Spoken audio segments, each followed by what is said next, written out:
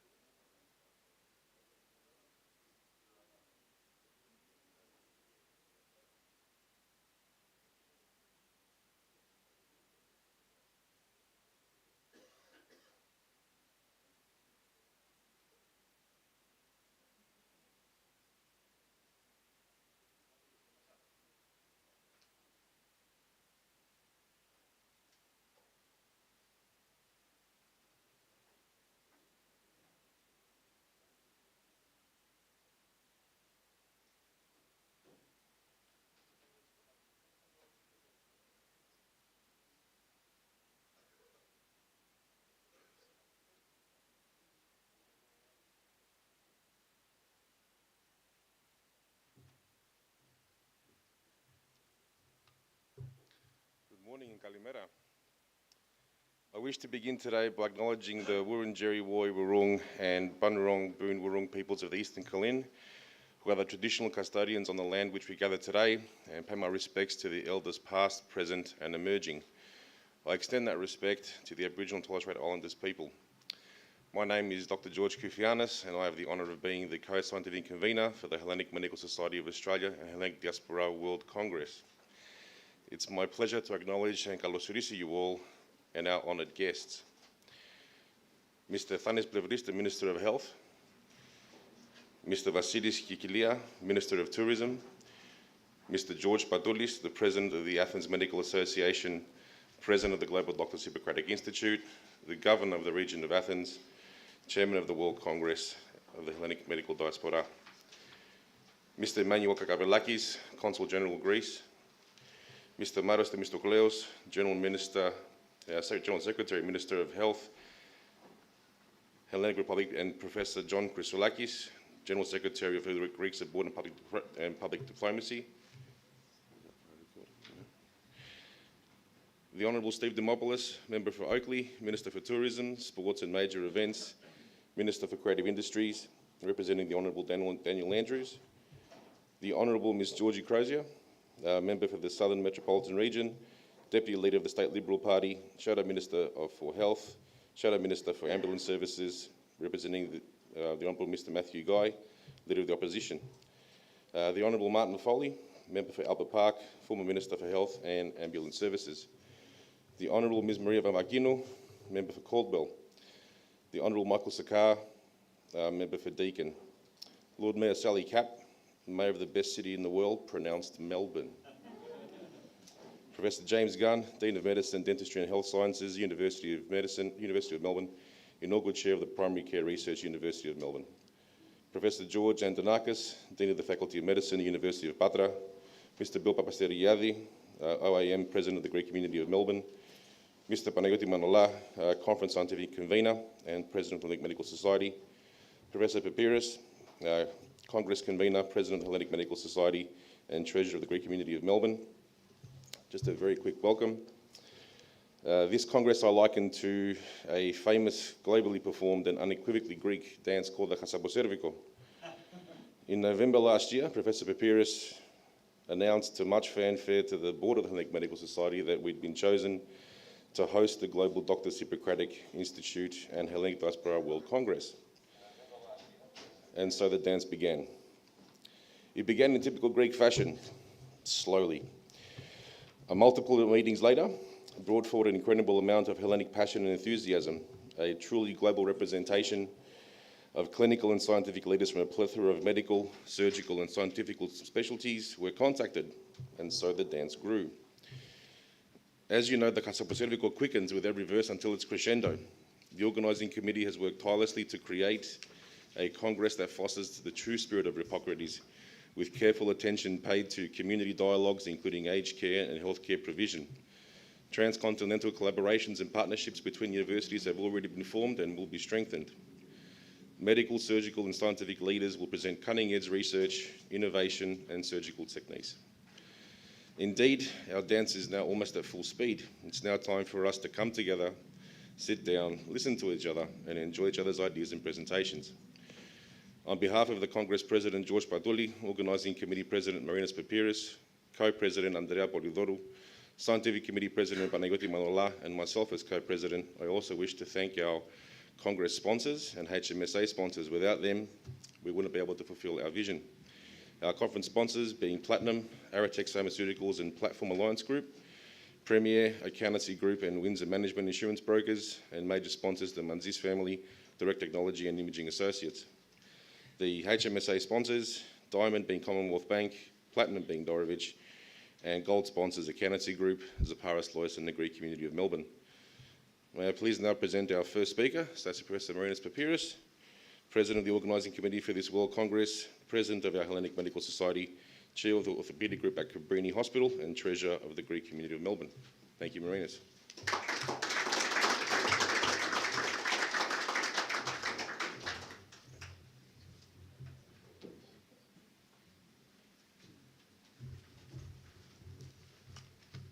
Thank you very much, everyone. It's a real honour and a pleasure to have all our guests here, our notary guests here at the Greek Centre.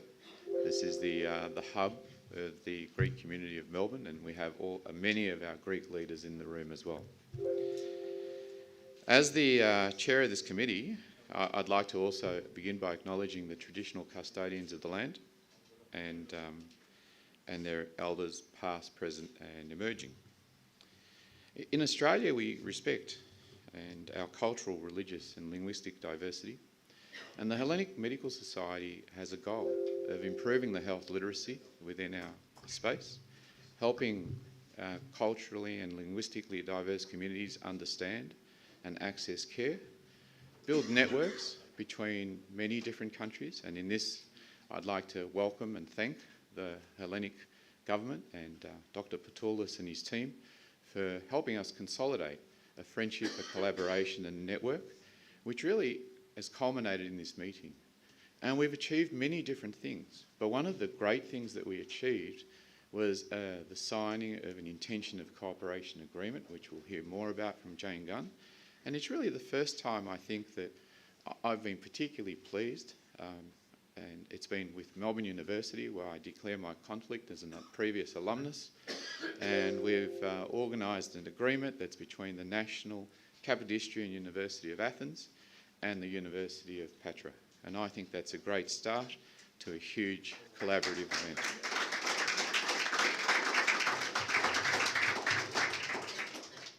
Melbourne is really, and we are proud Melburnians here at the moment, but it's really one of the peak medical places, Victoria as well.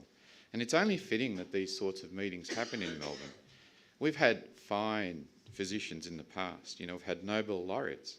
We've had Frank McFarlane Burnett, Nobel laureate in 1960 from the Weehai. We've had Peter Doherty more recently that I've had the pleasure of talking to on many occasions, Nobel laureate in 96. We've had Howard Florey, Nobel laureate in 45. And who would forget the development of that penicillin that saved so many lives? It's been a privilege to work with everyone here.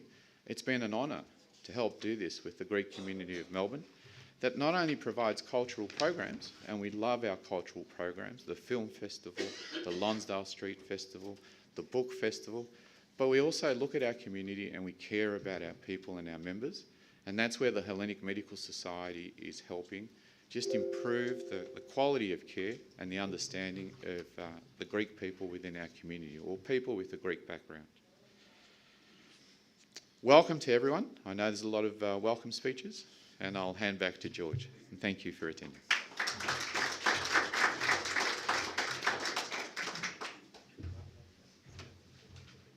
Thank you very much, Marinas. Next up, we have Mr. Bill Papasterdiadi, Order of Australia Merit, the President of the Greek Community of Melbourne.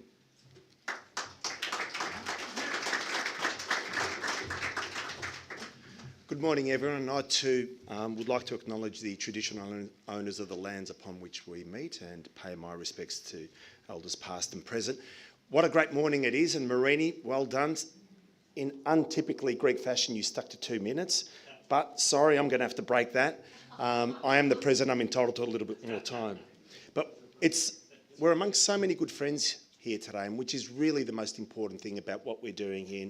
In other words, we're bringing people with shared values, shared cultures, shared history together, not only within Melbourne, but within Australia and globally. And that's what we've achieved, and through the hard work of Marini and so many other people in the course of yesterday through those agreements, but equally in the course of the next 2 days. And it's so spiriting to see that. But amongst so many good friends, that Steve Demopoulos is here, and Maria Vanvakinou, the Honourable Sally Capp, Michael Suka, George Crazy. I mean, these are all friends of ours. These are people who work closely with us.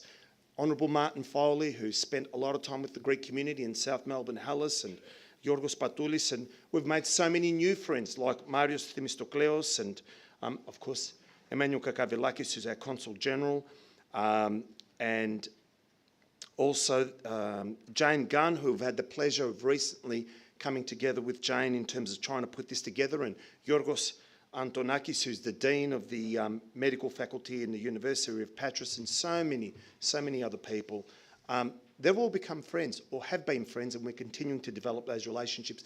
But we have a number of community leaders here as well, because whatever we do together with the broader community. I know that Semela Stamatopoulos is here with us, and Andoni Bouris, and George Kalyanis, our former Vice President, and Paul Mavrodis, and all of our board members, and I can see a few of them scattered through here. Magdalena, who's also the president as well of one of the medical associations, some of our sponsors like Steve Kastronakis, Manuel Starakis, I think I saw as well from the Cretan Federation.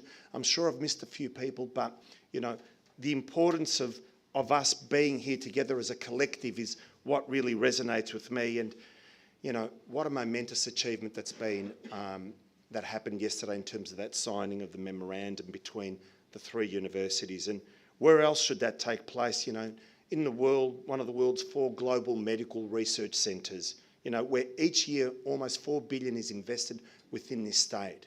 It's unheralded globally. And not only that, but why wouldn't it happen in Melbourne, given, as I indicated, the strong cultural and historical ties between our two countries?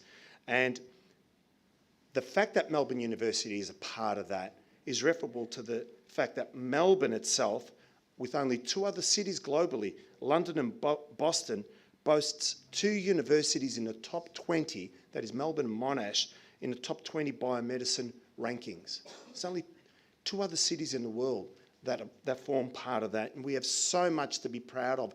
These are the stories that are not told so often, but are the reality of the fabric, the strong academic fabric that runs through, the innovative fabric that runs through. And through this agreement, we're going to have shared research and graduates moving backwards and forwards, and teachers.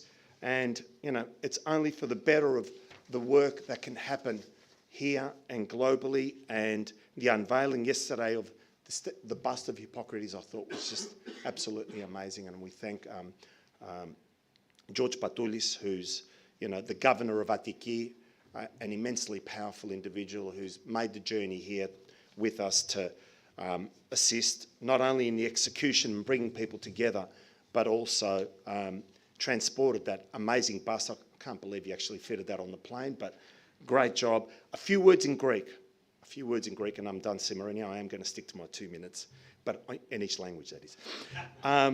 Είναι τιμή να φιλοξενήσουμε την Ελληνική Ιατρική Ένωση Αυστραλίας και το Παγκόσμιο Συνέδριο Ιατρών σε αυτό το κέντρο, το ελληνικό κέντρο σήμερα. Φιλοξενείται σε μια πόλη που έχει αναγνωριστεί από τα 4 παγκόσμια κέντρα της ιατρικής έρευνας. Και είναι μια πολιτεία που επενδύει 4 δισεκατομμυρίων δολαρίων κάθε χρόνο σε αυτόν τον τομέα. Κάτι σημαντικό που δεν το ξέρει και πάρα πολλοί κόσμος. Και ασφαλώς πρέπει να γίνει αυτή η συμφωνία, διότι όπως ξέρουμε η Μελβούρνη είναι η 3η μεγαλύτερη ελληνική πόλη παγκοσμίως και είναι φυσικό ότι φιλοξενούμε σε αυτή την πόλη αυτό το ελληνικό συνέδριο με τον καλό το φίλο μας τον κύριο Πατούλη και με όλα τα μέλη που έχουν έρθει σε αυτή τη χώρα. Εχθές, όπως εξήγησα, ήμασταν πάρα πολύ χαρούμενοι για την συμφωνία μεταξύ του Πανεπιστήμιου της Μελβούρνης και τα Πανεπιστήμια Πατρών με τον φίλο μας τον κύριο Γιώργο και το Εθνικό και Καποδιστριακό Πανεπιστήμιο Αθηνών. Ένα αποτέλεσμα που μας ευχαριστεί όλους μας. Μοιραζόμαστε κοινές αξίες και μια πλούσια ιστορία. Μας ενώνει όλο αυτό που έχει γίνει. Θα αναπτύξουμε τις σχέσεις μας και όλα αυτά που περιμένουμε που θα γίνει μέσω αυτή τη συμφωνία. Για μένα προσωπικά αισθάνομαι ιδιαίτερα υπερήφανος για τη δουλειά που έχει κάνει και έχει προσφέρει ο κύριος Μαρίνης Πυρπύρης, ο φίλος μου ο κύριος ο Πολυδώρος που πάντα στο πλευρό μας, ο κύριος Πάντους, επίσης ο κύριος Σκληρός, όλοι που έχουν έρθει από την Ελλάδα, τα μέλη του ΔΣ που τους βλέπω δίπλα μας, που και αυτοί εργάζονται και συνεχώς είναι εδώ πέρα μαζί μας η Σπυριδούλα, ο κύριος ο Καραμίτος, ο κύριος Κουκουβιτάκης, ξεχνάω και λίγα τα ονόματα, αλλά δεν πειράζει. Πάθη και εγώ λίγο τρακ. Κύριος Σικαβίτσας, μην τον ξεχάσουμε τον κύριο Σικαβίτσα. Τον κύριο Νίκο Σοντάλας που είναι και υπεύθυνος για το ακαδημαϊκό μας κομμάτι κτλ. Σας ευχαριστώ πάρα πολύ που ήρθατε, κάνετε αυτό το μεγάλο ταξίδι να είστε δίπλα μας και καλή δύναμη και καλή συνέχεια σε όλους μας. Michelle. Thank you very much, Bill. May I please call on the Honourable Steve Dimopoulos, the Minister for Tourism, Sports and Major Events, Minister for Creative Industries, representing the Honourable Daniel Andrews, Premier of Victoria.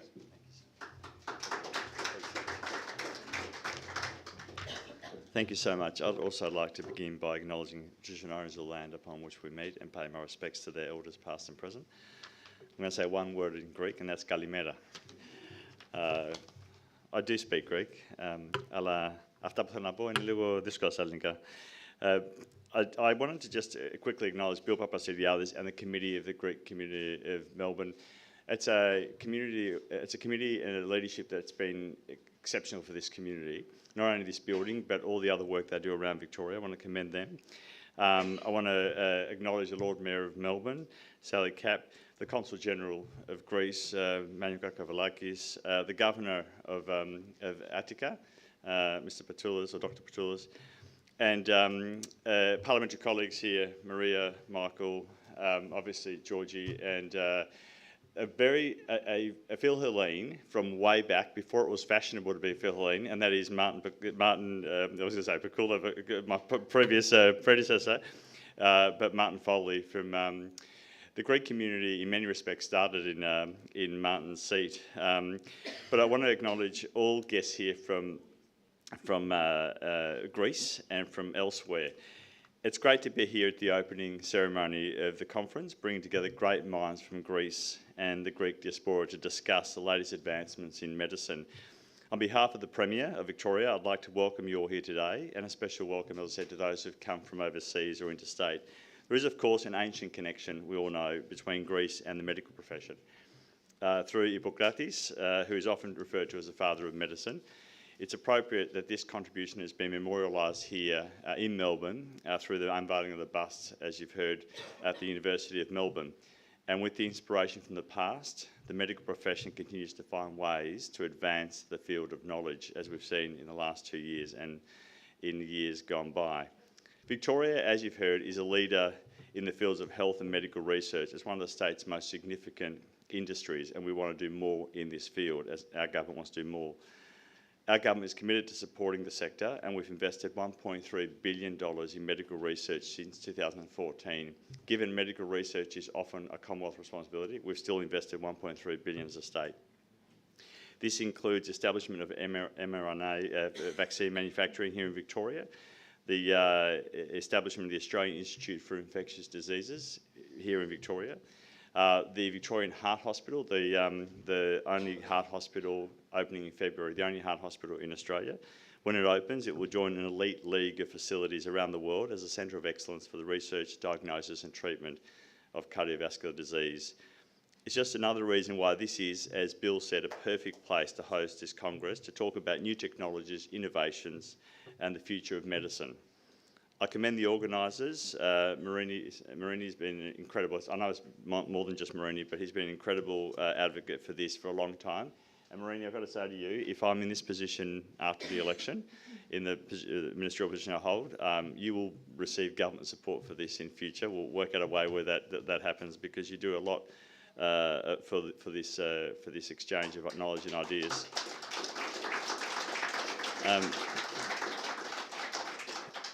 This Congress, as you know, because you're here and part of it, is a way of strengthening the bonds between our communities. There's a shared history that people have talked about, creating networks, paving the way for better health outcomes, ultimately happier, healthier lives of our citizens and the people we represent. You do the hard work. We're just fortunate to be part of it through the welcome ceremony. I'll leave you with just one quick thing. We want to be the thought leader, a place for thought leadership in Australia. We want Melbourne and Victoria to be a place where people come and exchange ideas and trade intellectual property and do both business deals but also deals with government. We understand that requires some infrastructure, foundational infrastructure. I've talked a bit about our investments in that, but also I just encourage you, if you're looking for a location for a future one of these conferences, please choose us again. And I look forward to supporting you in that choice if I'm in this position. But also as Minister for Tourism, Sport and Major Events, for all those visiting, including the Governor of Attica, you can't be in Melbourne. I know you've been here before, Governor, you can't be in Melbourne and Victoria and not do things on a beautiful day like today. So stay for the conference, but after the conference, please go and enjoy the best of Melbourne and Victoria, the best place to get the best food and wine, local produce, the best place to see the best sporting events, including basketball on tonight and a bunch of other events on tonight, the best place to see music and listen to music, all right here every night, including tonight. So please enjoy the best this city has to offer, and on behalf of the Victorian Government, welcome.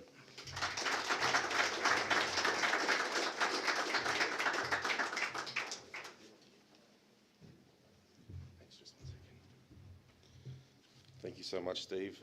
May I please just call on the Government Minister George Patley just to present a small token of appreciation to honour your presence here, and thank you very much.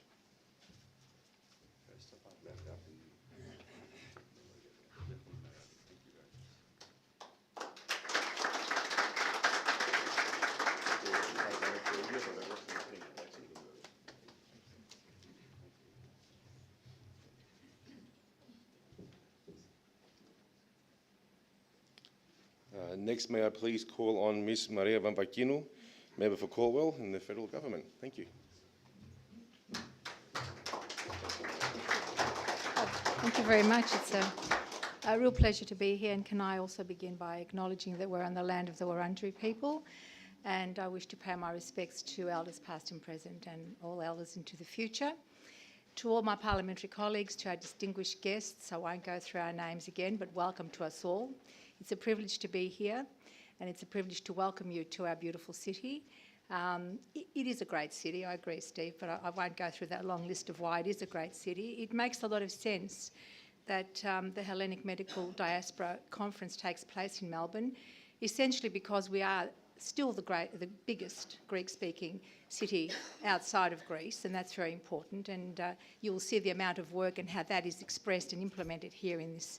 The influence of the Greeks here in Melbourne in particular is very obvious to us all. It's also very important that you've come to Australia. Australia is known out in the world of innovation in various fields of science, medical technology, and all sorts of other technologies, as a country that largely punches above its weight.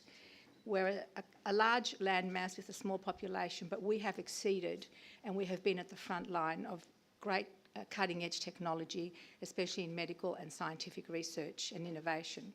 And this is an area which is very important to us. It is an area where many distinguished scientists and doctors of Greek background living in Australia have made significant contributions, and this should be something that we should be very proud of, and we should be very proud of it in the context of our multicultural community, because this is a country of migrants.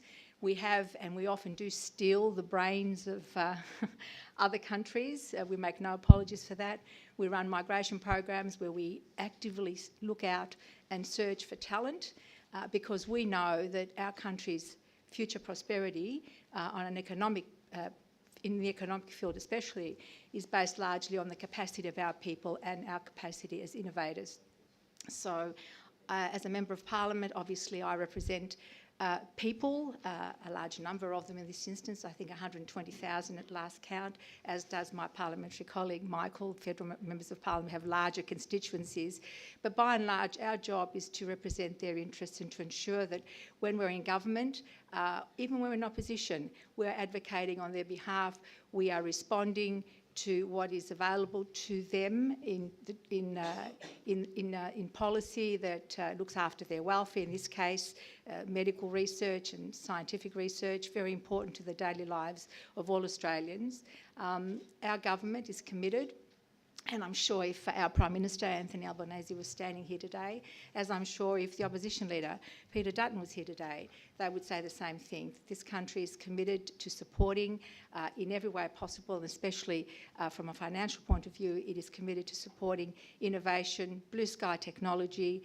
This is and has been Australia's bread and butter, and we are very proud of our country's contributions to medical science and the scientific community in particular. And I say that because today we are amongst doctors who do an incredible amount of work. And can I finish by saying that taking it back to the Greek theme again, we have the Greek community has very proudly educated and produced a large number of doctors of Greek background who have made incredible contributions to the community and to the broader Australian community. And I look forward to the deliberations, to the communiques, to what needs to be done next, and I'm certain that our government would also be very interested and committed to supporting the initiatives and the efforts that take place here over the next couple of days. Thank you.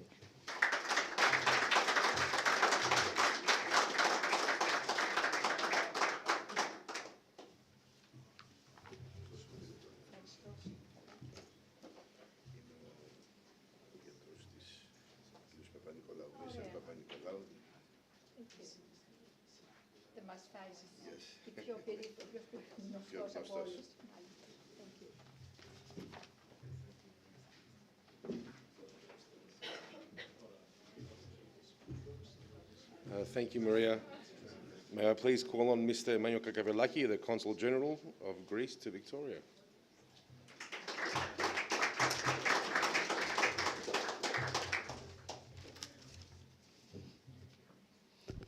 Good morning, everybody. Allow me, please, to pay my respects to all the distinguished guests present without repeating any names. Otherwise, there is no way I can keep the strict limits.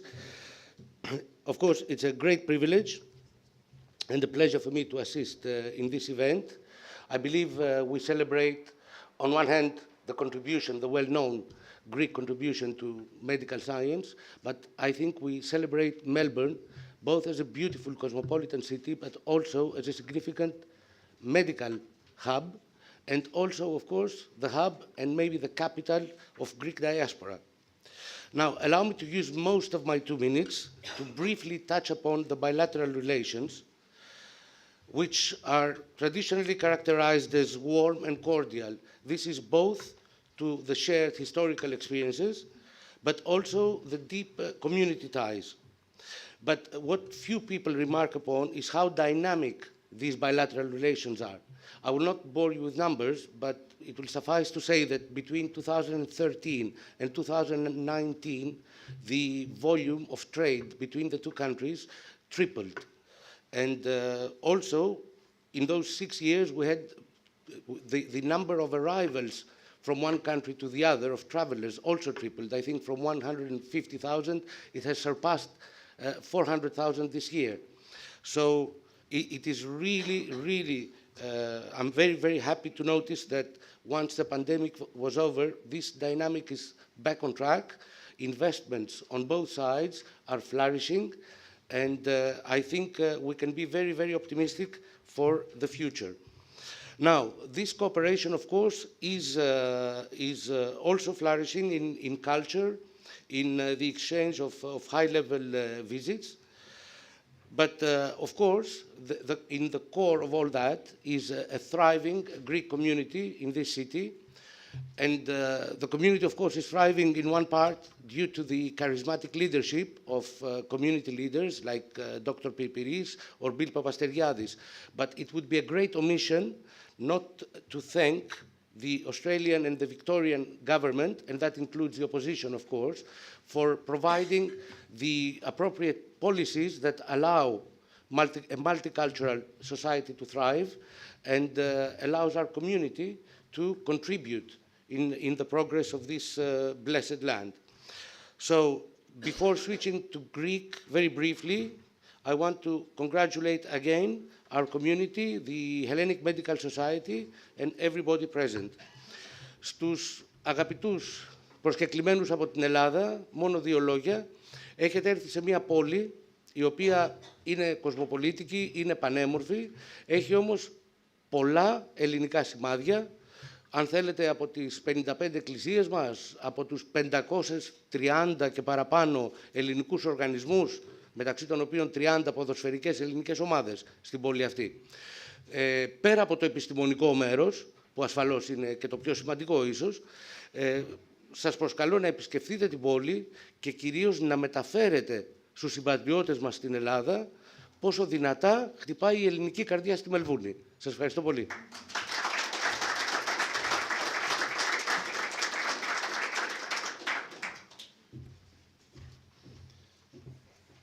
much. May I please call on the Right Honourable Sally Capp, Lord and Mayor of the City of Melbourne.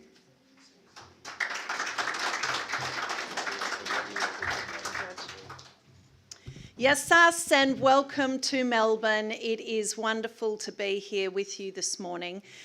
This place called Melbourne is known by our ancient traditional owners as Naam, and we pay respects to their elders past and present. And I mention our ancient culture because it is with much respect that we acknowledge the ancient culture of our Greek population and the contributions that they've made to medicine. We know that the Greek early doctors moved the health conversations from divine intervention to address health issues to more modern concepts of medicine and natural remedies. We thank you very much for that. We also acknowledge that it was Greek medicine that recognised that a healthy mind and a healthy body leads to good outcomes in our community. And given what we've all been through in the last 2.5 years, that focus on mental health and the connection to physical health is something that we really appreciate.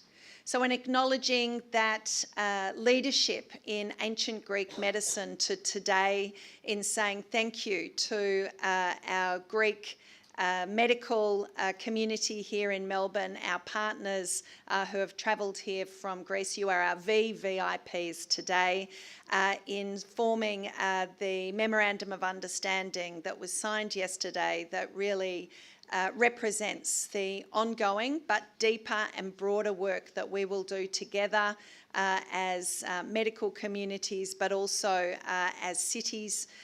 That is something that is very special, and I know that the value and meaning of the discussions that will be had as part of this Congress will continue those good relationships and the opportunity to learn from each other.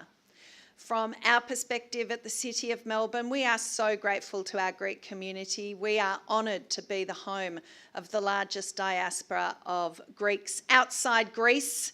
It is a vibrancy and a culture that adds so much to our city. And as we recover from the pandemic period, knowing that a couple of weekends ago, 100,000 people came to the Greek Community Festival here on Lonsdale Street, that you continue to attract people with fantastic events like the Greek Book Fair, and that you are so fundamentally involved in all of our economic, social and sustainable efforts to make Melbourne really one of the best cities in the world. For that, we are very, very grateful. Best wishes to everyone here. Thank you for having me. Efadistol. Thank you.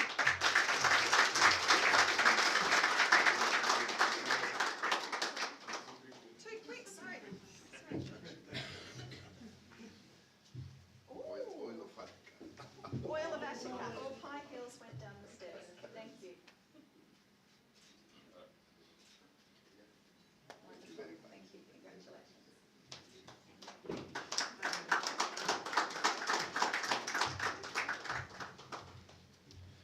May I please call the Honourable Michael Sakar, Member for Deakin in the Federal Opposition.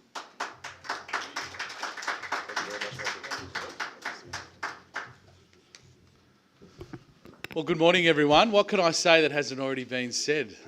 Like my parliamentary colleague Maria, I won't repeat all of our VVIPs, as the Mayor would refer to, but can I just broadly acknowledge all of my parliamentary colleagues, distinguished guests, members of the Diplomatic Corps. It's always very humbling to be in a room full of doctors, I must say, as a politician, and if you look at any of the public surveys on where the medical profession versus politicians rank in people's minds, you'll know why we feel so humbled. But it is wonderful to be able to participate today here with so many people at the Greek Community Centre. I have a Lebanese background, and often I'll have leaders of the Australian Lebanese community come to me and ask, how can we advocate better? How can we collaborate better?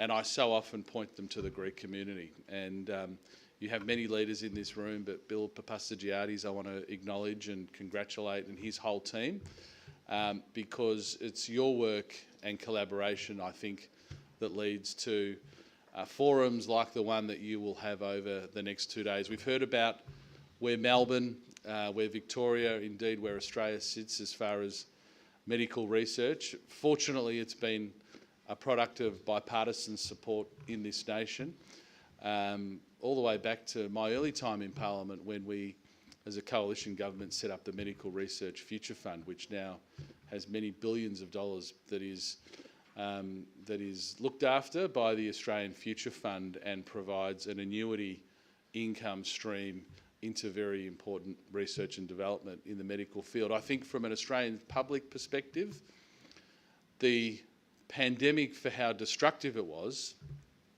had a few silver linings to the cloud. And I think one of them was a greater appreciation and understanding of the improvement to humanity and to our everyday lives and indeed to our health that occurs because of that intense medical research and development, and indeed through the collaboration that we've seen today and, as we heard yesterday, between the University of Athens and Patras and the University of Melbourne. Jane, congratulations. It's wonderful also that a forum like this acknowledges that in the end, each of you as medical professionals, and indeed all of us as Australians, build on the shoulders of those who came before us. And whether that's through the Global Doctors Hippocratic Institute, which I know has its foundations to 2,500 years ago. It's often easy for us to think in 2022 that we are the masters of our own destiny and that humanity has left our forefathers behind. But the reality is we are building on the amazing work and indeed the principles that were set millennia ago and indeed generations ago.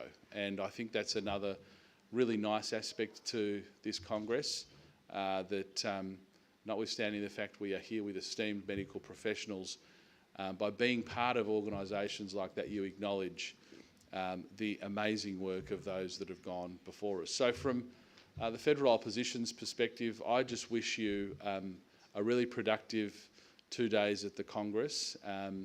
I think it's really important that the job for you at the end of the Congress is really to make sure that both the state government and the federal government are really aware of some of the productivity that has been achieved by coming together. I can tell you Bill Papastagiatis is no stranger to being good at marketing these sorts of things. That's a great strength, Bill. But I think let us know what the product of this Congress is, because as Steve said, I think to make these sorts of events even bigger and better into the future, preferably here in Melbourne, I think it's important to just see what the product is, and I'm very confident that that will be a wonderful product, having so many esteemed people together in one room. So thank you so much for the invitation here today. Have a very productive Congress, and I look forward to supporting you and seeing you all in the future. Thank you.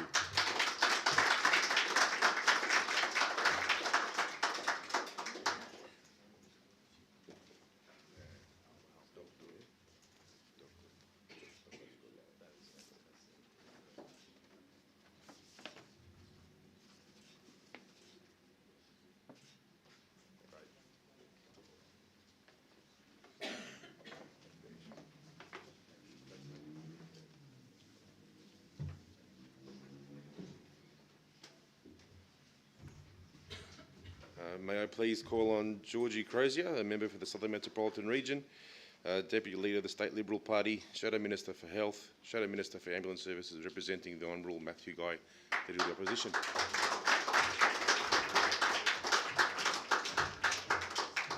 Well, good morning, everybody, and I'm absolutely delighted to be able to join you all this morning. And can I also acknowledge all of the distinguished guests in the room this morning, but particularly the organising committee, and to the Governor. Welcome to you and those that are travelling with you. Welcome to Melbourne, welcome to Australia, and the time that you are going to have together over the next few days, and of course to my parliamentary colleagues and to the Lord Mayor. But particularly to those of you who are in the room, who are working in this very important field. I'm a former nurse and a former midwife. I've worked in the public health system in this state for many years. At the Alfred Hospital, which does have and has looked after many from the Greek community, and also the Royal Women's Hospital. For many of you in this room who are working in the field, I've know so many and have been privileged to have worked, for many who have worked on the front line and continue to do so. And we are very proud to be here today. And I want to just extend my thanks, and on behalf of the Leader of the Opposition, the Honourable Matthew Guy, who unfortunately can't be here, he sends his best wishes for the Congress over the next 2 days. It is about coming together, with you coming together and sharing your ideas, sharing the innovation that you all know and you've all experienced. And it has been mentioned the last 2.5 years, which have been so incredibly difficult. No more so here in Australia than here in Victoria, and particularly Melbourne. And we can't forget what happened over the last 2.5 years. And whilst there is such a steeped history from medicine that has come out of the Greek community and the brilliance of what has occurred over centuries, our democracy that was born from the Greek community can never be forgotten either. Here in Victoria, we had an erosion of those democratic rights, and we never want to see that happen again. But importantly, while you are here, you are bringing together your ideas and the innovation, and the Greek community has contributed just so much to Melbourne, and it is a very proud community. You should be very proud of what you've continued to contribute, and I've no doubt over the next few days that contribution, that innovation, the sharing of ideas will be very, very well, it'll be very productive, and I congratulate you all for coming together, but particularly for the international guests that are here that will be making this a very meaningful and significant Congress. All the best for the next few days. Thank you.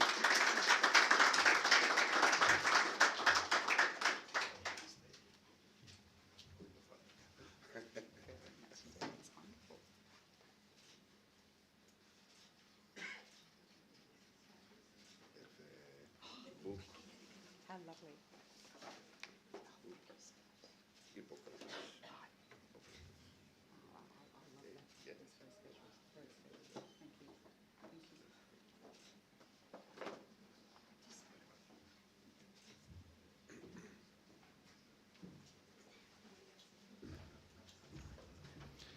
May I please call on the Honourable Martin Foley, Member for Albert Park and former Minister for Health and Ambulance Services.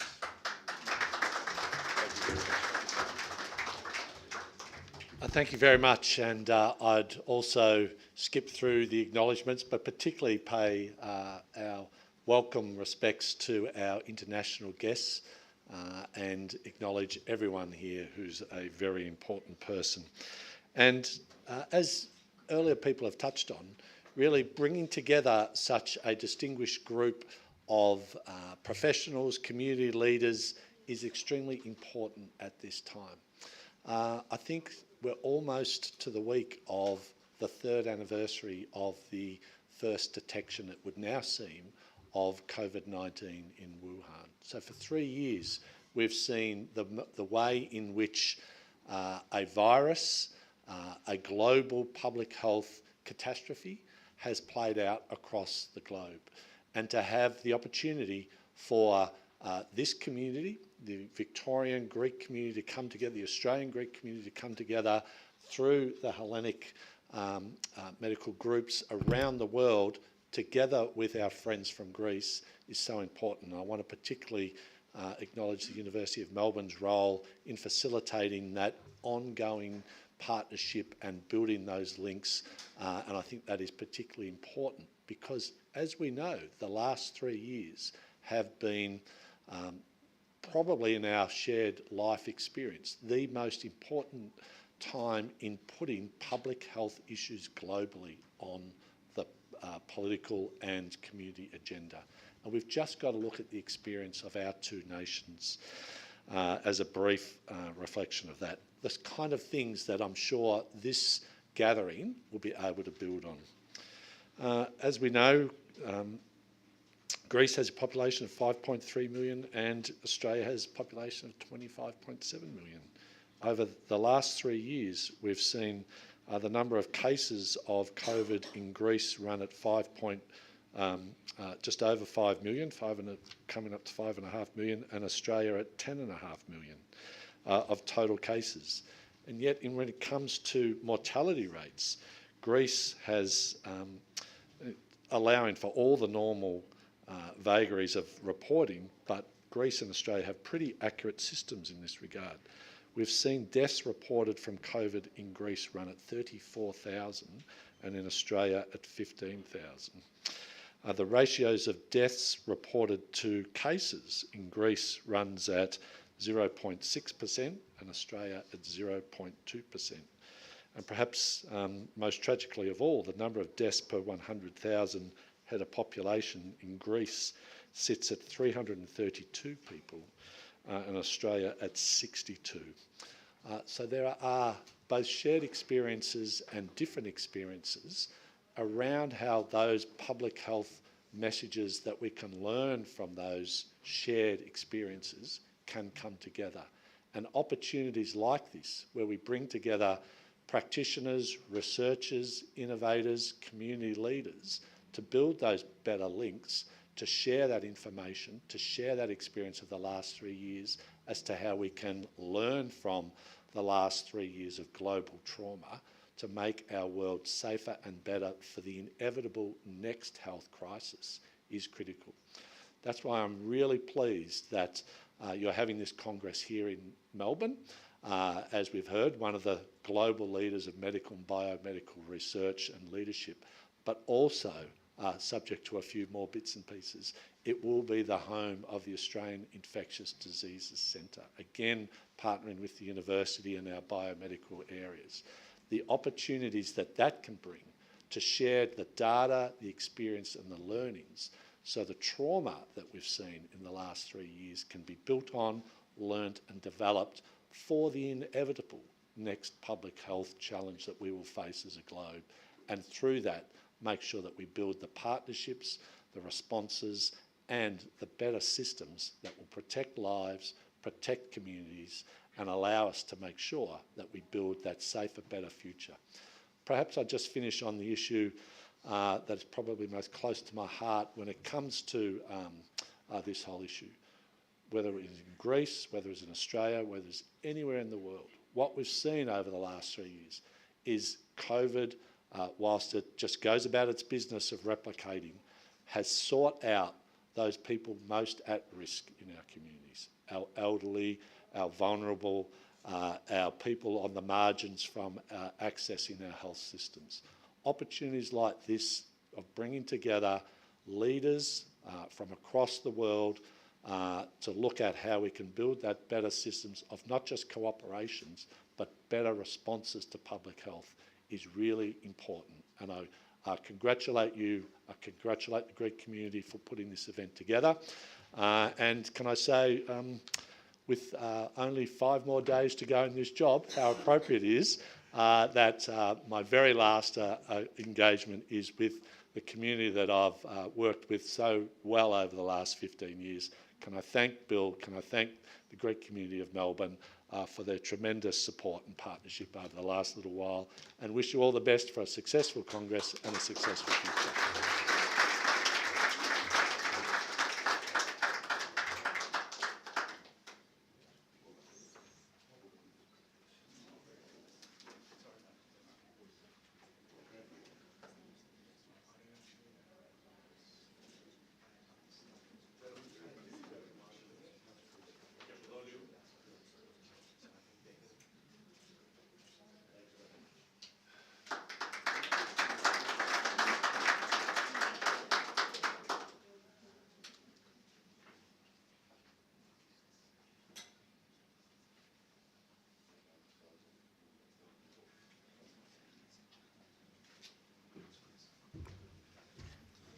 Thank you very much, Martin, for a very honourable and distinguished career.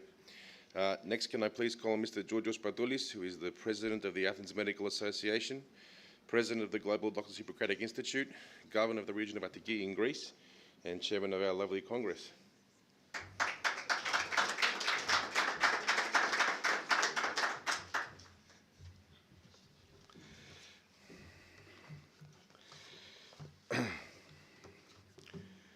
morning, ladies and gentlemen.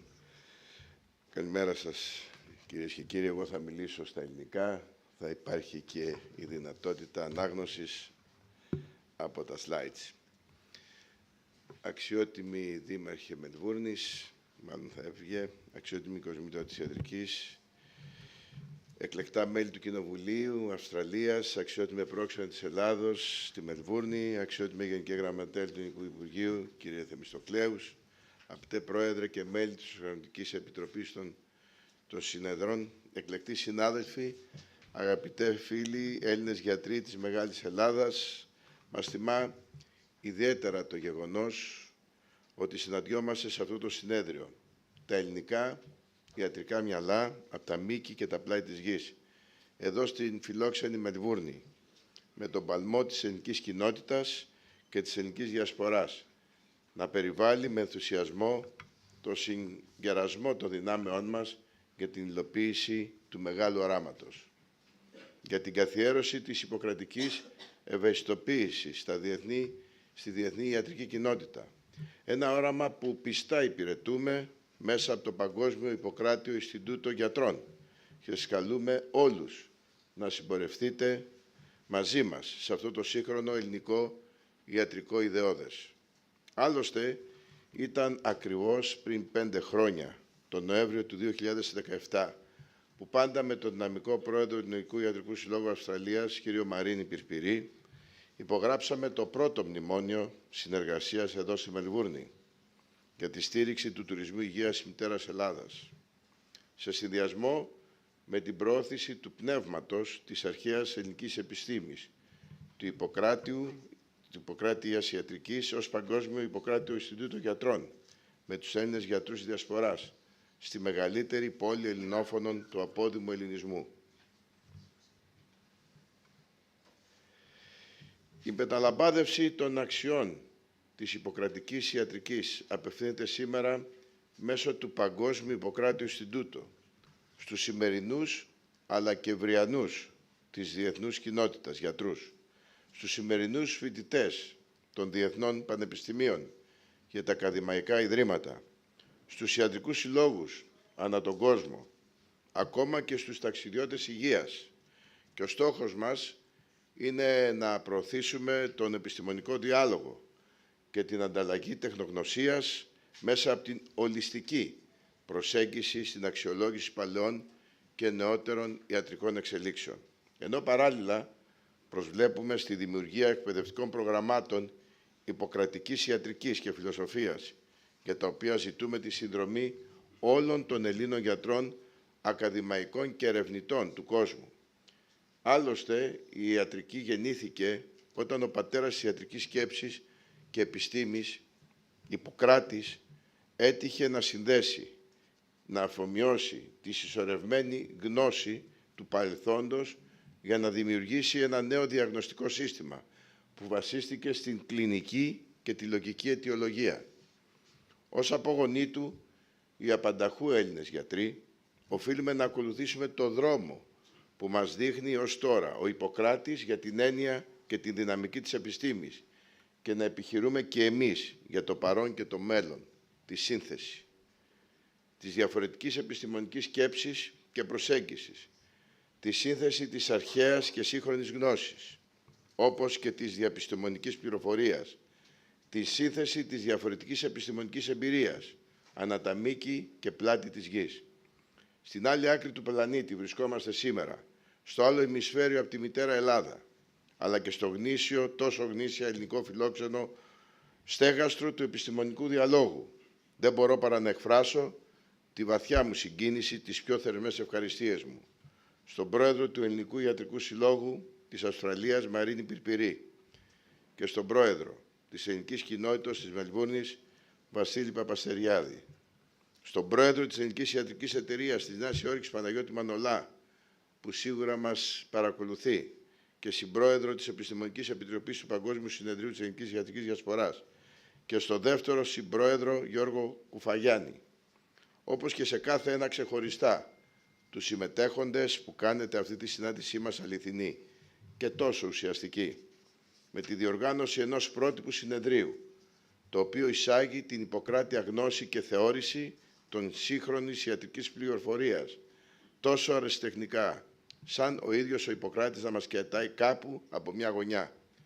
Από το Παγκόσμιο Ιπποκράτιο Ινστιτούτο είναι κεφαλαιόδης η τιμή της συνδιοργάνωσης του Παγκόσμιου Συνεδρίου της Ελληνικής Ιατρικής Διασποράς, καθώς ενδυναμώνει την προσπάθεια με τη σύμπραξη όλων των επιστημόνων της ομογένειας για το άνοιγμα ενός νέου ορίζοντα, για μια νέα φιλοσοφία της ιατρικής, η οποία διερευνά τις αξίες της ηθικής της ιατρικής με πυξίδα τις διδαχές του Ιπποκράτη, που επιτρέπει να δομήσουμε από κοινού μια νέα ιατρική θεώρηση ηθικής και φιλοσοφίας, που θα σταθεί με σύνεση και στοχασμό απέναντι στις μελλοντικές ιατρικές προκλήσεις και, αν χρειαστεί, τιμώντας το Ιπποκράτιο διδασκαλία, θα αντισταθεί στην παραβίαση της ακεραιότητας του ιατρικού επαγγέλματος, στην οποία δυνητικά οδηγούν πιέσεις ή παρεμβάσεις από συμφέροντα ή και κυβερνήσεις.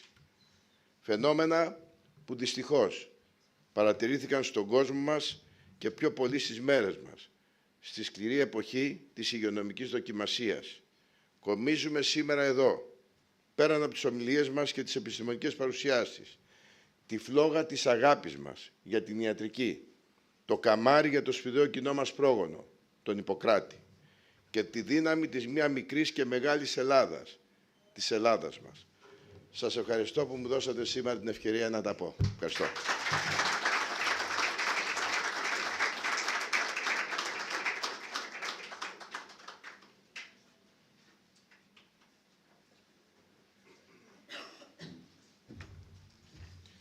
Ευχαριστώ πάρα πολύ, Γιώργο. May I please call on Professor Jane Gunn, Dean of Medicine, Dentistry and Health Sciences, the inaugural chair of the Primary Care Research at the University of Melbourne. Thank you. Thank you, and thank you for this wonderful welcome, and I acknowledge everyone in the room today. It's great to be amongst such distinguished colleagues, but in particular, I extend our welcome to our visitors from Greece. It's great to have you visiting Melbourne. I feel that we are on the point of a great collaboration and an opportunity that is so necessary for the future of medical science and health and wellbeing throughout the world. I want to just call out two things in particular. The first is the absolute requirement for us to maintain and strengthen the community's trust in science. This is such an important thing that we need to do as health and medical practitioners all around the globe, is to really have people trust in science, understand science, and realise when they make choices about how they look after their health, and obviously in line with Hippocratic tradition, there would be an absolute need for choice, that they're making those choices on the best available evidence and an understanding of that evidence. And we really are at a time where this is a crisis that we do this well. I also want to call out the importance of community. And one of the things when I think of my own experience with the Greek community in Melbourne, and my research area in primary care research, in particular in mental health, and the interplay of mental and physical health in the experience of people's lives, I built a small research team to begin with. Within my small team, when I think about it, and I hadn't really thought about it until today, were two Greek-speaking young women, Patty Chondros and Maria Pateriadis, who worked with me for many, many years. Patty is still a biostatistician at the university. And that introduced me to the Greek community in a way that I'm sure you would know what that means. But taking part in weddings, in family events, in going to the houses of their families. And I felt like a part of their family. My colleague Magda Simona is sitting here in the front second row. So when I think around my own personal experience of doing medicine in Melbourne and being here in Melbourne, it's touched by the Greek community wherever you go. So I just share that with you. And I'm sure that has had an influence even in my own family, that my younger son, I was telling Bill about this, actually studied ancient Greek, not only at school, but also at university.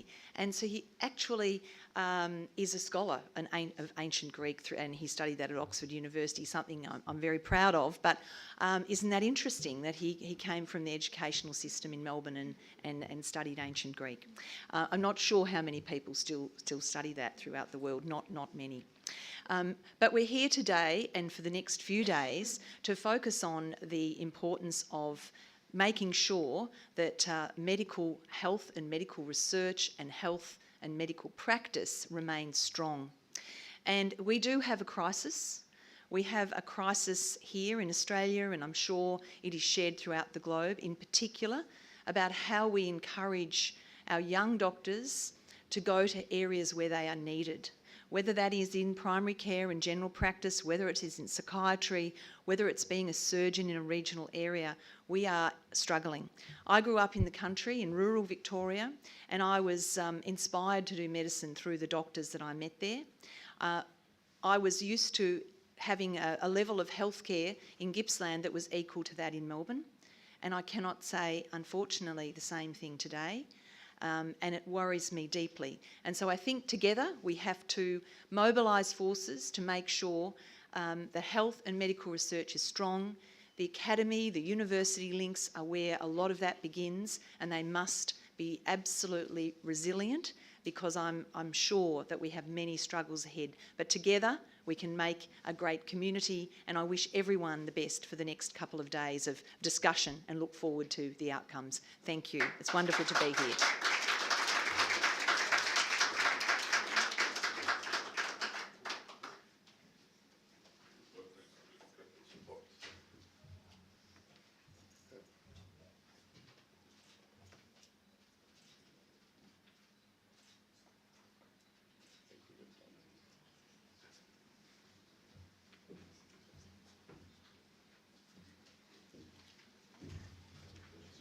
Thank you very much. We now have some online greetings as well, so we're going to be switching to our Zoom link.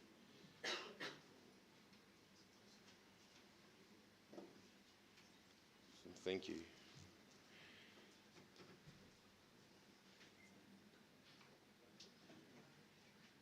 Who's first? Who's first? Okay.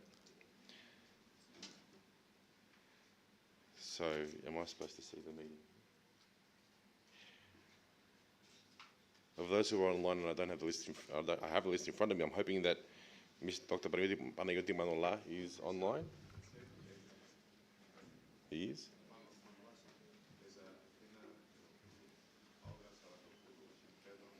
Oh, let's start with Athena then. Hello, Athena. Can we hear her?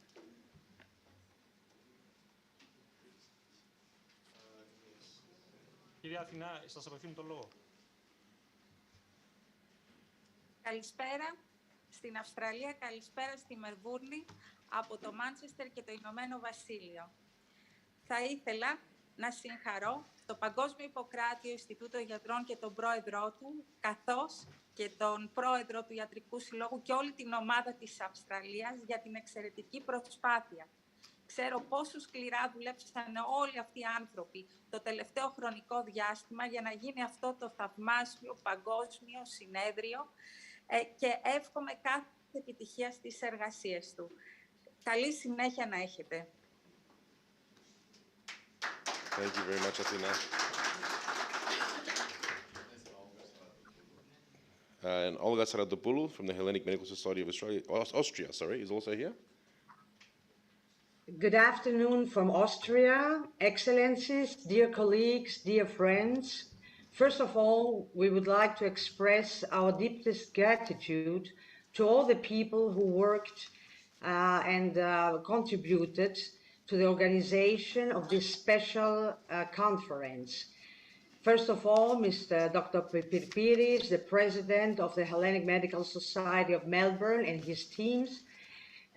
Special thanks to Dr. Polidorou, the Secretary General of the Global Doctors Hippocratic Institute, and of course, Dr. Patoulis, the President of the GDHI, for the initiative.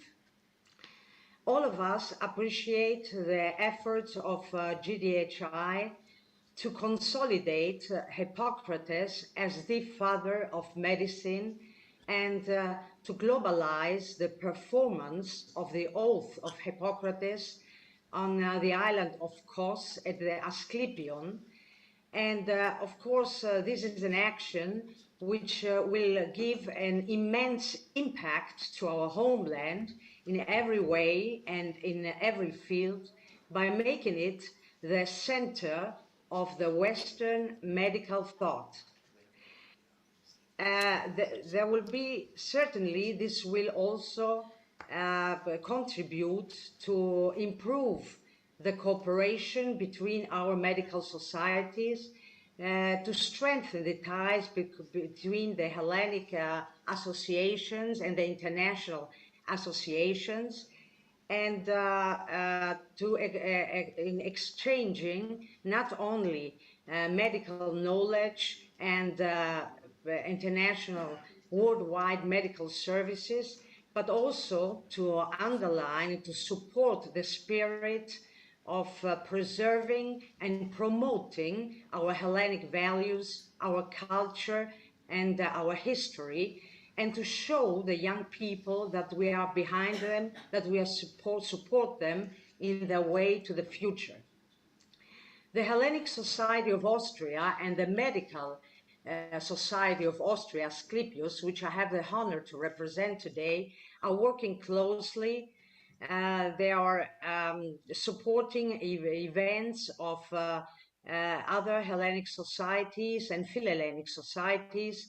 They are cooperating with international associations. They are organizing lectures, but mainly we're focused on humanitarian aid, as we did it last year at the catastrophic fires on the island of Evia, or for the victims of earthquakes or difficulties at hospitals.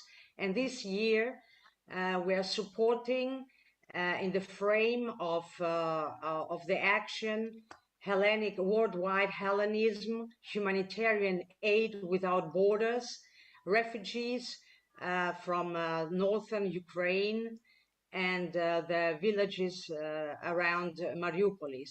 And we are calling to you and we're inviting you to be part of this effort. Thank you very much for having us here today. We wish you success in this conference. And σας εύχομαι καλή επιτυχία. Σας ευχαριστώ για την πρόσκληση. And good evening or good morning to all of you from wonderful Vienna, Austria.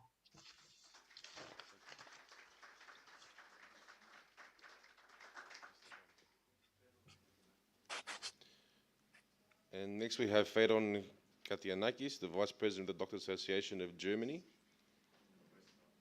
in Westphal. Καλή σας μέρα. So I would like to address you in English, as it was asked. Thank you for the organization and of this great event and this opportunity to connect with the Greek doctors all over the world. I'd like to thank also the Hellenic and the Australian team for this great effort.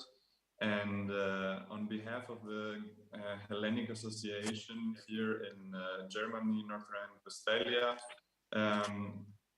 as we represent a lot of doctors, very few thousand Greek doctors here in our country, and we want to accomplish strong bonds not only inside our country but also with the organizations of all the countries all over the world. Our priorities are to maintain and to expand our social network and to strengthen our scientific programs worldwide, to keep on our charity projects, to solve problems not only individually for the doctors in our country but also the doctors who are going also back to Greece. And we want and we ask for the strong mentoring program, and we want a better medical education in every part of the field. So this is a cooperation that we like to see in the future with all the countries that participate in this great Congress. And we wish you good luck and great success to the talks that will follow.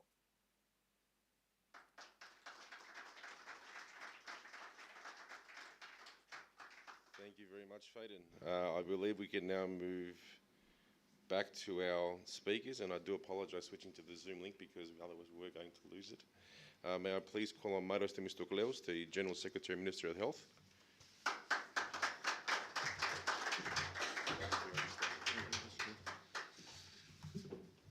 Allow me to skip the acknowledgement as so distinguished and important person in the rooms. I would like to express my sincere gratitude and welcome you all to the Hellenic Medical Society of Australia and the Hellenic Medical Diaspora World Congress 2022. On behalf of the Ministry of Health of Greece and the Minister of Health, Mr. Athanasios Plevris, it's my great honor and pleasure to be present in the beautiful city of Melbourne. I hope that we'll have time to get out because since yesterday I will be in this room or in the hotel. And I would like to thanks, of course, for the hospitality, Professor Marinis Pyrpiris and Bill Babasteriadis for their hospitality. And of course, to be grateful for the people that they have organized this Congress, Dr. Georgios Batoulis, Mr. Polidorous, and of course, Professor Marinis Pyrpiris. It is my hope that the Hellenic Medical Diaspora World Congress will be able to achieve its objective in providing an effective forum of academicians, researchers, and practitioners to create opportunity for positive interaction between medical students, physicians, and healthcare workers of Greek origins worldwide. It is pleasing to know that the agenda of this conference covers a wide range of interesting topics related to all theoretical and practical aspects and drives from local to global collaborative work to achieve the improvement of patient care, patient outcome, and professional growth. As in 2,500 years ago, the Hippocrates of Kos, also known as the father of medicine, was notable for his strict professionalism, discipline, and rigorous practice. Humanity, or being human, was the driving force of his approach, or in other words, to people treating each other with care, compassion, and dignity, respecting the common humanity in the other person. Hippocrates' impact on the practice of humanities continues to influence and guide the practice of modern medicine. This is clear also as the lecture of this pioneering conference and structured to provide information on recent research and treatment update, but at the same time, the ethics attached to Hippocrates and how we should practice. Once again, I would like to welcome you all to this Congress. Best wishes, and I will say a few words in Greeks. Σας περιμένουμε όλους στο καλοκαίρι, φαντάζομαι we could understand. We are expecting you all in summer in Greece, in the beautiful island in Greece, spending your time there in a Greece that is changing. Thank you very much.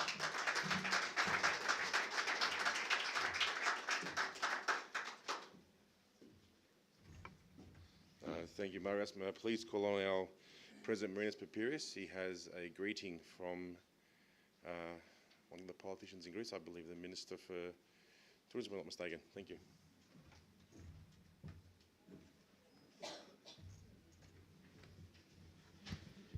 So we have a written submission from την Ελληνική Δημοκρατία Υπουργείο Παιδείας και Θρησκευμάτων, from the Ministry of Education.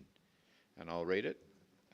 Dear Governor George Patoulis, dear Marinis Pyrpiris and Bill Papasturgiadis, dear ladies and gentlemen, first of all, I would like to thank my colleagues, Governor George Patoulis, for inviting me to deliver a welcome speech to this very important Congress of the Hellenic Medical Diaspora held in Melbourne.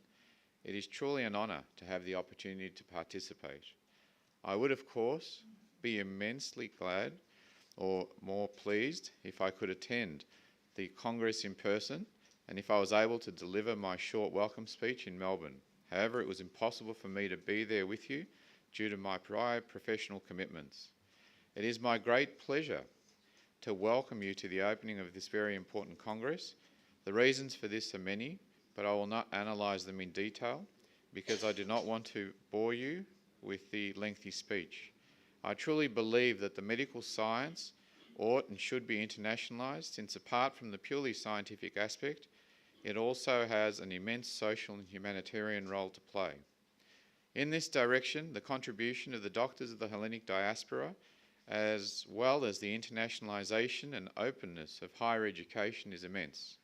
Currently, the Greek universities are making substantial and consistent efforts to achieve openness and internationalisation through a series of reformations that lay the foundation for research and academic collaborations with universities around the world through the development of joint programs, summer schools, training seminars, etc.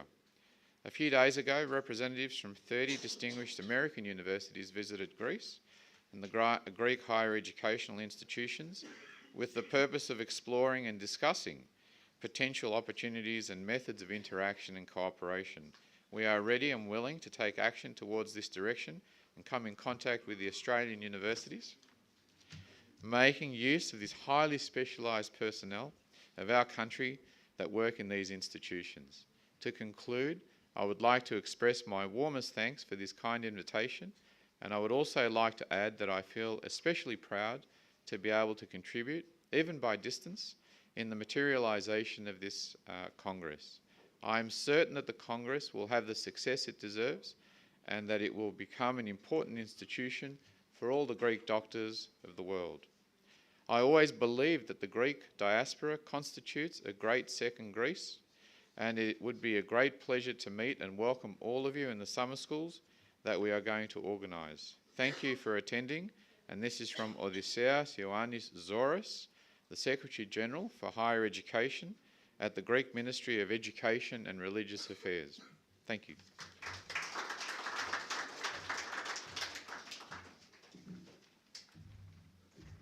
Thank you, Marinas. May I please call on Professor Georgios Antonakis, the Dean of the Faculty of Medicine, University of Patra.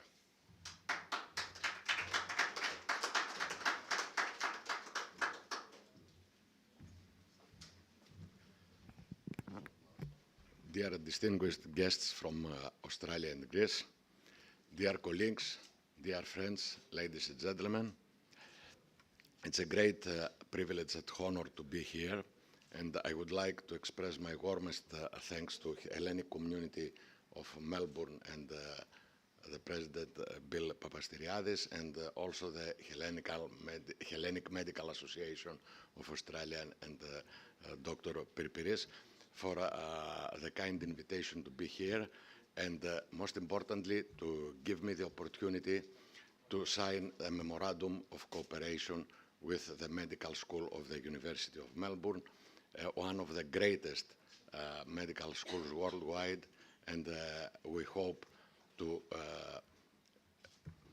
give our best effort to this cooperation. Thank you all very much, and I wish the best for your Congress.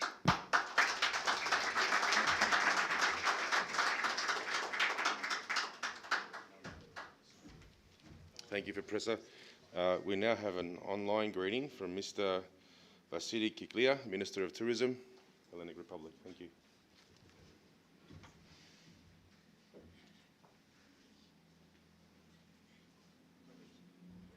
Το συνέδριό σας στην Αυστραλία. Κύριοι συνάδελφοι, είναι μεγάλη τιμή για μένα να σας αποκαλώ έτσι, γιατί αυτή η ιδιότητα είναι η πιο σημαντική. Και καταλαβαίνω και αισθάνομαι ότι μακριά από την πατρίδα μας, εκεί στην Αυστραλία, κάνετε το καθήκον σας, το λειτουργήμά σας, την επιστήμη μας, αλλά τιμάτε και τη χώρα μας. Και από την ιδιότητά μου του Υπουργείου Υγείας μέσα στην πανδημία, έκανα ό,τι είναι ανθρωπίνως δυνατό για να. Και όλη η ελληνική κυβέρνηση για να σώσουμε ζωές, για να στηρίξουμε τη χώρα, για να στηρίξουμε τον πλανήτη. Και τώρα ως Υπουργός Τουρισμού, ανοίγοντας γραφείο ΕΟΤ στην Αυστραλία και ενισχύοντας πάλι τις σχέσεις της Αυστραλίας με την Ελλάδα, φυσικά πλέον και με αεροπορικές συνδέσεις, άνοιξε η Αυστραλία και χάρηκα που είδα πολλούς ομογενείς μας και φίλους να ξανάρθετε στην πατρίδα. Θέλω να σας πω καλή επιτυχία στο συνέδριό σας. Θέλω να δηλώσω ότι καταλαβαίνω ότι οι Έλληνες, οι απόδημοι, οι άνθρωποι αυτοί οι οποίοι ζουν στο εξωτερικό έχουν πιο ζεστά και πιο πολύ και με πιο θέρμη την πατρίδα μας στην καρδιά τους. Να δώσω συγχαρητήρια για τις προσπάθειές σας και να πω ότι είμαι στη διάθεσή σας ανά πάσα στιγμή για την οποιαδήποτε βοήθεια ή στήριξη. Καλή επιτυχία. Με μεγάλη χαρά και συγκίνηση χαιρετίζω το συνέδριό σας στην Αυστραλία. Κύριοι συνάδελφοι, είναι μεγάλη τιμή για μένα να σας αποκαλώ έτσι, γιατί αυτή η ιδιότητα είναι η πιο σημαντική, είναι γιατρός ορθοπαιδικός.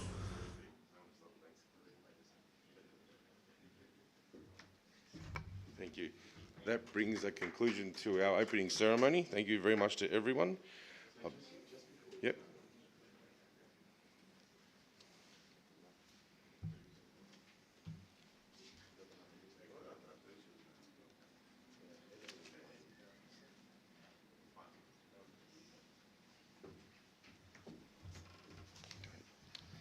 It's been a very long session. Thank you for your patience. Dr. Patoulis will say a few words now. We're very humbled in Melbourne. He, as the president of the Athens Medical Association, we're signing a memorandum of collaboration between the Hellenic Medical Society of Australia and the Athens Medical Association. So I'll get him to say a few words and then we can execute that document. Θέλετε να πείτε δύο λόγια, κύριε Πατούλη?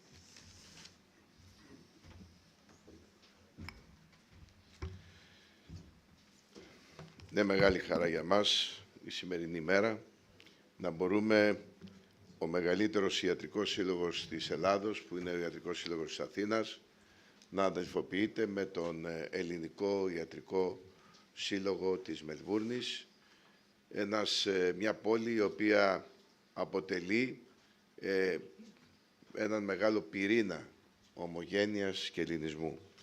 Και βέβαια να πω η δική μας διάθεση είναι μέσα από αυτές τις αδελφοποιήσεις να υπάρχει η δυνατότητα της γεφύρωσης των επιστημονικών ιδεών, αλλά και προφανώς μετά από αυτήν θα ξέρετε ότι ο Ιατρικός Σύλλογος της Αθήνας θα διαθέτει έναν δικό σας χώρο ως Ιατρικός Σύλλογος Μελβούρνης.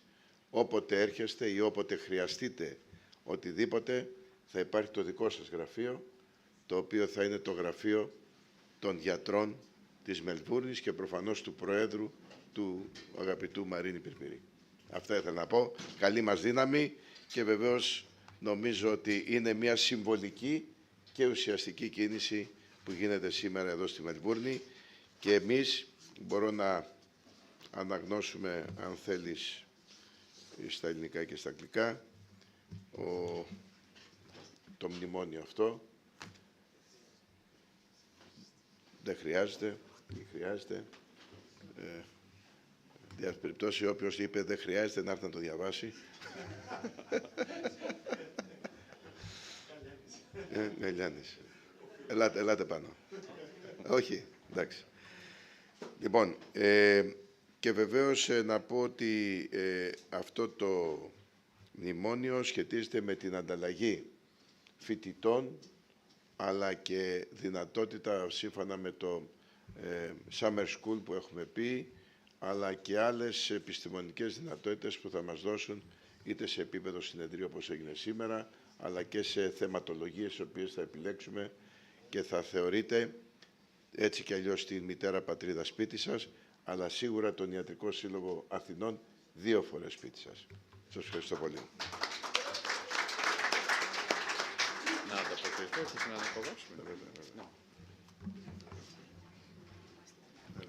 So while we're setting up the signing table, I'd like to thank Dr. Patoulis. I'd like to thank the Athens Medical Association.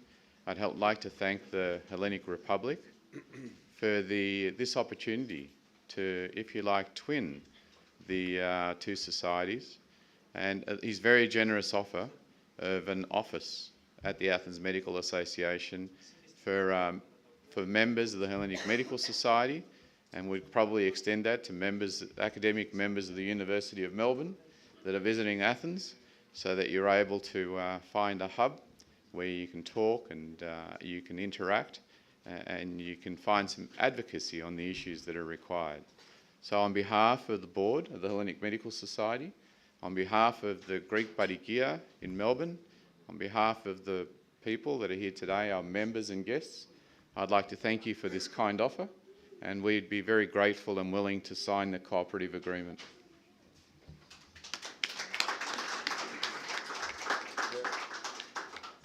Όρκος Ιπποκράτη, Hippocrates Or.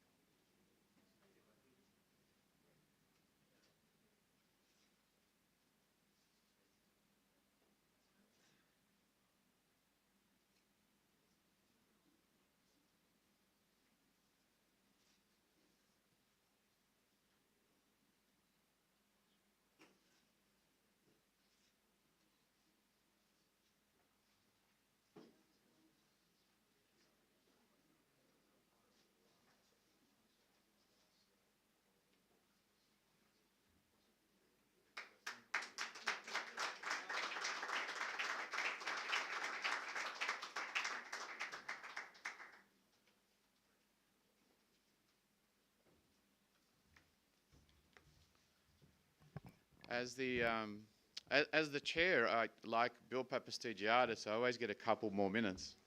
And the couple more minutes, I'd like to ask Jane Gunn, because she has a commitment this afternoon, and Professor Andronakis, to really talk about the intention to collaborate with the University of Melbourne and to share that not only with our global audience today, but also the members over the next 5 to 10 minutes so they can better understand it.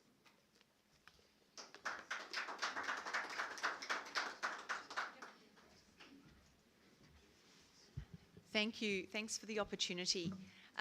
So look, I think one of the things that is very important is obviously education at all levels.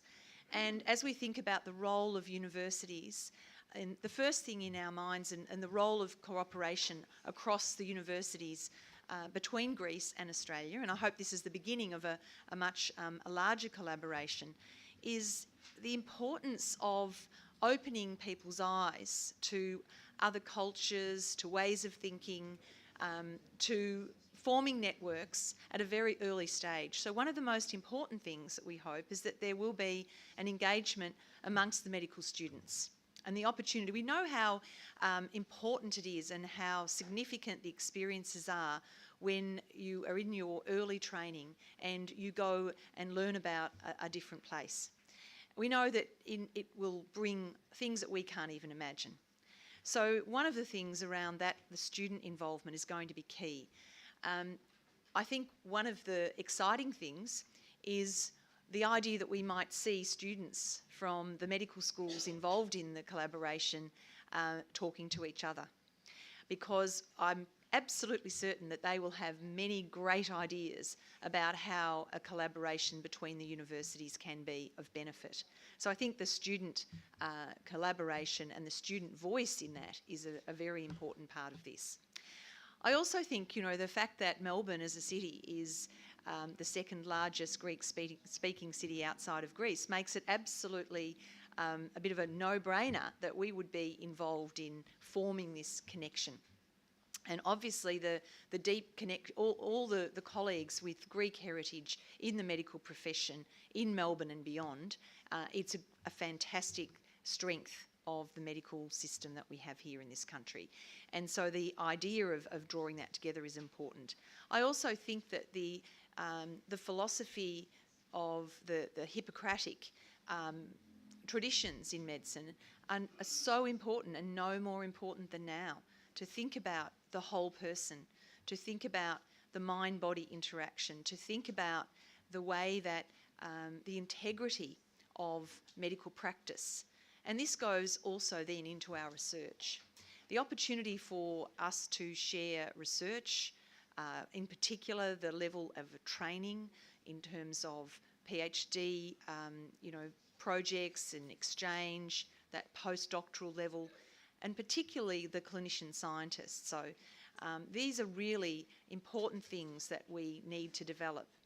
As I said in my opening remarks, this is a very important time that we build capacity in building scientific evidence and understanding how to apply that to communities, making sure of the integrity of science is really going to be a very big next challenge. There's a lot of pressure in the scientific community to publish, to have inventions, to make discoveries.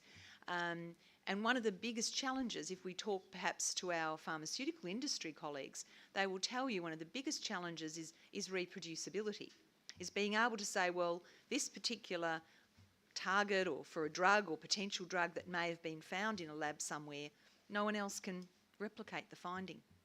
So we are at a point in time where we need to really focus on research integrity. And in my mind, Melbourne, and when I say the city of Melbourne, I know I have Monash colleagues here. Melbourne and Monash are very strong. Melbourne University's #1 collaborator is Monash. This is a powerhouse of medical research in this state, and I think we all have a role to make sure that research integrity is top of the list. And I think that's something that we would want to share with the institutions from Greece that are also engaged in training people, in building the right research projects, in collaborating, and in holding ourselves to account that we all are in the business of trying to make the world a better place through the application of scientific knowledge, helping people to live healthy and productive lives, using medical interventions when they're going to make the most difference, but also, being courageous enough and bold enough to know when medical interventions and things are not the solution, are not going to be the answer. But how do we make those decisions in a way that people can trust and rely upon us? And that's where the medical profession has an amazing role to play. And I'm really looking forward to the things that will come from the collaboration, and looking forward to hearing from my colleague and having any questions as well. So thank you.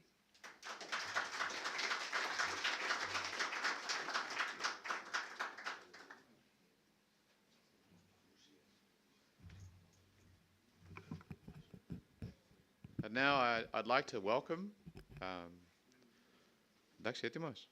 Professor Georgios Andonakis, Professor and the Dean of the Medical School in the University of Patra, which is just down the road from Ego, which is where my family currently resides, initially from Arcadia. So he's very close to my heart, and I've visited his university. It's a terrific university and has great infrastructure for under and postgraduate training. So over to you, Professor Andonakis.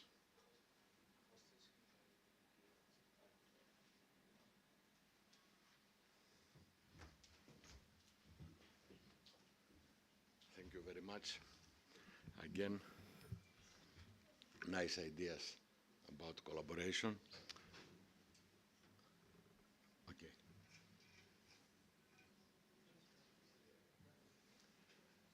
I have some points on cooperation between medical schools. This is a grouping of collaboration based on degree of difficulty, starting from the easiest to the most difficult. The easiest is summer school and short training programs, and then we have joint master's and PhD programs, and then the joint undergraduate program, This is the most difficult, I think. In order to establish common goals, we need initial planning meetings of all medical school partners, enhancing the capacity of medical schools to increase the quality of graduate physicians, improve the research capacity of medical school, creating a pipeline for faculty and sharing learning materials, and also to improve the quality and consistency of educations and creating opportunities to share effective curricula, best practices and standards for training. The ingredients of an effective collaboration could be excellent partnering relationships among people who have a history of collaborating, a focused planning and implementation phase that has a clearly articulated vision and purpose, members viewing the collaboration as mutually beneficial, a shared stake in both the process and the outcome, regular and open communication using a common language, but also flexibility for individual expression and sufficient funds and time to enable the work. We can use visiting experts to refine and modify approaches to problem-based learning. Our program in Medical School of Patras is a new program based on PBL, on problem-based learning. Use of staff from partner institutions to facilitate implementation of the course, sharing information and technology expertise, cooperation in the construction of feedback mechanisms, and sharing advice on fulfilling accreditation requirements. Regarding the undergraduate programs, students could attend online courses that are taught at the other university but not at their own. Making a part of the curriculum joint degree could be discussed. An official certificate of successful attendance and certification will be issued for credit courses with the relevant ECTS. A very difficult point is the tuition fee, given that for Greek-speaking programs there aren't tuition fees in Greece. Regarding the postgraduate programs, working or even teaching for postgraduate students is a way to cover their expenses. Searching for scholarships is also a solution to cover tuition fees. The exchange can also be used for research purposes or to take courses giving credit units, the ECTS. Graduates could do their internship in university hospitals and other health structures. Regarding the academic staff, research and teaching in under or postgraduate programs are the points of collaboration. From the Greek side, helping in the effort will be the Study in Greece Action, an official body for the extroversion and the internationalization of Greek universities. The action will evolve into an association of universities with a relevant decision of the meeting of the rectors of Greek universities next month. Study in Greece will be of a non-profit nature.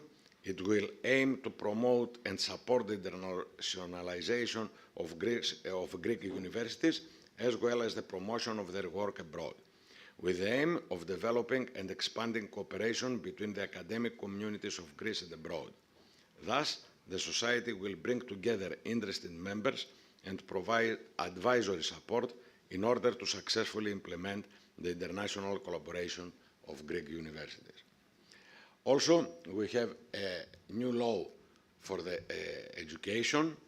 This is the new Greek law for the universities, and in the Article 171 says that Greek or foreign scientists who either hold a professorship at a university abroad or a researcher in a research organization or have at least the qualifications required for election to the position of assistant professor at a university could be employed as visiting professors or visiting researchers of corresponding rank in universities of the country for meeting educational and research needs of a department or a school of a university. So it's very easy from some professors from Melbourne to come in Greece as a visiting professor. Thank you very much for your attention.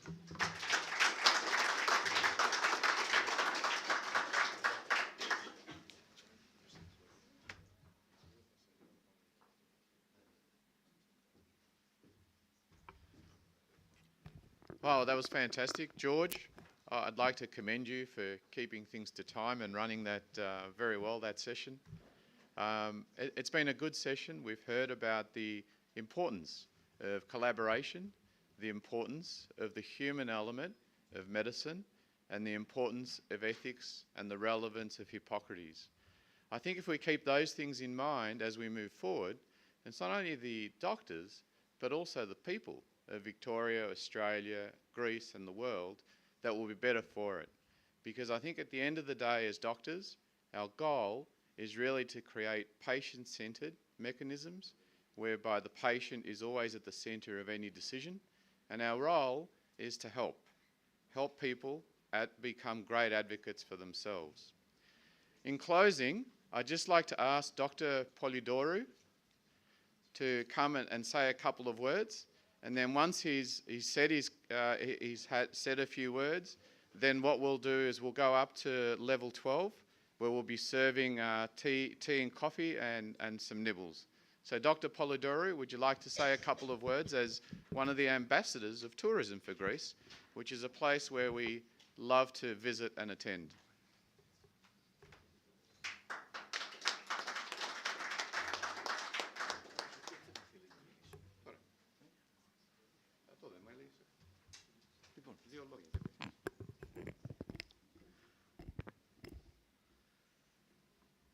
Dear Regional Governor of Greece, of Attica, George Patoulis, President of the Medical Association of Athens, President of the Global Hippocratic Doctors Institute, dear distinguished guests, I would like to thank and congratulate Professor Pirpiris, the President of the Hellenic Medical Association of Australia.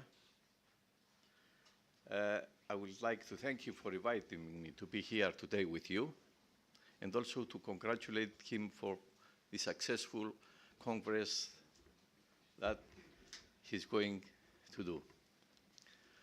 Also, I would like to congratulate our governor because he succeeded to unite the Hellenic doctors of Diaspora in this beautiful country, Melbourne.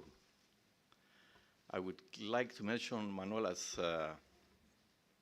Panagiotis, professor from New York, who is the president of the scientific committee, and also to congratulate and many thanks to our friend Bill Papasteriadis, who hosts us here. He's a real leader, not for you only, but for us in Greece, because he's taking part in many committees, and he helps also the Greeks in our country, in your country, I mean. Anyway, I have to thank you again, because you made me feel like home here. You made me feel that Greece is in every town, every village, in every part of the world. You are the power for our country. And having in mind that George Patoulis, our regional governor, supports all the communities all over the world, the Greek communities, it's very important to be all together, and I would like to thank you again and congratulate you. Thank you.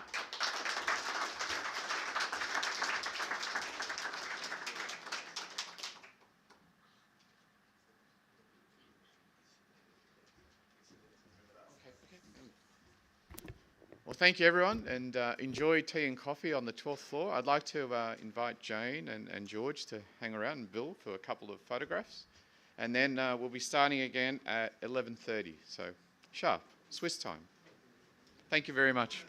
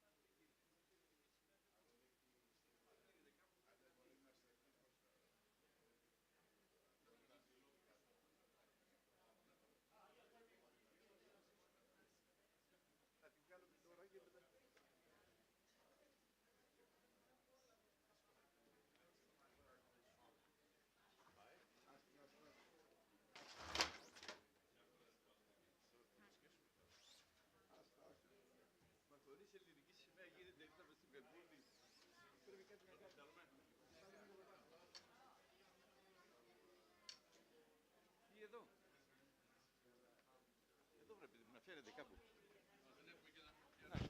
Έτσι. Πώς.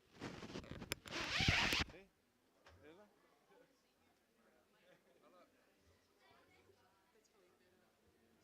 Λοιπόν, αυτό είναι για να δημιουργήσει σημαία. Δεν πρέπει να κρέμεται. Να την βάλουμε εδώ πάνω. Κοίταξε, εδώ πάνω. Να πέσει έτσι εδώ και να βγάλουμε φωτογραφία εκεί.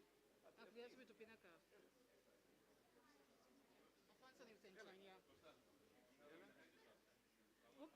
What can we stick? What can we use on the walls?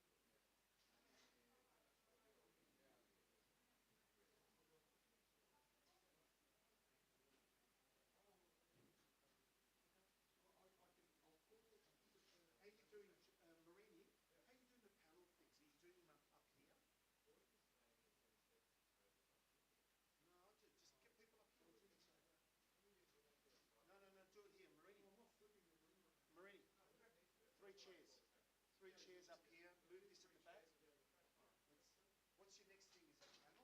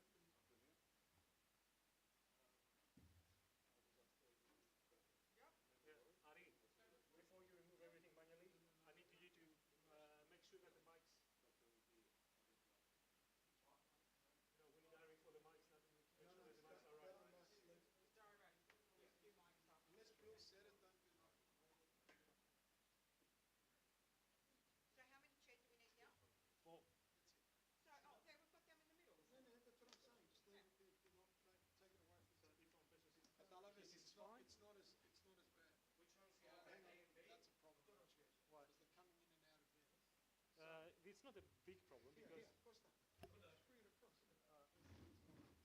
Pull the banner if we need. Pull the banner if we need to put the screen where the banner is. Delirious. And then we've got rid of bring the banner. No, we can't have that because it's on the frame. No. It's not, I don't want this on the frame. Why? Well, because it's a light source. How many people are watching?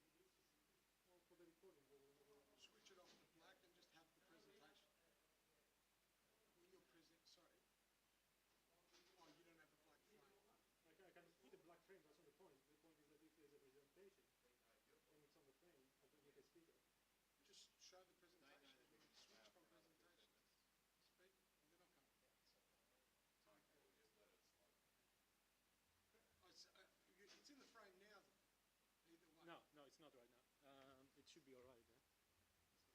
Right, let's pull that banner off anyway, because it's just too much stuff on stage. Bring it here and just put it. We've got the branding there. You can put it behind. Next to the hamster. You can put it behind. Put it next to the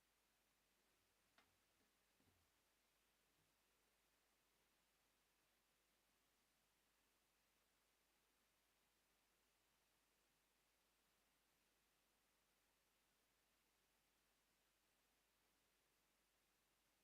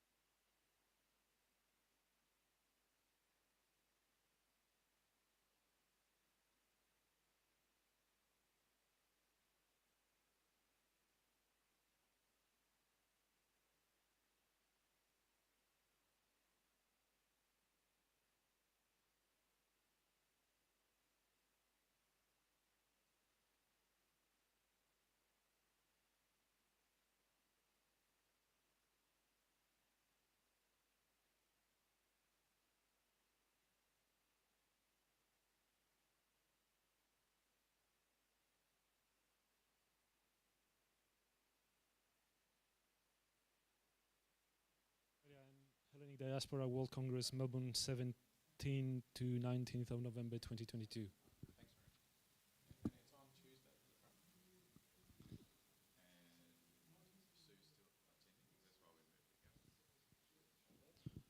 The Hellenic Medical Society of Australia and Hellenic Diaspora World Congress, Melbourne, 17th to 19th of November 2022.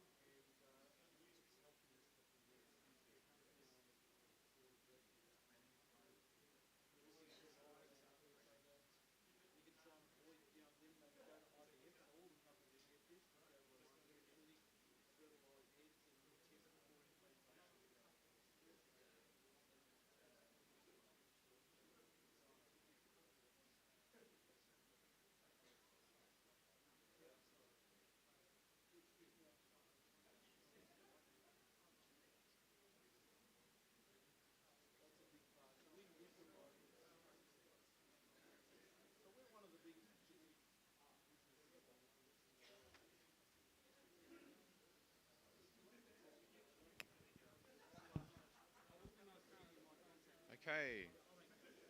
Are we on?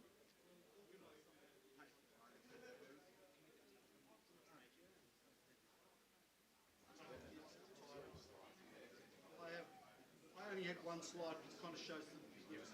Yeah, I did, or I can give you a memory stick now. Just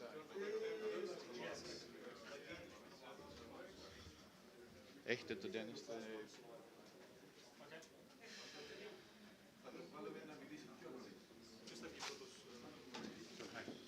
Θα βγει ο Dennis Bastos. Μου το έχει, θα βγει ο Μαριός, θα είναι στο κλαίος, θα βγει πρώτα. Αυτό που είπε θα βγει. Okay, so welcome everyone to the next session. So this session, everyone take their seats, please. Yeah, great. So this session is on global academic and educational collaboration. So it's a little bit of a think tank with people sharing their ideas and their knowledge about some of the opportunities, obstacles, and some of the solutions they've come up with, and also some of the opportunities for solving challenges in that space moving forward. And we're very honoured to be moderating this session with Dr. Georgios Patoulis. And for those online, Dr. Georgios Patoulis is the Governor of the Attica region. He's the President of the Athens Medical Association. He's the President of the Global Doctors Hippocratic Institute. And for those from Marousi, he was also the Mayor of Marousi from September 2006 to May 2019. We have a great series of speakers, and I'll introduce them serially as we go along. Because firstly, I'd like to invite Dr. Marios Themistokleos, who's the Secretary General from the Ministry of Health. And he's going to talk to us about he's a consultant neurosurgeon, and he also rolled out and was responsible for the vaccination program in Greece recently around COVID. And he heads procurement for the Hellenic government, for those in the room. So he's going to talk to us about the rollout of the vaccination program as a blueprint for the reform of primary healthcare in Greece. Welcome, Marios.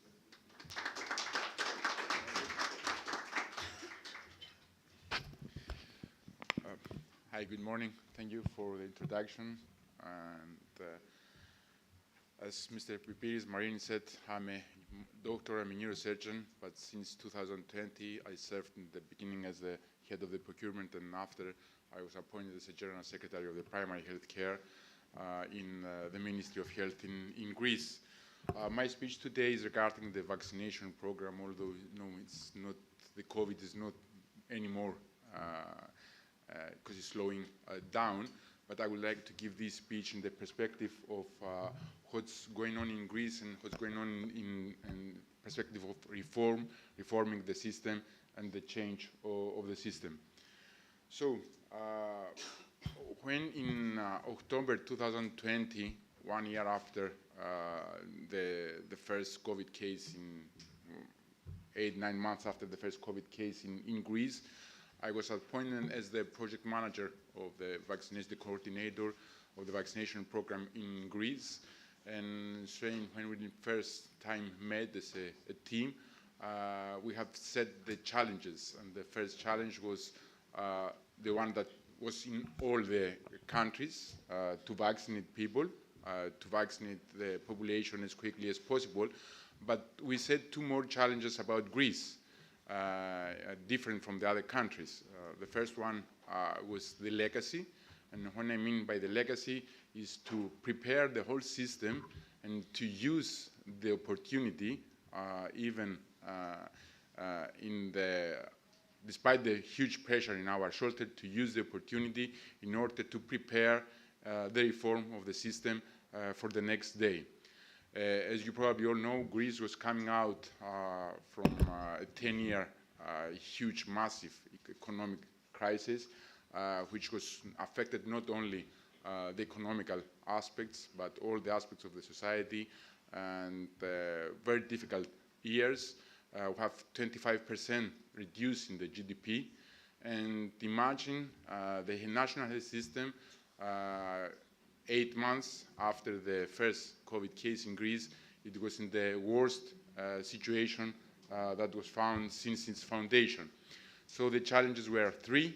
It was the vaccinated people, to make the legacy of the reform and the change, and to prepare the change to come in the next years after the vaccination program. And so the first one, the three principles that you have to do when you design and when you plan and when you have to execute a master plan, especially a master plan of vaccination program that no country, even nowhere in Western European countries, in Europe, in Australia, and USA, there was no mass vaccination plan since the Second World War. And there were first time that we were dealing with conditions to transport and to storage vaccines in conditions that the pharmaceutical distribution was not very familiar. No one in the world was dealing with -80s and all these complex situations that the mRNA vaccines was bringing into the field. So the first one is to organize the governance of the system. Greece is not very famous for their organized procedures, and it's full of these bureaucratic situations and not very well cooperation between ministries and organizations. So this, for the first time in Greece, there was organization that was coming from the presidency of the government, even above the Ministry of Health, that could have the power and the leading force to control all the ministries. There were 5 ministries involving in the plan. There were around 12 public organizations, and there are 13 private companies that has to work together. And there were days in May and June 2021 that we have 100 vaccinations, that almost 17,000 people were working. And imagine this in a country that, I say again, that is not very famous about the organization, and we could see countries like Germany or UK that have more structure and organized health system to have problems that we didn't have in Greece. So the first problem we have to deal, it was with the storage and transportation. In Greece, we don't have a central procurement agency. We don't have central procurement. This was solved by the European Union because all the agreements were done in Brussels with the manufacturers of the vaccines, and we don't have any storage, central distributions for drugs or for biomedical devices in Greece. So we set up 5 storage places in different areas of Greece, and we sent the distribution by private companies, and this was leading by the army, because that time in Greece and in other countries, the army was the only one that could deal with huge, massive transport, storage and transportation in all over Greece. And there is one more characteristic of Greece, that we have this very different geographical situation of Greece with hundreds of islands. We have more than 110 islands, even small islands with just 5 or 6 citizens there. And we decide that we have to bring the vaccines the same time. It's very important for Greece. The same time that the vaccines will be in Athens, will be in the small islands of Gavdos or Kastos or Aistratis. I'm talking about islands that has just 10, 20 or 50 citizens, because this is very important for Greece as a country, and for those citizens that they are staying in these islands to feel that they are the same as to stay in Athens. So after we have done this distribution and we manage, we deal with problems that even in other countries, Germany, even in USA, they lost cargoes with vaccines. We managed to bring all the vaccines at the same time everywhere in Greece, and we are now moving in the next steps because it remains in the system. The system now has the storage that we use in the vaccines. We have all the distribution that can be used in the whole national health system. We have been able to solve problems with interoperability, I will say in the next slides regarding the digitalization. And now we are in the We are very proud to have announced 1 month ago that we have solved the problem with the very small islands with drones. You can see here, and this is working in Greece now. We have drones that they can carry more than almost 10 kilos of pharmaceutical drugs in the conditions that they should carry, from big islands to small islands, even from Athens to small islands. This is a drone that was used last week to carry drugs or to bring blood or even blood units from island of Naxos to the very small islands, Iraklia. Iraklia has just 89 inhabitants. Iraklia, Skinusa, and the other 4 small islands of Kyklades. So you can see that what was used in the vaccination program is now a reality in the national health system. The next is to do what everyone was talking in the past years for digitalization of the system. We have different digitalization systems, and we have never managed to have a same system that can be used in across the national health system. So you can have a hospital there using its own IT system, and a hospital just across the street using a different IT system, and with the two systems not can cooperate each other.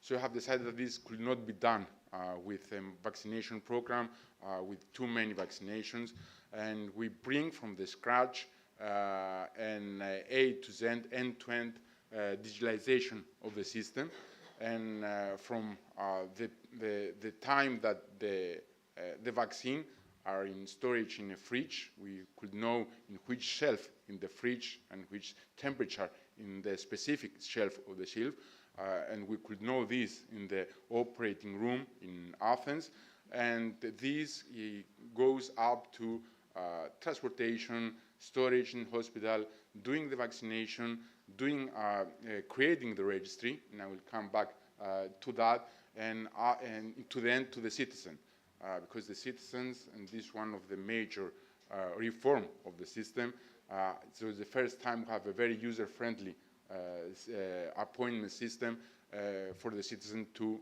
work.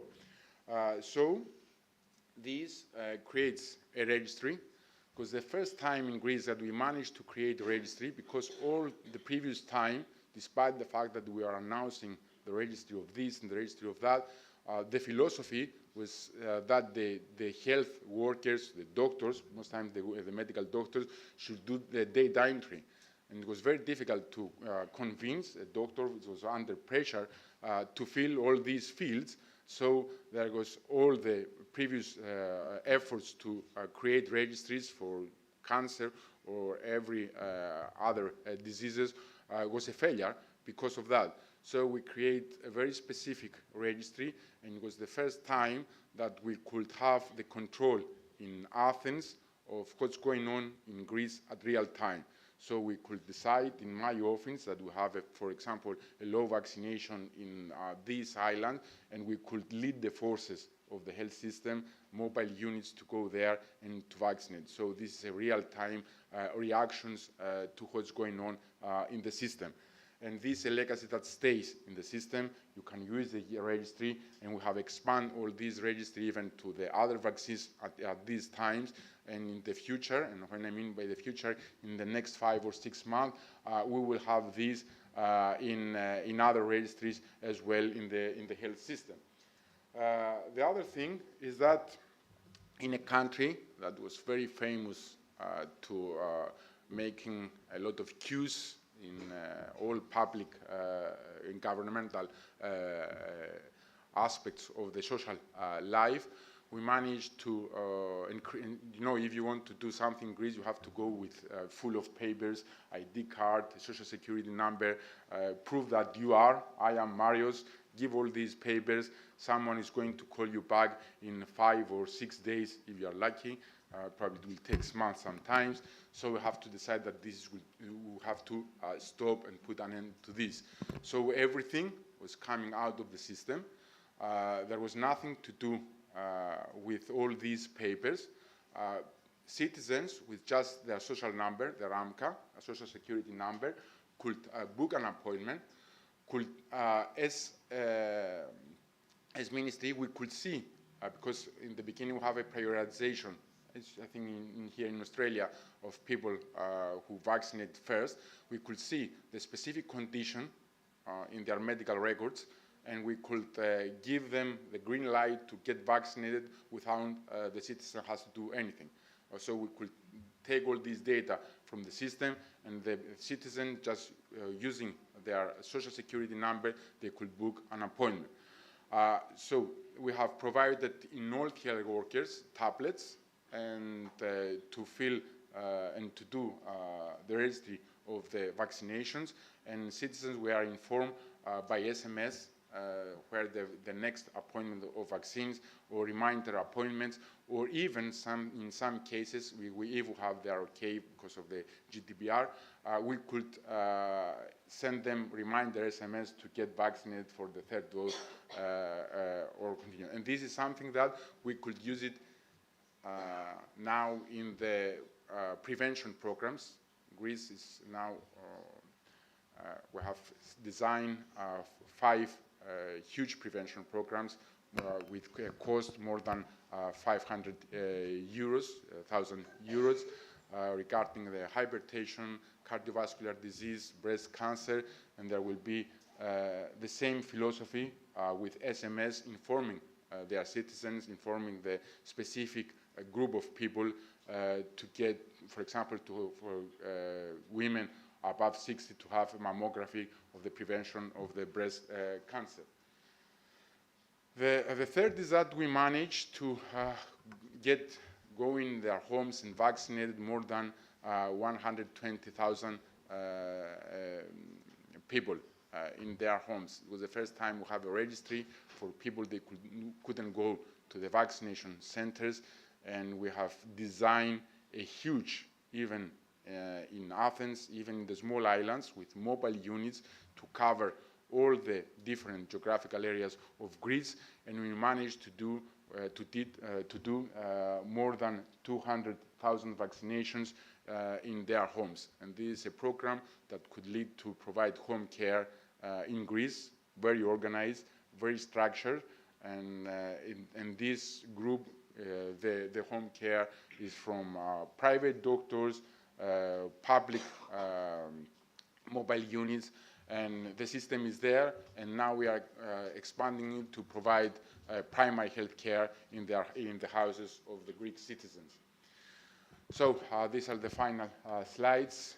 The next day, we don't have a organized primary health care in Greece. We are now trying to set up what you have here, the GP, the family doctor, who every citizen is registered to a specific family doctor. This was something that no one managed to do it in Greece in the last 40 or 50 years, and it's the first time, despite the difficulties that we are. Dr. Padoulis is here. We have all these agreements with the medical association, the doctor, and I would like to help him with his cooperation up to now. And it was the first time in Greece that we have the half of the population already registered to a doctor. We have 3,300 doctors in the systems. We need more, and doctors are not very willing to, are reluctant to get into the system, and this is what we are working on to solve the problem. The last one is that Greece is changing. We have funds for reforming the system, more than 3.6 Australian dollars, it's 2 billion euros. The money are coming from the Recovery and Resilience Fund from the European Union. It was the fund created to deal with the decrease in growth the years of 2020 and 2021. So we are changing in the national health system, and we are changing parallel with the change of Greece, of reforming Greece. In the last 3 years, despite the COVID pandemic and the COVID crisis, we managed to double our growth. managed to decrease the percentage of unemployment. We have a huge, Greece was the first country in European Union of unemployment rate. We managed to decrease this rate by 5.5. We are the first country in investment now in 2022, and in the top European countries. I was shared before the Ministry of Health of Victorian saying and comparing numbers. I would be very pleased to have a discussion with him, because you should not compare deaths, because every country is using a different system. You have to compare excess mortality. This is very important, because it says that in Greece we have 2.2, and in Australia and 6.2 in Greece. But you have to compare excess mortality and not death, because every country is using a different registry for the deaths. And if you, I cannot compare with Australia, but if you compare it with other European countries, has a very, is the 12th position in the vaccination rate among the 27 European countries, and it's the same position in excess mortality. And so Greece is considering the top EU countries in dealing and fighting with COVID. This is very important to us, and I hope that I'm the Secretary General of a government that will have elections probably in the next 6 months, that we continue to be a government in order to continue to change Greece. Thank you very much.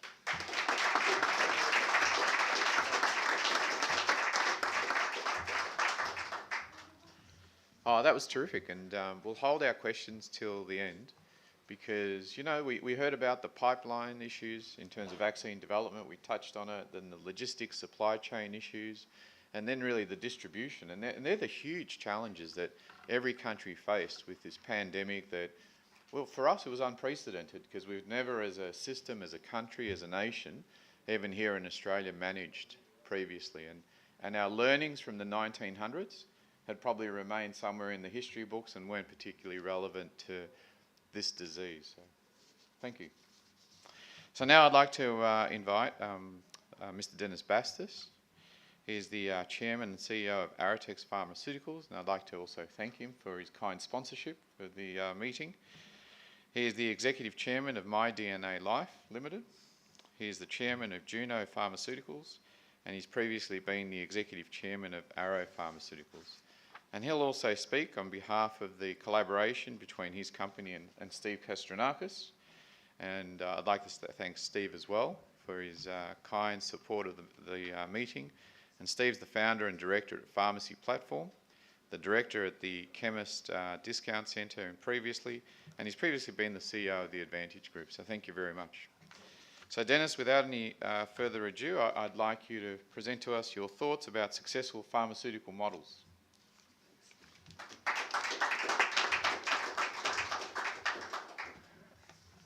Thank you.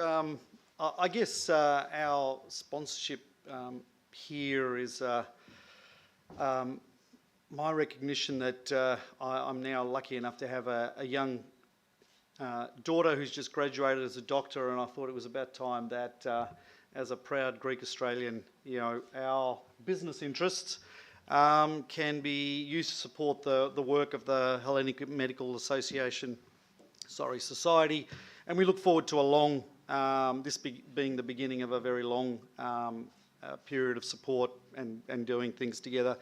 I wanted to just introduce Aritex to you. Many of you, very few people know Aritex as a business. That's because over the last 20 years, I'm an engineer who got into pharmaceuticals about 20 years ago. And in the last decade, we've been able to build Aritex into Australia's largest pharmaceutical business, certainly Australia's largest diversified health business. All these brands fit under the company that I'm the owner and founder of. And recently, by becoming the major shareholder in the Platform Alliance Group with Steve Kastronakis, we're also the largest network run the largest support network for pharmacies across the country, with 20% of every pharmacy in Australia being supported by our Platform Alliance Group, and certainly there's over 1,200 pharmacies in that get supported by us. Aritex today delivers in our own products manufactured over 350 drugs in Australia, 350 of the biggest selling drugs here. We are responsible for fully 35% of the total volume of the PBS. And with our partnerships with AstraZeneca, Servier, GSK, Amgen, are responsible for probably another 10% of the entire market. So just about almost half of every drug dispensed in Australia comes through the Aritex group. We're also more diversified in health through OTCs. We have the largest range of over-the-counter medicines you buy in pharmacy today, delivering again the majority of the volume there, and we're expanding into cosmetics and a number of other products. So it's a business that over the last decade has grown to be Australia's largest pharmaceutical and health operation, doing just over $1.5 billion in revenue. And I guess I'm proud to be born from Greek immigrants, and my children are now moving into the space as doctors, not so much as the business people. But I think it behooves us to get more involved with the support of the Hellenic Medical Society of Australia, and hopefully we can do some great things together. I think on the other side, there's another element to our business interests where I also have founded one of the world's leading genetic companies.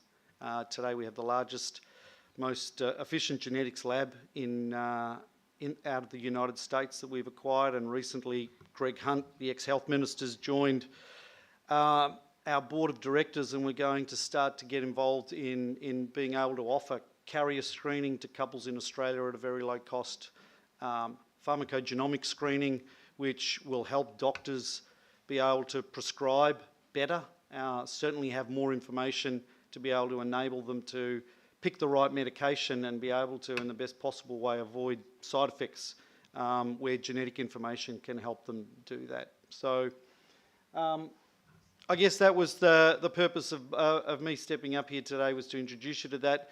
We did play, in terms of COVID, we played a significant role with government in making sure the supply channels across Australia were open for pharmaceuticals. Being the scale we were able to negotiate special deals with the Indian government and a number of other governments around the world to make sure that our orders and manufacturing wasn't stopped, and to get pharmaceuticals through to Australia. Although we're sort of 40% of the whole market in the areas of hypertension, diabetes, the basic treatments, we're more like 60 or 70% of the volume of drugs shipped into the country for everyday diseases. And so there was a big role played by our supply chain team. Again, very much behind the scenes, making sure that Australian drug supplies got through during the pandemic, working closely with the government. So with that, thank you all, and it's a pleasure to be here, and look forward to working with you in the long term.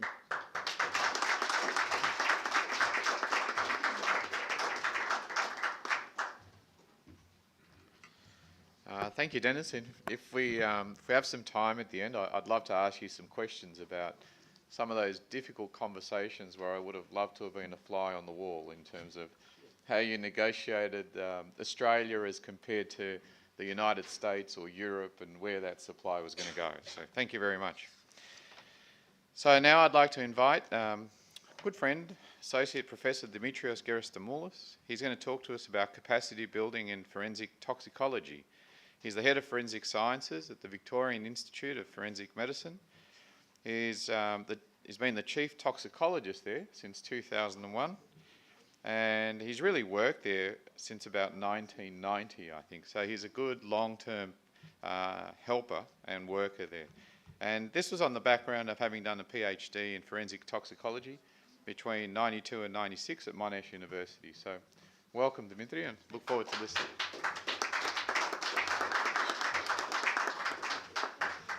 All right.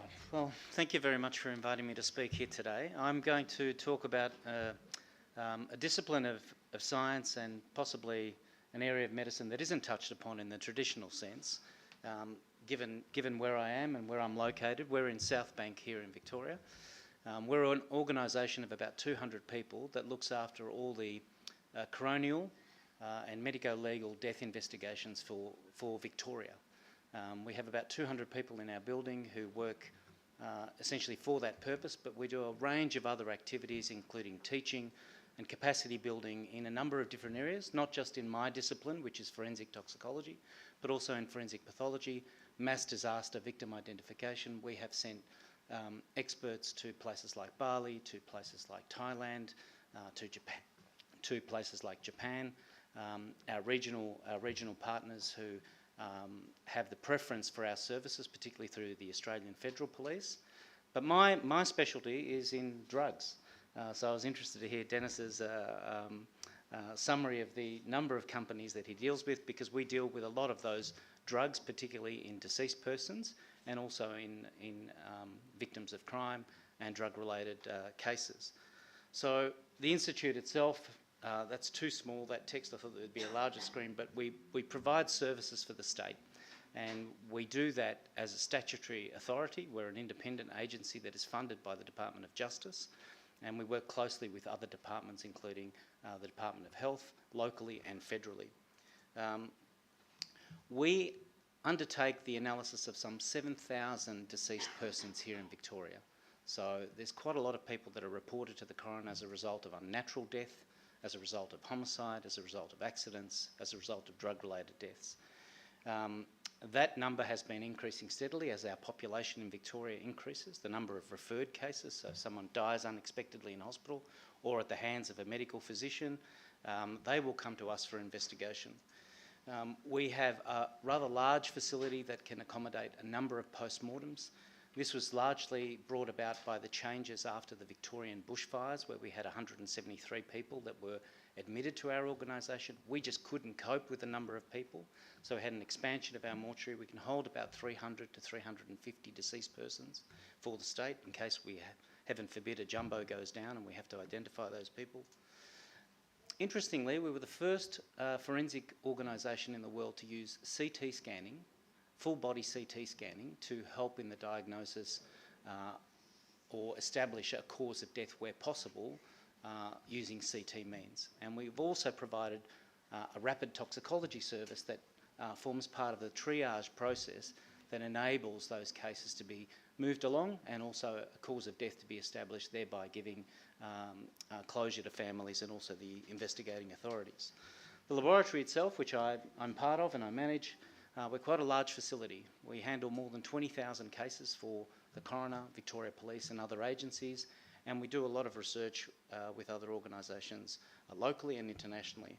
We have a high-tech laboratory, and interestingly, this is where it leads me into the capacity building, particularly in sort of local areas around Australia, but also further abroad, including places like Cyprus and Greece. Now, for those of you who don't have an understanding of forensic toxicology, it really is the discovery of drugs and poisons in biological systems. That might be tissues, it might be exhibits, but they all form part of a forensic analysis, and that's primarily what we're engaged in doing. The drugs of most concern, there's no surprise here, and Dennis would probably be familiar that not only alcohol, illicit drugs, but also prescription drugs form the basis of a number of deaths that occur in the community that lead to great harm, and also they are highly prevalent in both people who use drugs legitimately and people who are seeking drugs for recreational purposes. We've done a lot of international work. I've been to places like East Timor, Thailand, Vietnam, Indonesia, trying to help and assist them to build capacity to be able to better service their forensic needs. And proudly, I can say that we've had good involvement with, actually, in the bottom photo, you'll see that there's a tin of Kalamata olives. This is in East Timor, outside the hotel we were staying at. They're from South Australia, not from Greece.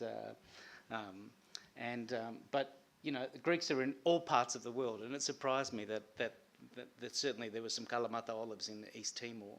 A very poor country, but we went there to try and assist them to have better means to identify people, to use some of the scientific techniques that they will need going forward to enhance their forensic capacity.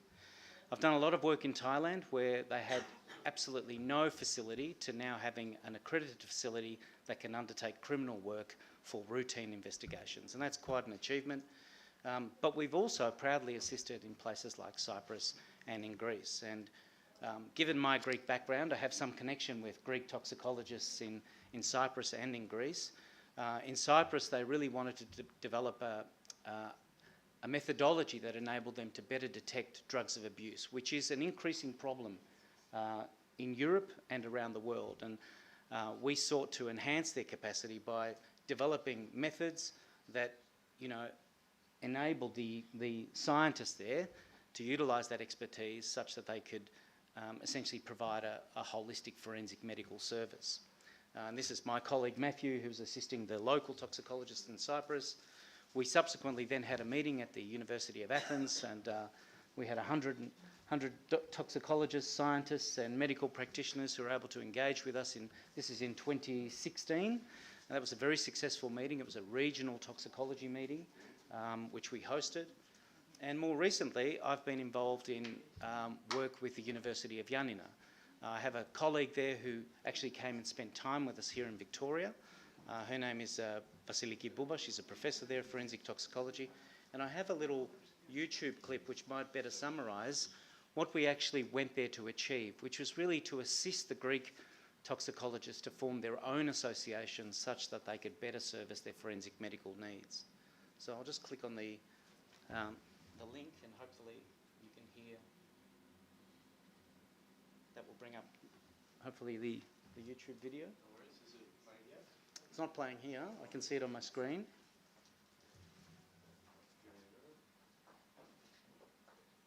Να κάνουν βήματα μπροστά επιδιώκουν οι δικαστικοί τοξικολόγοι της χώρας, οι επιστήμονες μιας ειδικότητας που το τελευταίο διάστημα βρέθηκε στο επίκεντρο για τον ρόλο της στη διαλεύκανση σημαντικών δικαστικών και αστυνομικών υποθέσεων. Η απαρχή για τη θεσμική και από κοινού κατάθεση προτάσεων για την βελτίωση της άσκησης των καθηκόντων τους, αλλά και τον συνεχή εξυγχρονισμό της δικαστικής τοξικολογίας της χώρας, έγινε στα Γιάννενα με πρωτοβουλία της αναπληρώτριας καθηγήτριας και διευθύντριας του Εργαστηρίου Ιατροδικαστικής και Τοξικολογίας του Πανεπιστημίου Ιωαννίνου Βασιλικής Μπούμπα και του καθηγητή Νίκου Ράικου. Στόχος της συνάντησης ήταν οι δικαστικοί τοξικολόγοι που υπηρετούν σε διαφορετικούς φορείς ανά την ελληνική επικράτεια να καθιερώσουν ανάλογες συναντήσεις ώστε να συζητούν σε τακτική βάση πρακτικές, προβλήματα, απόψεις, προβληματισμούς και οράματα και να συνεργάζονται για την διατύπωση προτάσεων προς τα αρμόδια κέντρα λήψης αποφάσεων, έτσι ώστε η δικαστική τοξικολογία στην Ελλάδα του 21ου αιώνα να ασκείται και να επικαιροποιείται με τον βέλτιστο τρόπο και σύμφωνα με διεθνή πρότυπα. Η εμπειρία μας και η συνάφειά μας με άλλες χώρες, με άλλους επιστήμονες και μεταξύ μας εδώ έχει δείξει ότι οι πρακτικές που ακολουθούνται είναι διαφορετικές και σίγουρα επιδέχονται βελτιώσεις σε πολλούς τομείς.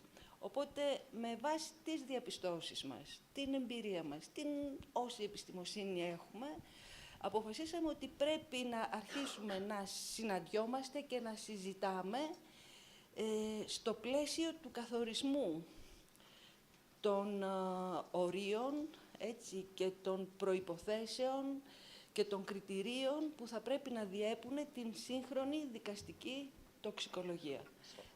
Στη βάση αυτή...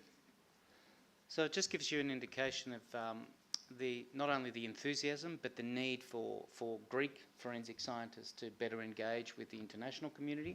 I'm currently the president of the International Association of Forensic Toxicologists, so it somewhat helps that I can facilitate such a collaboration. But we've been doing this for a long time as part of the work that we do. And I'll just move to the next slide if I can. Yep, and that's me with the local forensic toxicologist. There's Nikos Orakos from Thessaloniki, Sotiris Athanaselis from Athens, who's run the forensic laboratory there for many, many years. He's retiring, but there certainly is enthusiasm and want from the Greek scientists to be involved and to also collaborate internationally with us. And something that is very important to me as a forensic scientist, but also because of my Greek heritage, is to make sure that these things happen. So we're engaged with our Greek colleagues. If I can just go to the next slide, please. I've lost the, yeah. Yep, so, and part of our work is to really enhance their capability, and that involves developing methodologies that better enable the detection of prescription drugs and illicit drugs in forensic casework. I've just got a couple more slides to go. And that's Matthew in the laboratory with Vasiliki and her co-worker. They have similar technology to what we have, but what they're craving for is competency and training. And we can provide that, and I have an interest in that, certainly because of my background, but we certainly want to increase their expertise to be able to handle such difficult cases.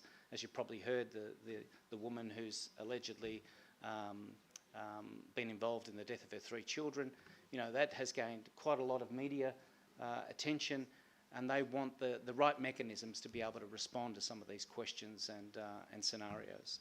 So I think I might leave it there, Marini, and I'm happy to take questions when we engage the panel.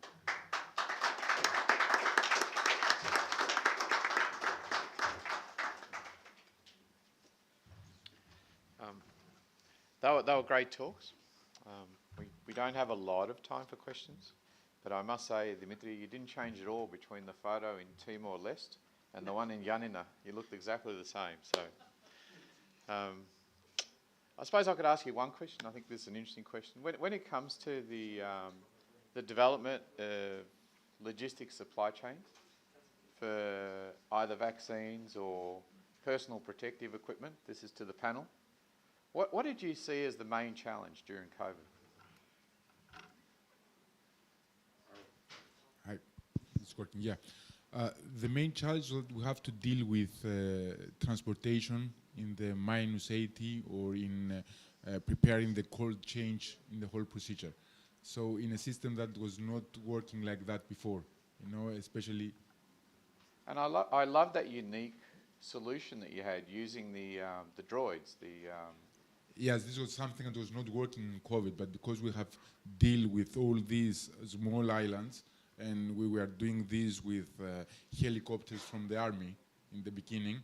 So a Super Puma, you know, this is a super high-tech army helicopter that was just getting off and landing in an island, and this was tremendously expensive, and you have dealing all with this personnel, that we decided to switch off to the solution of drones, and which is much more easy, convenient, cost-benefit solution.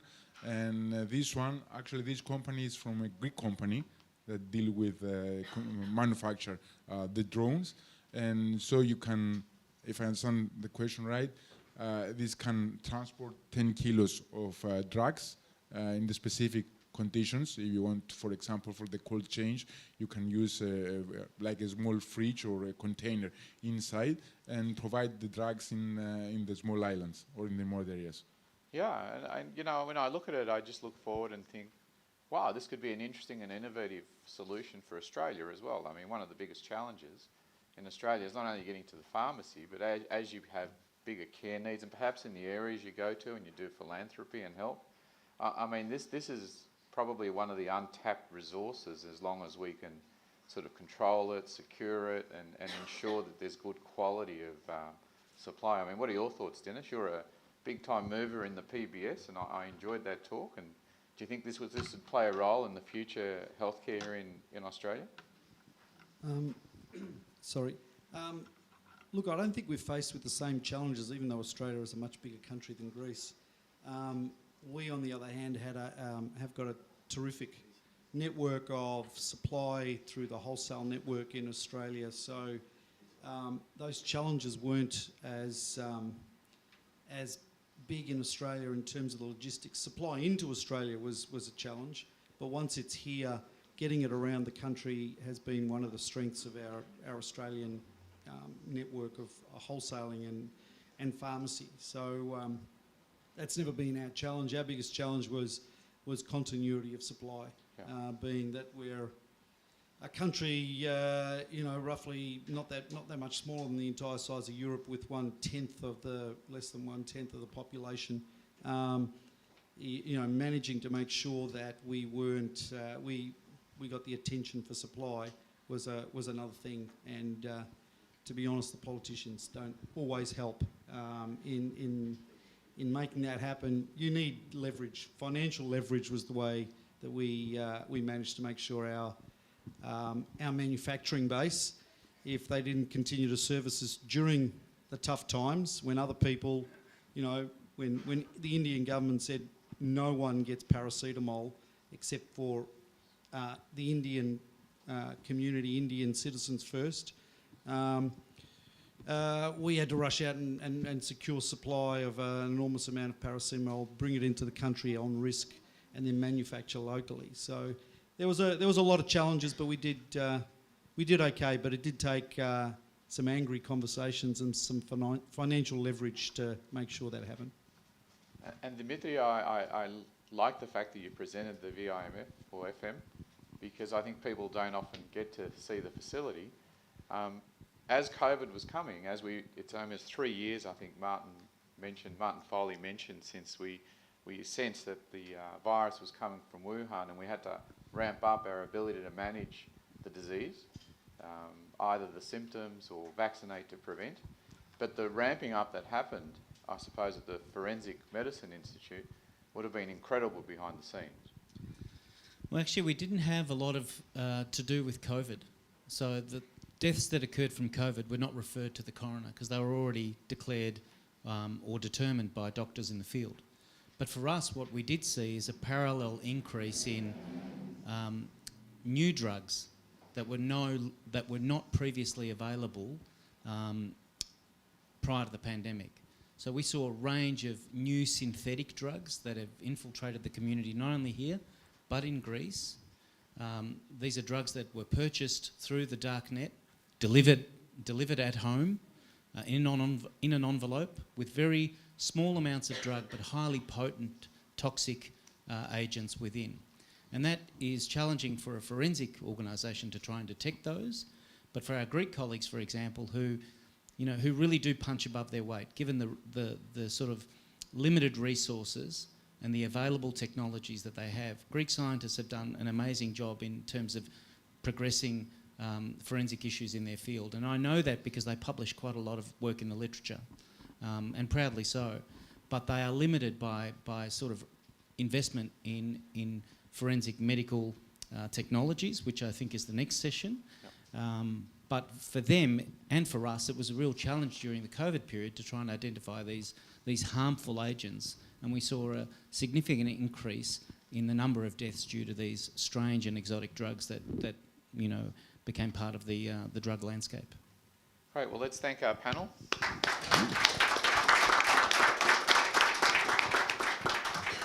And thank you very much. And now I'd like to invite to the stage Mr. Patoulis, Dr. Pandos. Dimitri, you can stay. You've got another talk. And of course, Arthur Christopoulos.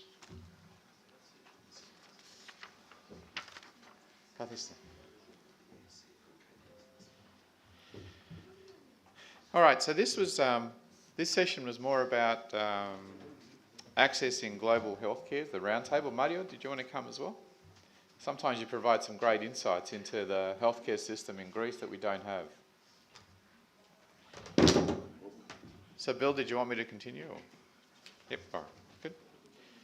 So, in accessing global healthcare, we thought we'd have a discussion and a little bit of a roundtable, if you like. And this can be kicked off by Georgios Patoulis, where he'll talk to us about what the role of government is in accessing global healthcare. So, Dr. Patoulis. And for those online, Dr. Patoulis is the governor of the Attica region that may have just joined us. He's the president of the Athens Medical Association. He's the president of the Global Doctors Hippocratic Institute. He's a good friend. And for those in Marousi, he was the mayor of Marousi between September 2006 and 2019. Thank you, Dr. Patoulis. Thank you very much.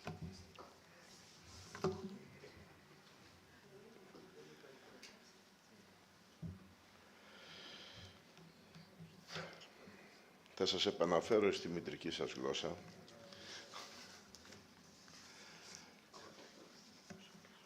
Αγαπάμε την αγγλική, αλλά αγαπάμε περισσότερο την ελληνική. αγαπητοί συνάδελφοι, μέλη της ιατρικής κοινότητας και της ελληνικής διασποράς, θεωρώ κορυφαία τη στιγμή που συναντιόμαστε σε αυτό το σταυροδρόμι της γνώσης, Έλληνες γιατροί από όλα τα σημεία του κόσμου, που πιστεύω διαδικτυακά μας παρακολουθούν. Κουβαλώντας το όραμα για τη συμβολή μας, ο καθένας από το ρόλο και την ειδικότητά του, στην τελειοποίηση της ιατρικής τέχνης, όπως χαρακτηριστικά προέτρεπε ο μεγάλος Ιπποκράτης όταν γεννιόταν στα βάθη του χρόνου στην Ελλάδα η ιατρική επιστήμη.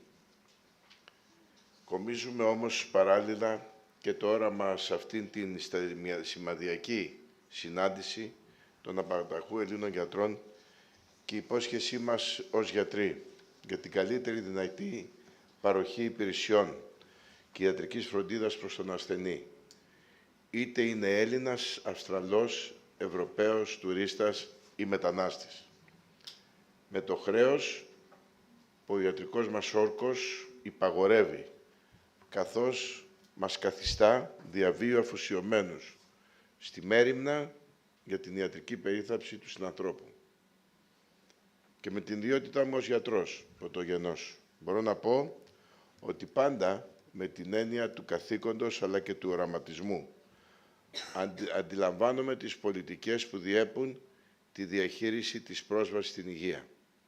Σήμερα, με την εμπειρία της πανανθρώπινης δοκιμασίας του COVID, χρέος μας για την Ελλάδα και την Αττική μας αποτελεί η περιφρούρηση της δημόσιας υγείας, η ενδυνάμωση της πρόληψης, η δυνατότητα απόκρισης στις κρίσεις και φυσικά η εξάλειψη των ανισοτήτων για ισότιμη αποτελεσματικότητα ως προς την παροχή της περίθαλψης που δεν είναι αυτονόητη, τουλάχιστον στις μέρες μας. Και όραμα το οποίο χτίζουμε εδώ και 5 χρόνια με συστηματικά βήματα από τότε. Μάλιστα, που πρωτοεπισκεφθήκαμε τη Μελβούρνη. Παραμένει η ανάδειξη του ελληνικού τουρισμού υγείας σε κορυφαίο κεφάλαιο για την ανάπτυξη για τη μητέρα πατελάδα, ώστε να αποτελέσει το πρότυπο ο προορισμός Ελλάδα για τον παγκόσμιο τουρισμό υγείας, τιμώντας την ίδια την πατρότητα του παγκόσμιου ιατρικού τουρισμού, που ξεκίνησε από την αρχαία Ελλάδα, από τα σκληπιεία της Ελλάδας, θεραπευτήρια της αρχαιότητας και τους ταξιδιώτες του τότε διεθνούς κόσμου. Η συνεχιζόμενη πανδημία στις μέρες μας άλλαξε την οπτική και τα αντανακλαστικά της παγκόσμιας αντίληψη για την υγεία, θυμίζοντας σε όλες τις κυβερνήσεις τοπικές και κεντρικές, πιστεύω και εδώ στην Αυστραλία, την έννοια του παγκόσμιου υγειονομικού χωριού. Η ασφάλεια της υγείας για κάθε μικρή κοινότητα ανά τον κόσμο έγινε προαπαιτούμενο για την ταξιδιωτική υγεία, διεθνώς. Όσο άμεση, εντός ολίγων ωρών, απεδείχτηκε η διασπορά ενός θανατηφόρου ιού σε παγκόσμια διεινισματική τόσο πολλαπλάσια, πιο δύσκολος καταδείχτηκε ο περιορισμός της μετάδοσης του νόσου, ακόμα και σε τοπικό επίπεδο, εκτός εάν η ζωή σταματούσε με εξαντλητικά για τις κοινωνίες και τις οικονομίες lockdown.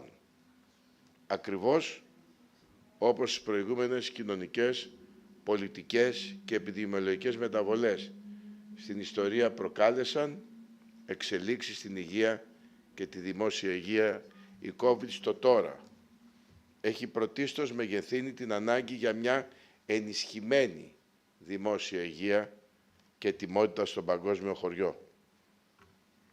Και εκτιμάται ότι η πρώτη πανδημία που πλήττει τον κόσμο από τις αρχές του 1900 γιγαντώνει την επίγουσα ανάγκη της εγρήγορσης για περαιτέρω ενίσχυση των ικανοτήτων, των πόρων και της τεχνογνωσίας για την παροχή περίθαλψης σε διεθνές επίπεδο, με δέσμευση από πλευράς των κρατών για συνεργασία στην παρακολούθηση και την αξιολόγηση των συστημάτων υγείας, με εναρμόνιση στα παγκόσμια πρωτόκολλα υγείας, στις πιστοποιήσεις των μονάδων υγείας και στα πιστοποιητικά υγείας των πολιτών του κόσμου και με συνεργασία των χωρών για τη χάραξη της παγκόσμιας αρχιτεκτονικής για την υγεία, όπως υπόθηκε προημερών και στη σύσκεψη των Υπουργών Υγείας στον Παλί, στα πλαίσια των G20. Επίσης, στα 3 έτη της πανδημίας, που ακόμα δεν έληξε, οι τοπικές και περιφερειακές κυβερνήσεις αναδείχτηκαν οι τοπικοί ανταποκριτές για τη διαχείριση της κρίσης.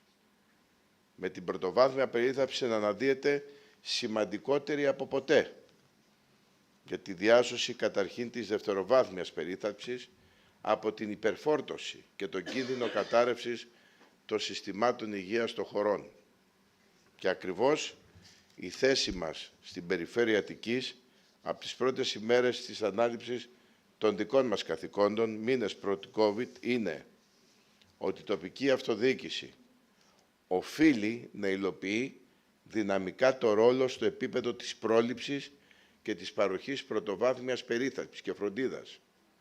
Κάναμε σημαντικά βήματα προς αυτή την κατεύθυνση, παρά την πανδημία που απεισυντώνησε πολλούς τομείς του κεντρικού και αυτοδιοικητικού κράτους.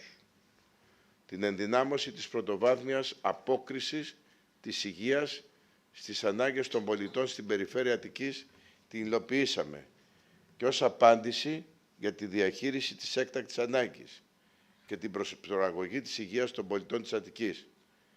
Με την ενδεδειγμένη ενημέρωση, όπως ξέρει και ο κύριος Γενικός Γραμματέας, ο κύριος Θεμιστοκλέους, σε επίπεδο πρόληψης, αλλά και με την διεξαγωγή προσυμπτωματικών ελέγχων, τους οποίους εισηγάγαμε ως πρότυπο πρόγραμμα στους 66 Δήμους της Αττικής για 11 θανατηφόρα νοσήματα. Πρόκειται για τα νοσήματα τα οποία ο Παγκόσμιος Οργανισμός Υγείας υποδεικνύει για προληπτικό συστηματικό έλεγχο του πληθυσμού με στόχο την αποτροπή της εμφάνισής τους ή την επιδείνωσή τους.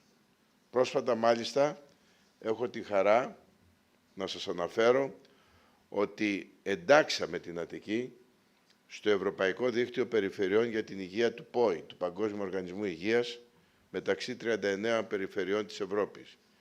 Και εκτιμούμε ότι η εναρμόνιση με τα σύγχρονα επιστημονικά δεδομένα και τις μεθόδους του πλέον αρμόδιου Παγκόσμιου Οργανισμού δημιουργεί νέες προοπτικές για μια καλύτερη υγεία προς όφελος όλων. Μελετώντας το πεδίο στην Ελλάδα και την Αττική, τις διωγγούμενες ανάγκες της υγειονομικής φροντίδας, όπως εξελίσσονται για τον πολίτη του κόσμου, εν μέσω αλλεπάλληλων κρίσεων, εκτιμούμε ότι η ισχυροποιημένη πρωτοβάθμια περίθαλψη είναι λύση για την πρόσβαση στην υγειονομική περίθαλψη. Ένα καλό σύστημα πρωτοβάθμιας φροντίδας ως δομικό στοιχείο της υγειονομικής περίθαλψης εξυπηρετεί, καθοδηγεί τον πολίτη και τον προφυλάσσει έναντι της επιβάρυνσης της υγείας του.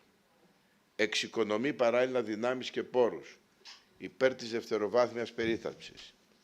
Περιφρουρεί τη δημόσια υγεία στο σύνολό της και την παγκόσμια υγεία και προασπίζει την ασφάλεια της υγείας του ταξιδιώτη. Στην περιφέρεια Αττικής θεωρούμε ότι ένα ισχυρό πρωτοβάθμιο μέτωπο της υγείας ως πολιτική απόφαση σε τοπικό και κρατικό επίπεδο αποτελεί θεμέλιο για κάθε βιώσιμο σύστημα υγειονομικής περίθαλψης. Για την απόκριση και την αποτροπή των επιπτώσεων της πανδημίας αυτής αλλά και των επομένων και με δεδομένη την αύξηση των χρόνιων ασθενειών παγκοσμίως. Η πρωτοβάθμια περίθαλψη είναι ο κεντρικός πυλώνας και μια από τις καλύτερες επενδύσεις που μπορούν να κάνουν οι κυβερνήσεις του κόσμου, σε μια εποχή μάλιστα τεταμένων δημόσιων οικονομικών. Μια και έχει αποδειχτεί ότι οι χώρες με καλή οργάνωση στις υποδομές της πρωτοβάθμιας περίθαλψης μπορούν να παρέχουν καλύτερη φροντίδα με καλύτερο κόστος.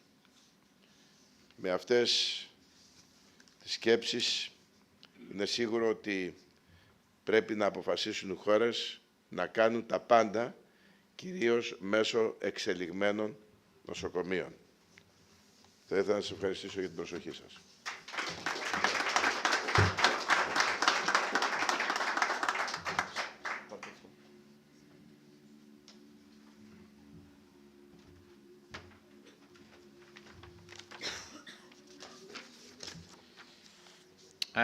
Thank you very much. Ευχαριστούμε πολύ για αυτή τη διάλεξη. Και τώρα θα ήθελα να... I'd like to introduce Dr. Konstantinos Pandos. He'll talk to us about the role of medicine. He's the director of Genesis Greece, the first vice president of the Global Doctors Hippocratic Institute. He's a member of the New York Academy of Sciences, and is a member of the European Society of Human Reproduction and Embryology. Dr. Pandos.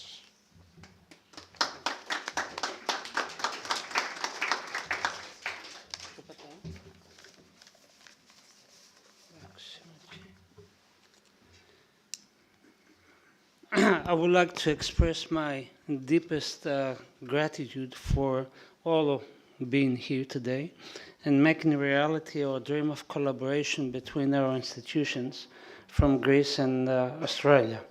It's a remarkable new opportunity thanks to the efforts of Marinis Perpiris, the president of the Hellenic Society, Medical Hellenic Society of Australia, and Bill Papasteriadis, the president of the Greek community, and Governor George Patoulis, and our secretary Antonios Polidorou.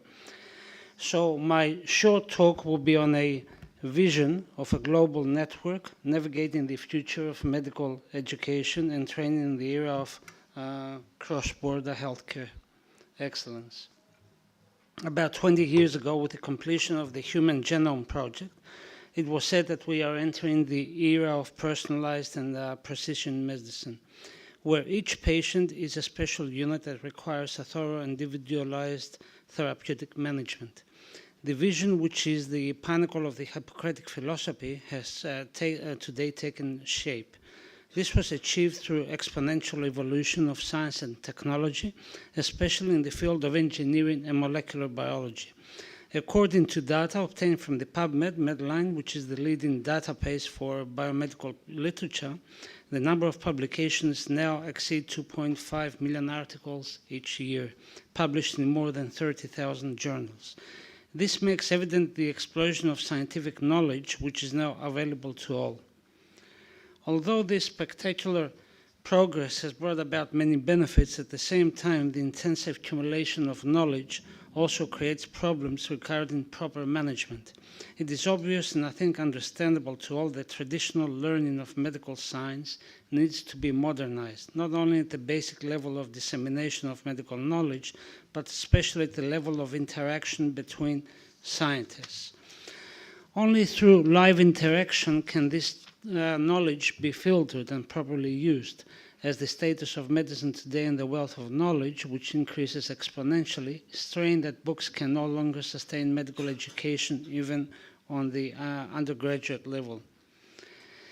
Although this interaction is more feasible today than ever before, it seems that the required mobility is limited by several barriers. These barriers can be found at multiple levels, such as bureaucracy, which significantly hinders the possibility of face-to-face training, and research from one country to another, as well as lack of sufficient financial resources and coordination available to make this interaction feasible.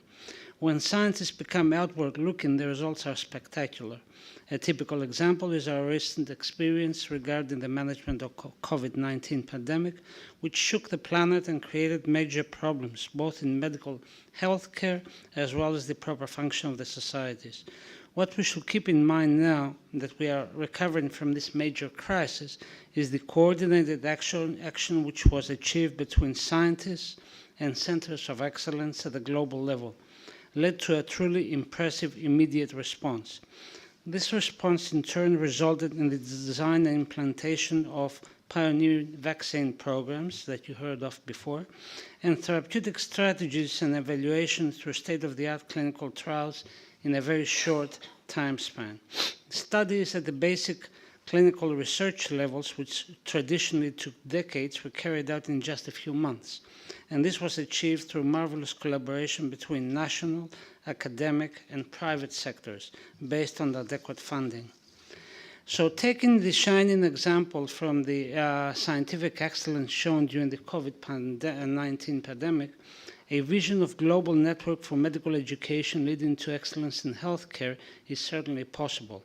This will significantly contribute towards advancing healthcare and technological fields that are currently developing, aiming to introduce medical education, training, and practice as one language and one passport. A primary goal of high importance to reduce inequality in education and highlight the need for receiving specialized training in different places around the world, leading to increased employability. A key element in this is the creation of a network that should provide the basis for facilitation. Realization requires collaboration on different levels from various sectors, from respective communities and diaspora to university deaneries, rectorships, administrative operators, respective medical associations, respective ministries of health and education, national secretariats, foundations, and councils for research and innovation. This network should be dynamic and should naturally lead to a web, which will ultimately provide an itinerary of educational training, specialization to all doctors, enabling them to pursue further subspecialty studies if they wish. This will further upgrade employability of the physicians, which is relevant to both the organizations and individuals. But most important will be for patients to have free and easy access to these services, receiving best possible medical management quickly and efficiently. To further elaborate, this network should have specific points of entry, which will serve all purposes. The first important point of entry is none other than the universities and research centers, which constitute the core of education. From undergraduate level onwards, foundations are laid for a globally accepted educational system, so that everyone starts and finishes on the same track. Scientists should speak the same language during medical training and should always be able to find a place that provides them with best training depending on the field of scientific activity. Postgraduate students need to receive a kind of education which will prepare them for the work of the future, guiding placement, helping students make the transition from study to work. A very good example of mobility of undergraduate and postgraduate students among European countries is the Erasmus program. Erasmus offers mobility and cooperation opportunities in higher education, vocational education, and training in several scientific fields. In the same context, there could be a strong exchange current of students of the Greek diaspora between Greece and Australia. This is already happening as many Greek students visit Australia to receive specialized education, and vice versa, many Australians visit Greece for same purposes. But this influx and outflux needs to be established, supported, extensively organized and authorized by both academic and government sectors, as well as from respective medical and community associations. The key message is that we needed to design and establish efficient programs in both pre-graduate and postgraduate levels, as well as fellowships, which will be easily accessible for foreign students. Internship and fellowship programs between different countries worldwide should be operating in the same framework, constituting another point and entry point.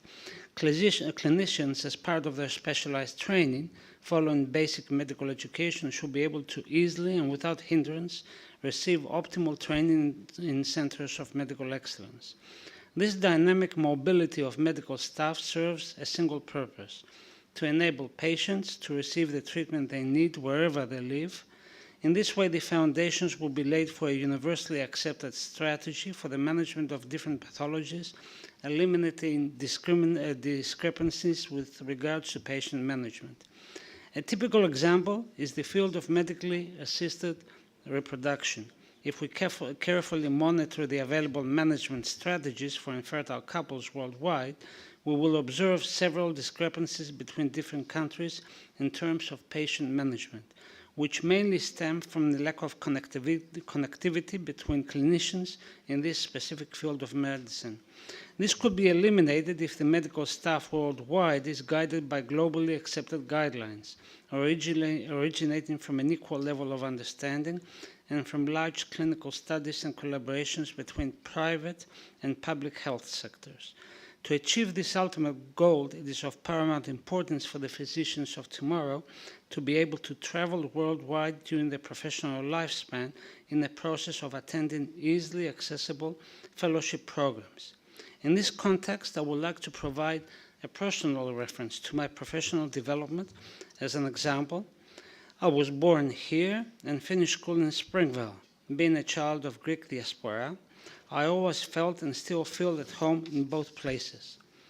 Living now in Greece, my nostalgia for Australia is still very much alive and perhaps at times defining my goals and ways of thinking as I'm serving both homelands. I began from Monash Uni and completed medicine in Greece. I fulfilled my specialization in obstetrics and gynecology there and came back to Australia to receive specialized training in fertility and assisted reproduction techniques at the Royal Women's Hospital. Having received a scholarship for my 2-year fellowship, I was fortunate enough to serve both as biologist and clinician and be appointed a senior registrar at the reproductive biology unit at the University of Melbourne. My early career days here in Australia set the basis for my future dynamic and to this day drives my work. After my return to Athens, I have since built one of the most successful assisted reproduction units in Europe, performing over 7,000 cycles yearly, treating couples from 67 countries around the world. What I envision for my fellow doctors of any specialty is to have an easier access to this educational journey, mitigating all obstacles that I had to go through in my younger days. The cooperation of all sectors required for the basis of the proposed network operation at multiple levels. The first level is purely institutional and operational. The operating framework and educational process of various pre- and postgraduate educational programs, as well as the curriculum of the fellowship programs, should be defined in order to be widely accepted between different countries. In addition, this operating framework should be synchronized between medical schools and medical associations globally. The second and very important aspect to consider is the level of financial support of all activities. This can originate both from government grants, accounted for as part of the budgets of the Ministries of Health and Education, as well as funds which can be provided by the private sector. The third level is that overcoming the bureaucratic barriers, providing direct and flexible mobility between countries for both clinicians and researchers, as well as of patients wishing to receive cross-border healthcare. This free mobility in the context of healthcare provision will increase employability for the physician of the future, will benefit on multiple levels, both those receiving healthcare services as well as local communities from health tourism. At Genesis Athens Clinic, we do promote health tourism, support cross-border reproductive healthcare, and enjoy the pleasure of receiving and treating hundreds of Greek expatriate couples from all over the world. In summary, a novel global educational program navigating the future of medical education and training in the era of cross-border healthcare excellence is needed. The vision to share is for medical education, training and practice to be as one language, one passport, to enable communication and practice in the context of the Hippocratic Oath. It aims to reduce inequalities in education. What needs to be in place? Realization requires collaboration from various sectors, including respective communities. All sectors should collectively act through a dynamic network leading to a web of education, training, and specialization to all physicians who pursue such courses in subspecialties, fellowships, and research grants. The network's point of entry are at various levels: undergraduate, postgraduate, specialization, clinical, and research fellowships. The goal should be easy accessibility. the first step being to identify the means to facilitate this. Of course, we need to identify and remove barriers preventing the concept from being implemented. What should be the key characteristics of this vision? To establish strong partnerships and cooperation between all parties involved in order to achieve a modern and beneficial global medical training. Support the development of appropriate structures at universities. Support relevant research and training agenda. Support exchange, sharing, and creation of knowledge through increased mobility between universities, research organizations, and private medical centers. Support cross-border healthcare, overriding barriers and enabling patient mobility through different countries. To conclude, by enabling a critical mass of skills, knowledge, and financial resources to be pooled, it is joint action that can get us closer to dealing with the medical and social challenges posed today for the physicians of tomorrow. Finally, I can only but express my support for yesterday's signing of our universities and Melbourne University for a memorandum of understanding, and sincerely really hope for this success. Thanks a lot for this.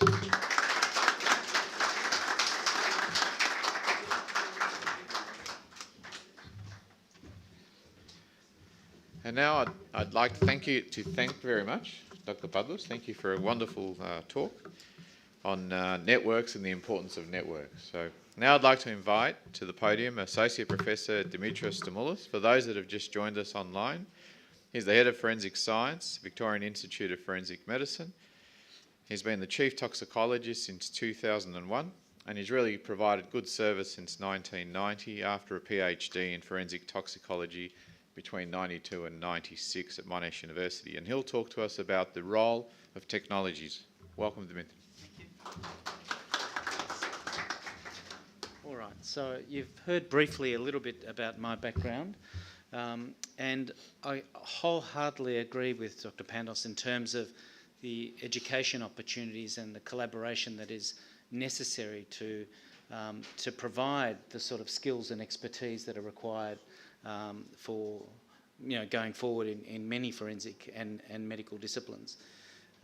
Let me get this right, sorry. It's on the presentation mode. Just use that. Perfect. Okay. Excellent. Okay. Something that you might not be aware of, I thought I'd put up some numbers. 60% of homicides in Victoria are alcohol or drug positive, which is a surprising figure. Almost 40% involve the use of a stimulant. Now, for those of you who don't know, methamphetamine is the drug of choice here in Australia. We are the highest per capita users of methamphetamine in the world. 19 or almost 20% of our drivers killed on our roads are methamphetamine positive. And a good proportion of injured drivers are also stimulant positive. So these drugs are a significant issue in our community. So our role is to analyse for these drugs. And how do we do that? We analyse specimens, we analyse exhibits, and ultimately we form the basis of a report which is passed on to clinicians, to pathologists, and to coroners and to police. Now, the toxicology applications, I've briefly touched over those, so I won't go through that again, but it really is about the analysis of drugs in death investigations, in drivers, in assaults, in poisonings, where people are poisoned with old poisons such as strychnine or other toxic chemicals such as cyanide. And where they're suspected, we try and measure these. And when we think of drug testing, it's a pretty complex task. And so making the resources available to countries that don't have that capacity to undertake those investigations is a real challenge. And for the field that I work in, there is a requirement to actually confirm the identity of a drug, not just screen for a drug. In the old days, and some of the medical doctors in this room might remember, there's some spot tests which result in a colour change that tells you whether something is there or not. These techniques are no longer used. More commonly, there are rapid tests, and all of us are familiar with rapid tests because we've all done a rapid test or two or a dozen or 20 or more. This is a rapid test for a group of drugs, illicit drugs, that has been used for the last 25 years here in Victoria. And these are rapid tests, just like COVID tests, that'll give you a positive line if you test positive to a drug, but ultimately you need a laboratory to confirm that. And when we undertake that sort of analysis, it's pretty easy. It's like detecting a drug, for example, in a pool. You're looking for that person in a pool, that'll give you the identity of the drug. But that's not the reality. The reality is it's more like this, where you're looking for that person in a pool of people where there are thousands and thousands of compounds. And that for us is a challenge. And so we use techniques that will help us. We use technologies that are advanced. Most of you will probably have watched the Olympic Games in the last few years. There are very few drug cheats that are actually detected these days. That's largely because the technology is caught up. In the days of the 90s, where Lance Armstrong was taking drugs and no one could detect a thing, the laboratories weren't as advanced and the technology wasn't advanced. Now you can detect parts per trillion, not parts per billion. So the changing in technologies has allowed for medicine to progress, particularly in our area. And it's led to technologies being used such as CT scanners, MRI, mass spectrometry instruments. But ultimately, it's the training and competency that is really important, and the collaboration and the opportunities for collaboration that really lend themselves to international partnerships. We know that technologies are expensive. We know that they are resource dependent, and they're not available in all jurisdictions. But what is available is the ability for us to exchange ideas, exchange education opportunities to further develop some of these skills. And that's really all I wanted to touch on, Marini, which sort of hopefully brings us back to time, and happy to take any questions when I join the panel. Thank you.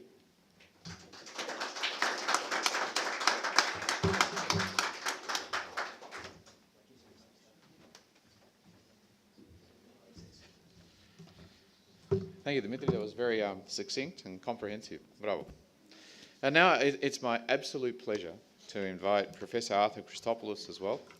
And I've known Dimitri for a very long time. I've known Arthur for an even longer time from university. He's Professor of Analytical Pharmacology. He's the Dean of Faculty of Pharmacy and Pharmaceutical Services. He is the inaugural Director of the Neuromedicines Discovery Centre at Monash University. He's a Fellow of the Australian Academy of Health and Medical Sciences. He's a Senior Principal Research Fellow at MIPS, and he was awarded the Australia's top researcher in pharmacology and pharmacy. So let's give him a clap just for that.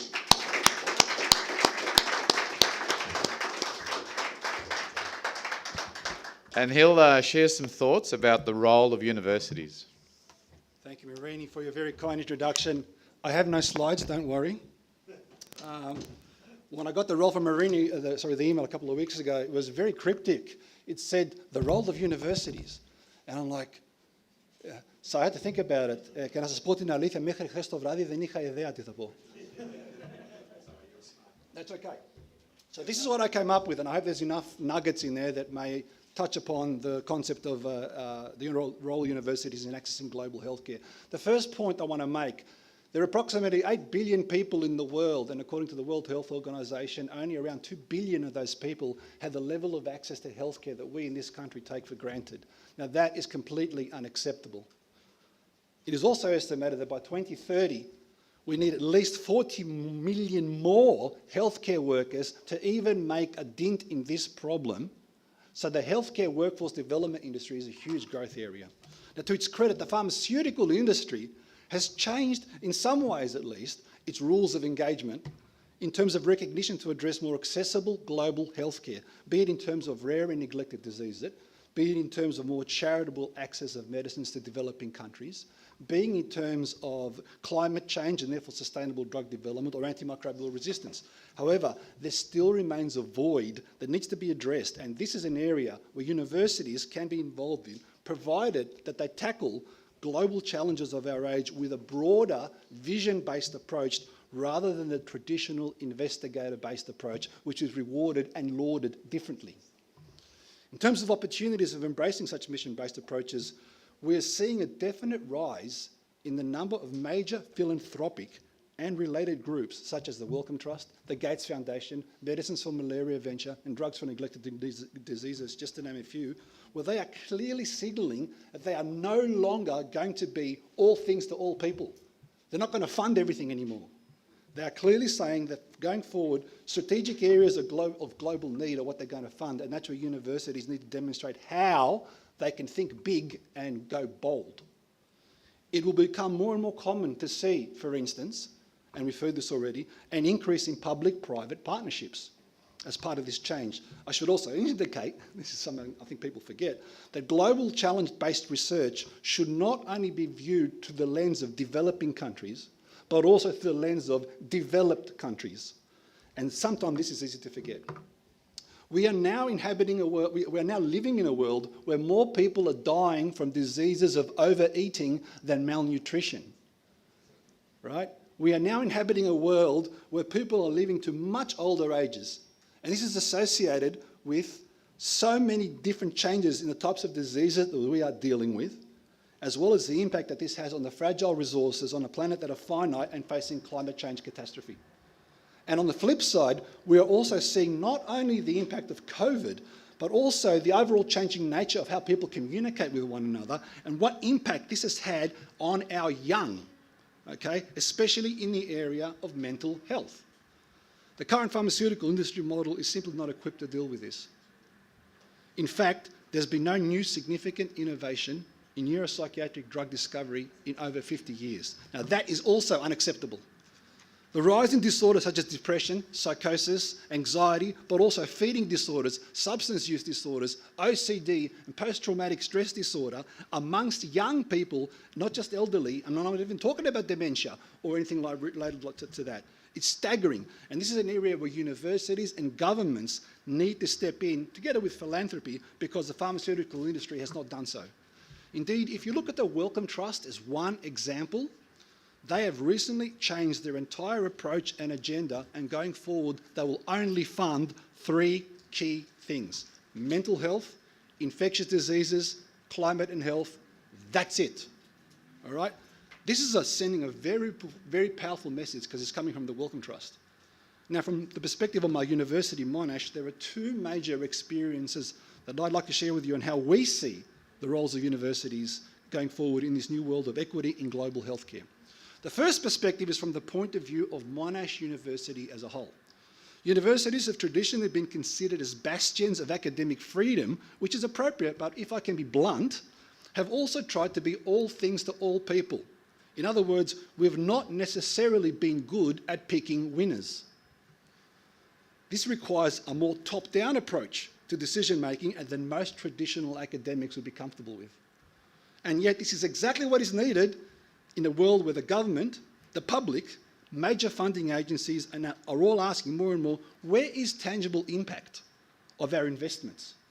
How is this translating to real-world outcomes, and how are we addressing our global challenges of the age? Again, in developing as well as developed countries, I'd like to reiterate. It's for this reason that our Vice-Chancellor, Margaret Gardner, this year, released our new 10-year strategic plan. It's called Impact 2030, which explicitly states that from now on, going forward, Monash University must transform itself to address specific challenges of the age, and we've identified 3: climate change, geopolitical security, and thriving communities.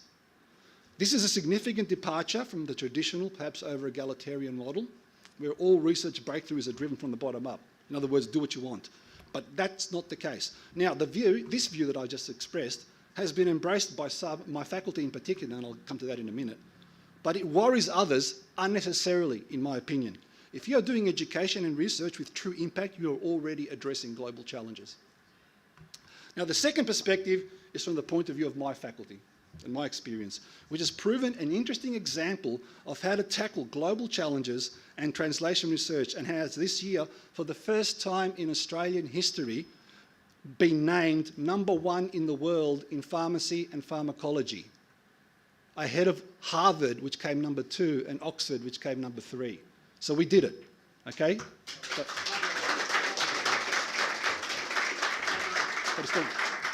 It's a big moment in Australia's history, and yeah, we like winners too, yeah, okay? Everyone says to me, oh, the only way to go is down kick. They're always going to remember the gold medalist. I don't want to be the person who forgot to go to the swimming pool. So anyway, winners are grinners. But this didn't happen overnight. Over a period of at least a decade, we made a number of strategic decisions that would seem anathema to many other institutions, but realistically should make sense. For instance, here's one. We decided to blow up silos and we got rid of all departments. What other faculty in the world does not have departments? That's right, we restructured all our research into themes that span the entire drug discovery and development pipeline, from fundamental biology to medicinal chemistry to drug formulation and drug candidate optimization, all the way to medicine use and safety in the community. We remain the only academic institution in Australia and one of a handful in the world that are structured this way outside of a drug company. Second, what has this meant for education? We took it away from departments and we manage it at the very top, at the whole of faculty level. Thus, our education offerings are constantly informed by our research and vice versa. We've gotten rid of traditional blind spots. We have removed those and we've increased efficiencies and we've forced multidisciplinarity. Third, we identified our own areas, our own critical areas of research mass, and basically we doubled down on them. And that's what I said when I became dean, right? Rather than trying to spread ourselves too thinly across too many areas. So our top 3 therapeutic program areas that emerged from this are neuroscience and drug discovery, cardiovascular and metabolic disease, global health, including child, maternal health, and antimicrobial resistance. Okay? Pick winners. Sorry, you can't do everything else. Now, over the last few years, we've seen evidence of how this has worked. Let me give you some examples. 35 compounds have gone through my faculty into the clinic. Now, not all were discovered there, but our reputation as partners who partner early and partner well and pick winners locally and internationally continues to drive this view. We have developed an inhaled form of oxytocin, which you normally inject, right, to treat postpartum hemorrhage and bleeding in pregnant women.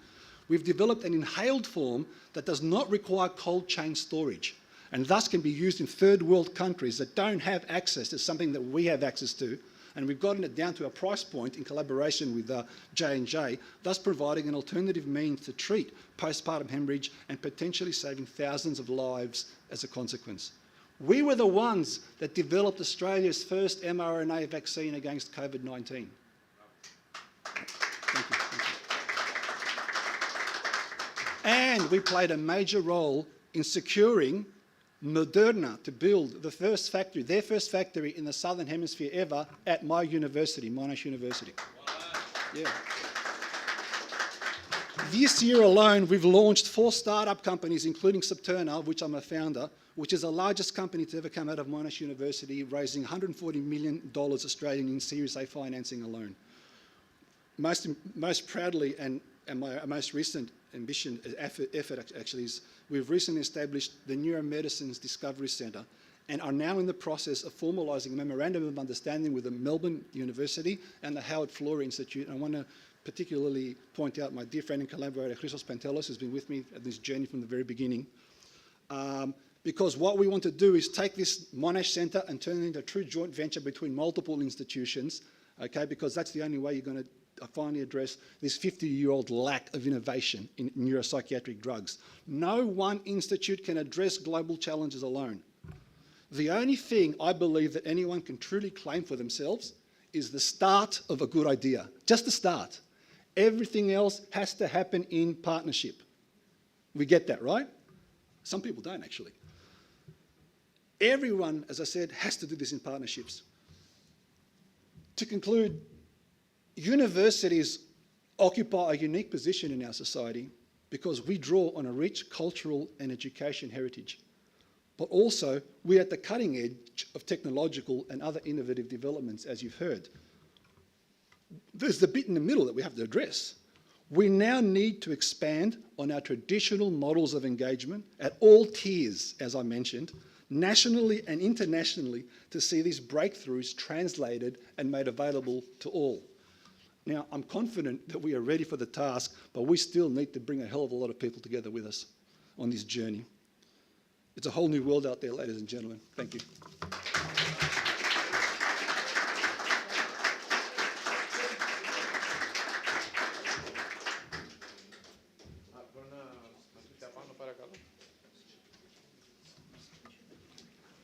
Έχουμε λίγα λεπτά για ερωτήσεις από το κοινό. Are there any questions from the floor? Very good. So I'll ask a question. So Arthur, in this day of 2022 post-COVID era, where disruption is the key to innovation and the way forward. How do universities barter with governments and break down the silos related to the obstacles in all the challenges? And, you know, Dr. Patoulis is here, you know, we've got Mario Themistokleos here as well. You've all been involved in this intricate conversation in different countries, and Dimitri with all his work. How do we build trust between the institutions and transparency?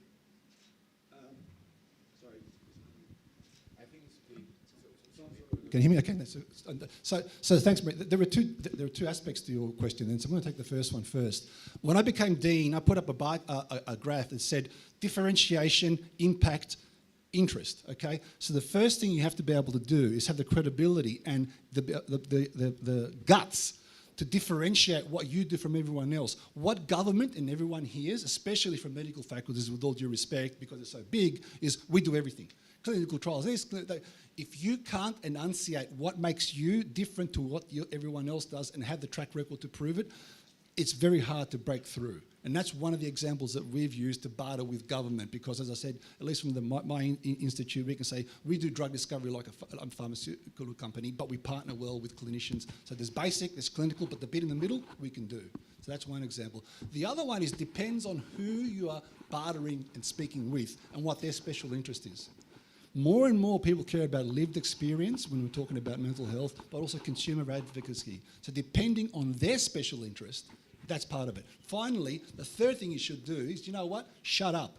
When you meet with one of these people, better off let them talk and tell you what they're interested in, rather than you knock on their door and ask them for something. And that's the trick that I've found has worked for us over and over and over. Hope that addresses part of that. Yeah, no, I think it's great. So, Mario, you now sit, Mr. Themistokleos, you sit on the ministry, and Arthur comes to your office in Greece. What relationships do you have through the ministry and through the department with the universities when it comes to drug development and innovation? First of all, I will offer Mr. Arthur, actually, a position. Greece, so the Dean, Arthur Christopoulos, may be moving to Greece. I do have an honorary doctorate in the University of Athens. Your speech was fantastic. No, the system is not working like that in Greece, because the research and all the clinical trials are done. The clinical trials are done by the university, but the research is done by the pharmaceutical companies. And this is something that we have to change. I will agree with you. These two, they should come together, okay? Because there is, and I think the lack, especially in neuroscience, is that pharmaceutical companies don't interest in making drugs, because they will consider they will not be profitable for that. So this is different in a university, because in the university department, the faculty has different. I don't know what's the right word. They could understand different the way of how to do research and how to find. For example, a faculty, a doctor, a researcher is more willingness to find a drug that will work and protect for this and from Alzheimer and that. Yeah. The pharmaceutical company will do that only if it has profit in that. So the role of the government is to come there, yes, and to force both of them, especially the pharmaceutical, that you have to work on that. So you are making so much profit on other drugs that you could use and you could share the profit back to the society. Okay, very nice. Very good, thank you. Nick Dallas, I think, had a question. Nico, give you a microphone. Do we have an extra microphone?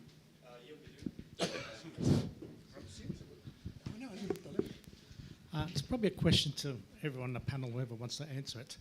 Humanity is probably at a stage where scientific knowledge, medical knowledge is probably at its highest.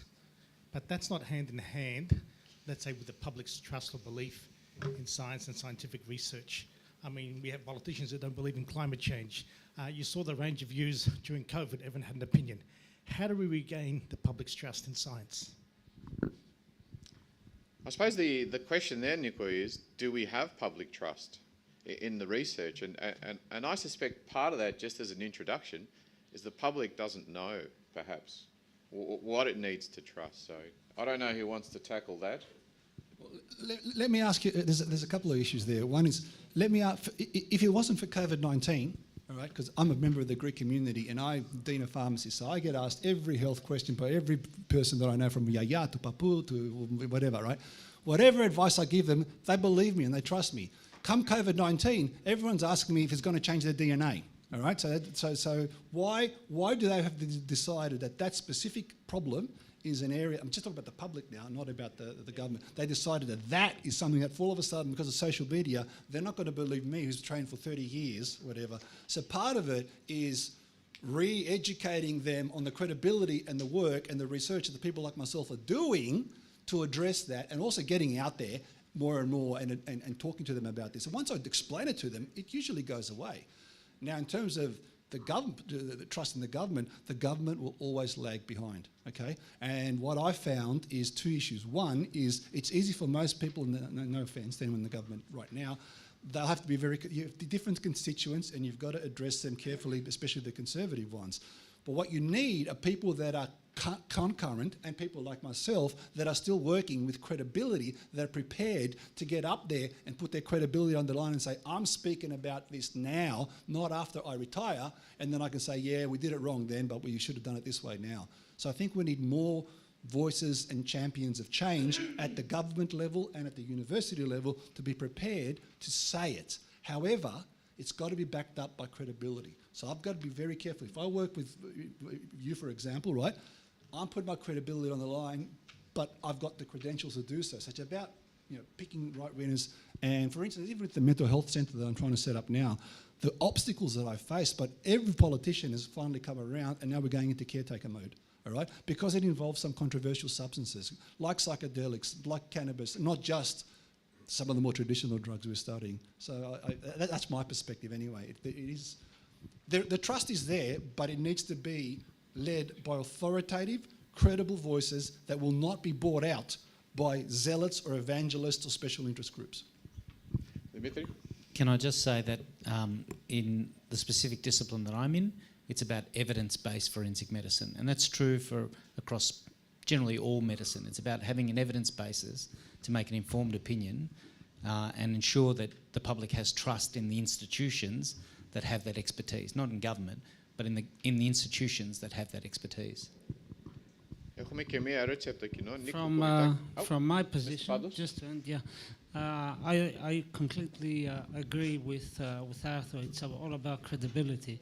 But in order to create public trust in a methodology which is innovative, evidence-based lags a bit behind.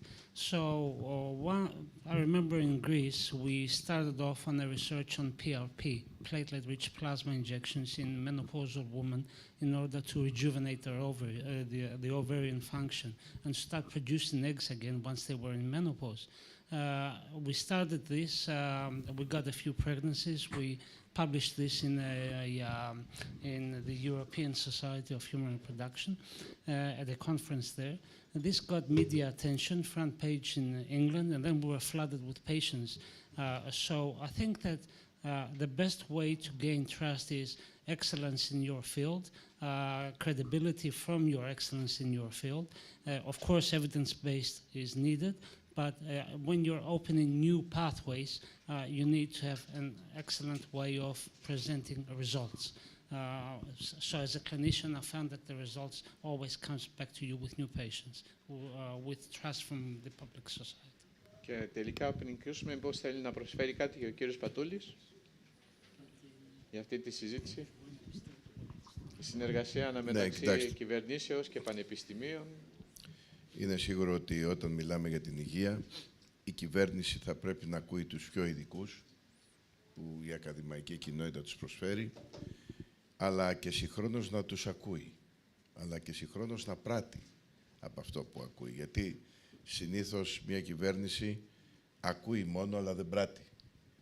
Και λυπάμαι, βέβαια, εδώ είναι ο Γενικός Γραμματέας, είναι φίλος μου και δεν λέω πολλά, αλλά είναι σίγουρο ότι μας αξίζει μια καλύτερη υγεία, γιατί η έρευνα έχει προχωρήσει πολύ, η επιστήμη έχει προχωρήσει πολύ, αλλά δεν είναι για όλους τους ανθρώπους και δεν είναι για όλους τους πολίτες.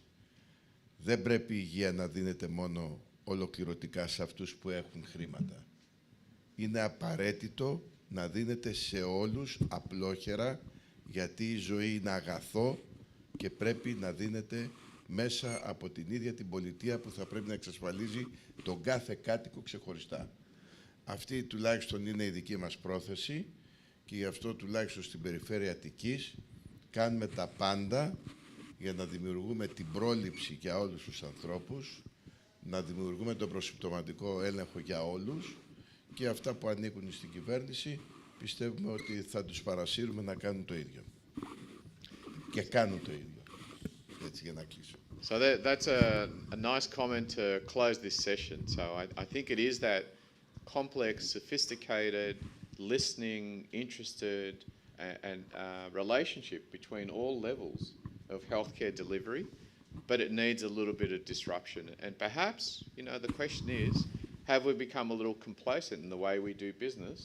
Do we measure the effectiveness of structures and universities by measures we had that were time gone by measures?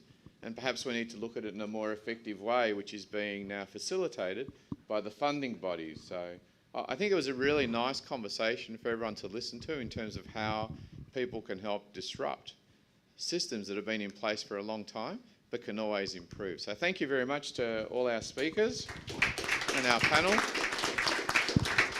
And now we'll break for lunch, and we'll come back at, what time is it now? At 2:30.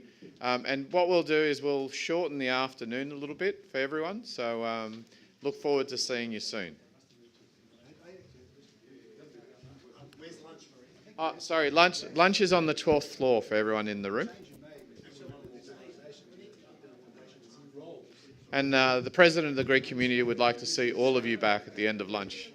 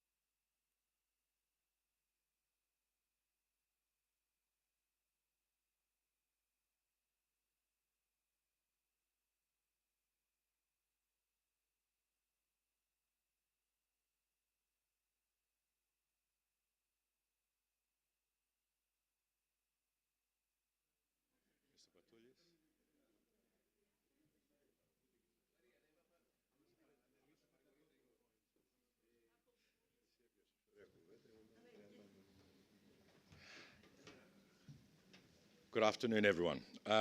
My name is Fotis Kapetopoulos. I'm from Neos Kosmos. Welcome the Consul General, Bill Pasteriadis from the Greek community, and my esteemed colleagues here. And Dr. Pirpiris, thank you for inviting me. I think it's an excellent work that you've carried out here. It's, I think, the beginning of something very important. Before we go on, though, I'd like all the guests to introduce themselves very briefly so we know who they are. I mean, I'm sure you've met them. I haven't met them all, except for my boss there. Sotiris is looking at me with a watchful eye. Apologies for being late. I think I caught every red light on the way. So we'll start from that end, please. Είμαι η Χρυσούλα Παπαδοπούλου.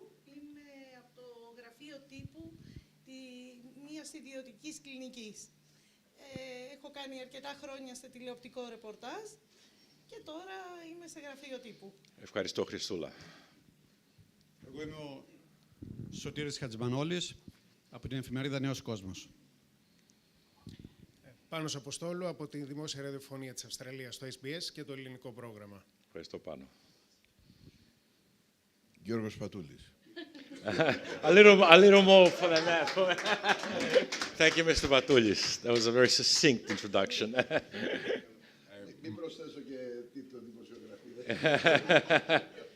Μάριος Μιστοκλέους, Γενικός Γραμματέας του Υπουργείου Υγείας. I think I've got a microphone here. I won't use my center. We keep it there. Look, I think I was talking to Dr. Pirpiris about the concept of this, and one of the most important things that I found as a journalist and in my work in the arts and other areas is the connection between Diaspora and Greece. And we can talk I'll speak in English while I speak Greek. I think it's best we'll speak in what we feel most comfortable in. One area, and I'll throw it to the panel here and then open. I've always felt that Greek diaspora, η Διασπορά των Ελλήνων, has been much more active at supporting Greece in some ways than, say, Greece supporting the Diaspora. And I know it's a controversial issue, but I look at, for example, at Israel, and Israel is a great model of the way it harnesses the energies of the Diaspora. Do you think that's an accurate reflection? And I'll throw it open to the panel. Who would like to start on that one?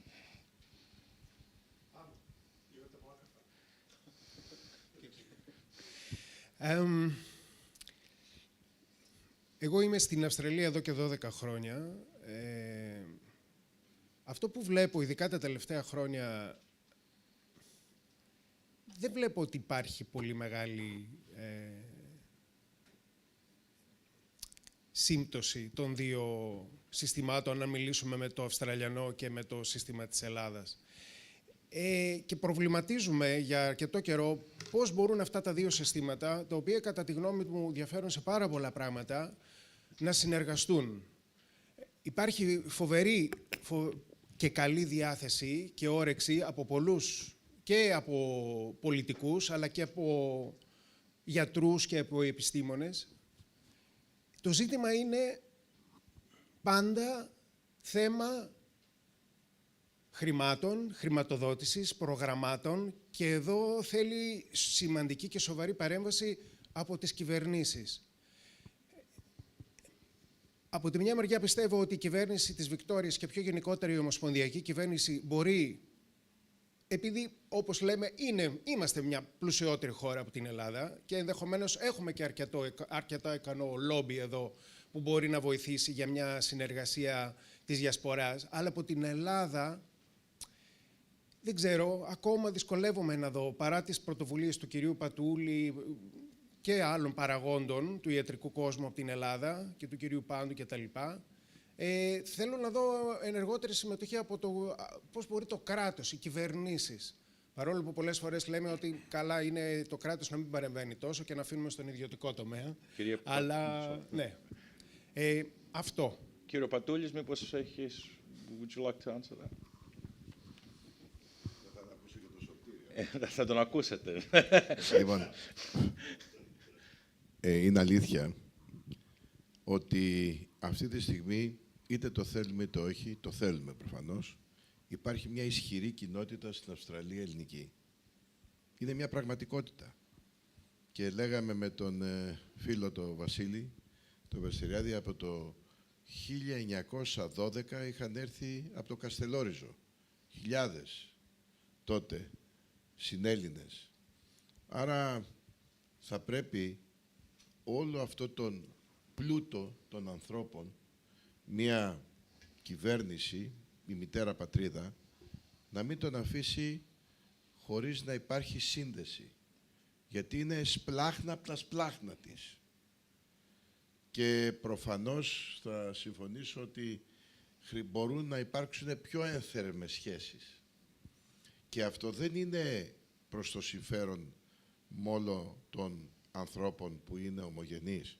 Είναι και προς το συμφέρον της μητέρας πατρίδας, η ομογένεια. Είναι τεράστιος πλούτος, τον οποίον χάνουμε πολλές φορές άθελά μας. Το δεύτερο, υπάρχουν διαφορετικότητες στα επίπεδα των κυβερνήσεων. Εδώ στην Αυστραλία, στο αγγλοσαξονικό σύστημα γενικότερα, δεν είναι ότι οδηγούν μόνο από δεξιά. Είναι ότι έχουν επιτελικότερο κράτος. Τι σημαίνει επιτελικότερο κράτος? Αποκέντρωση του κράτους. Και ομοσπονδιακή κυβέρνηση να μην υπάρχει, η πολιτεία της Βικτόριας θα λειτουργεί κανονικά. Θα κυβερνιέται. Right. Το ίδιο θα κυβερνιέται και το Σίδνεϊ και οι άλλες πολιτείες.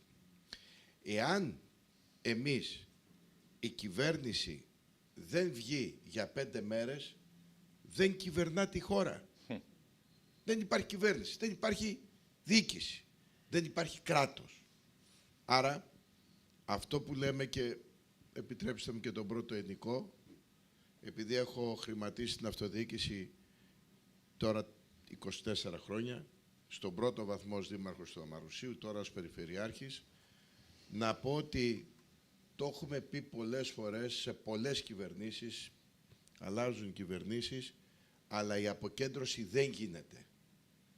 Δεν υπάρχει, δηλαδή εδώ βλέπετε τον υπεύθυνο της Βικτόριας, το λέτε πρωθυπουργό. Εμάς μας λένε περιφερειάρχες, ούτε καν κυβερνήτες. Γιατί? Διότι δεν έχει αποκεντρωθεί. Για να πάρουμε υπαλλήλους δεν μπορούμε να αποφασίσουμε εμείς. Πρέπει να αποφασίσει το Υπουργείο Εσωτερικών της κυβέρνησης. Ενώ εμείς θα πληρώσουμε και έχουμε τις ανάγκες. Άρα, γι' αυτό πολλές φορές το ότι δεν υπάρχουν ομοιοειδείς διαδικασίες, δεν υπάρχουν και δυνατότητες σχέσεις. Δηλαδή, θα έρθει ο Πρωθυπουργός της Βικτόριας, άρα ο κυβερνήτης της Βικτόριας, αντίστοιχα ο Περιφερειάρχης της Αττικής, αλλά δεν είμαστε το ίδιο, ενώ εκφράζουμε το ίδιο. So in a sense, if you don't mind, I'll say it in English, it's an over-centralised and bureaucratised system, Greece. Is that what you're saying? Είναι πολύ κεντροποιημένη και δεν υπάρχει αυτοδιοίκηση. Η αυτοδιοίκηση δεν είναι σωστή μετάφραση. Δεν αυτοδιοικείται. Το ξέρουμε όλοι μας. Και έρχονται κυβερνήσεις και λένε θα το αλλάξουμε, τώρα αλλάζει. Αλλά δεν αλλάζει. Συνέχεια γίνεται συγκεντρωτικό. Λες και ο Υπουργός θα κάτσει πάντα και κοιτάει να μαζέψει και άλλες εξουσίες. Ενώ σε ένα χρόνο θα έχει φύγει, μένει όμως αυτό που δεν άφησε να γίνει ή αυτό που συγκέντρωσε. Άρα, εγώ πιστεύω και σταματώ, αυτό ίσως να είναι και το αντιαναπτυξιακό κατά την άποψή μου της χώρας μας, της μητέρας μας, πατρίδας, και ένας από τους σημαντικότερους λόγους που δημιούργησε και την οικονομική κρίση το 2010, υπήρξαν και άλλοι λόγοι, αλλά ο σημαντικότερος είναι ότι δεν έγινε επιτελικό κράτος με την αποκέντρωση την οποία περιέγραψε. Ευχαριστώ πολύ. Η Χρυσούλα ή ο Σωτήρης να πούν κάτι σε αυτό το θέμα, γιατί θα σας ρωτήσω και κάτι άλλο. Καταρχάς, να πούμε στον συνάδελφο τον Σπύρο που ήρθε τώρα, τον Αλατσά. Ναι, Σπύρο. Να βάλουμε μια καρέκλα για τον Σπύρο. Έλα, Σπύρο. Sorry, δεν say that, Σπύρο.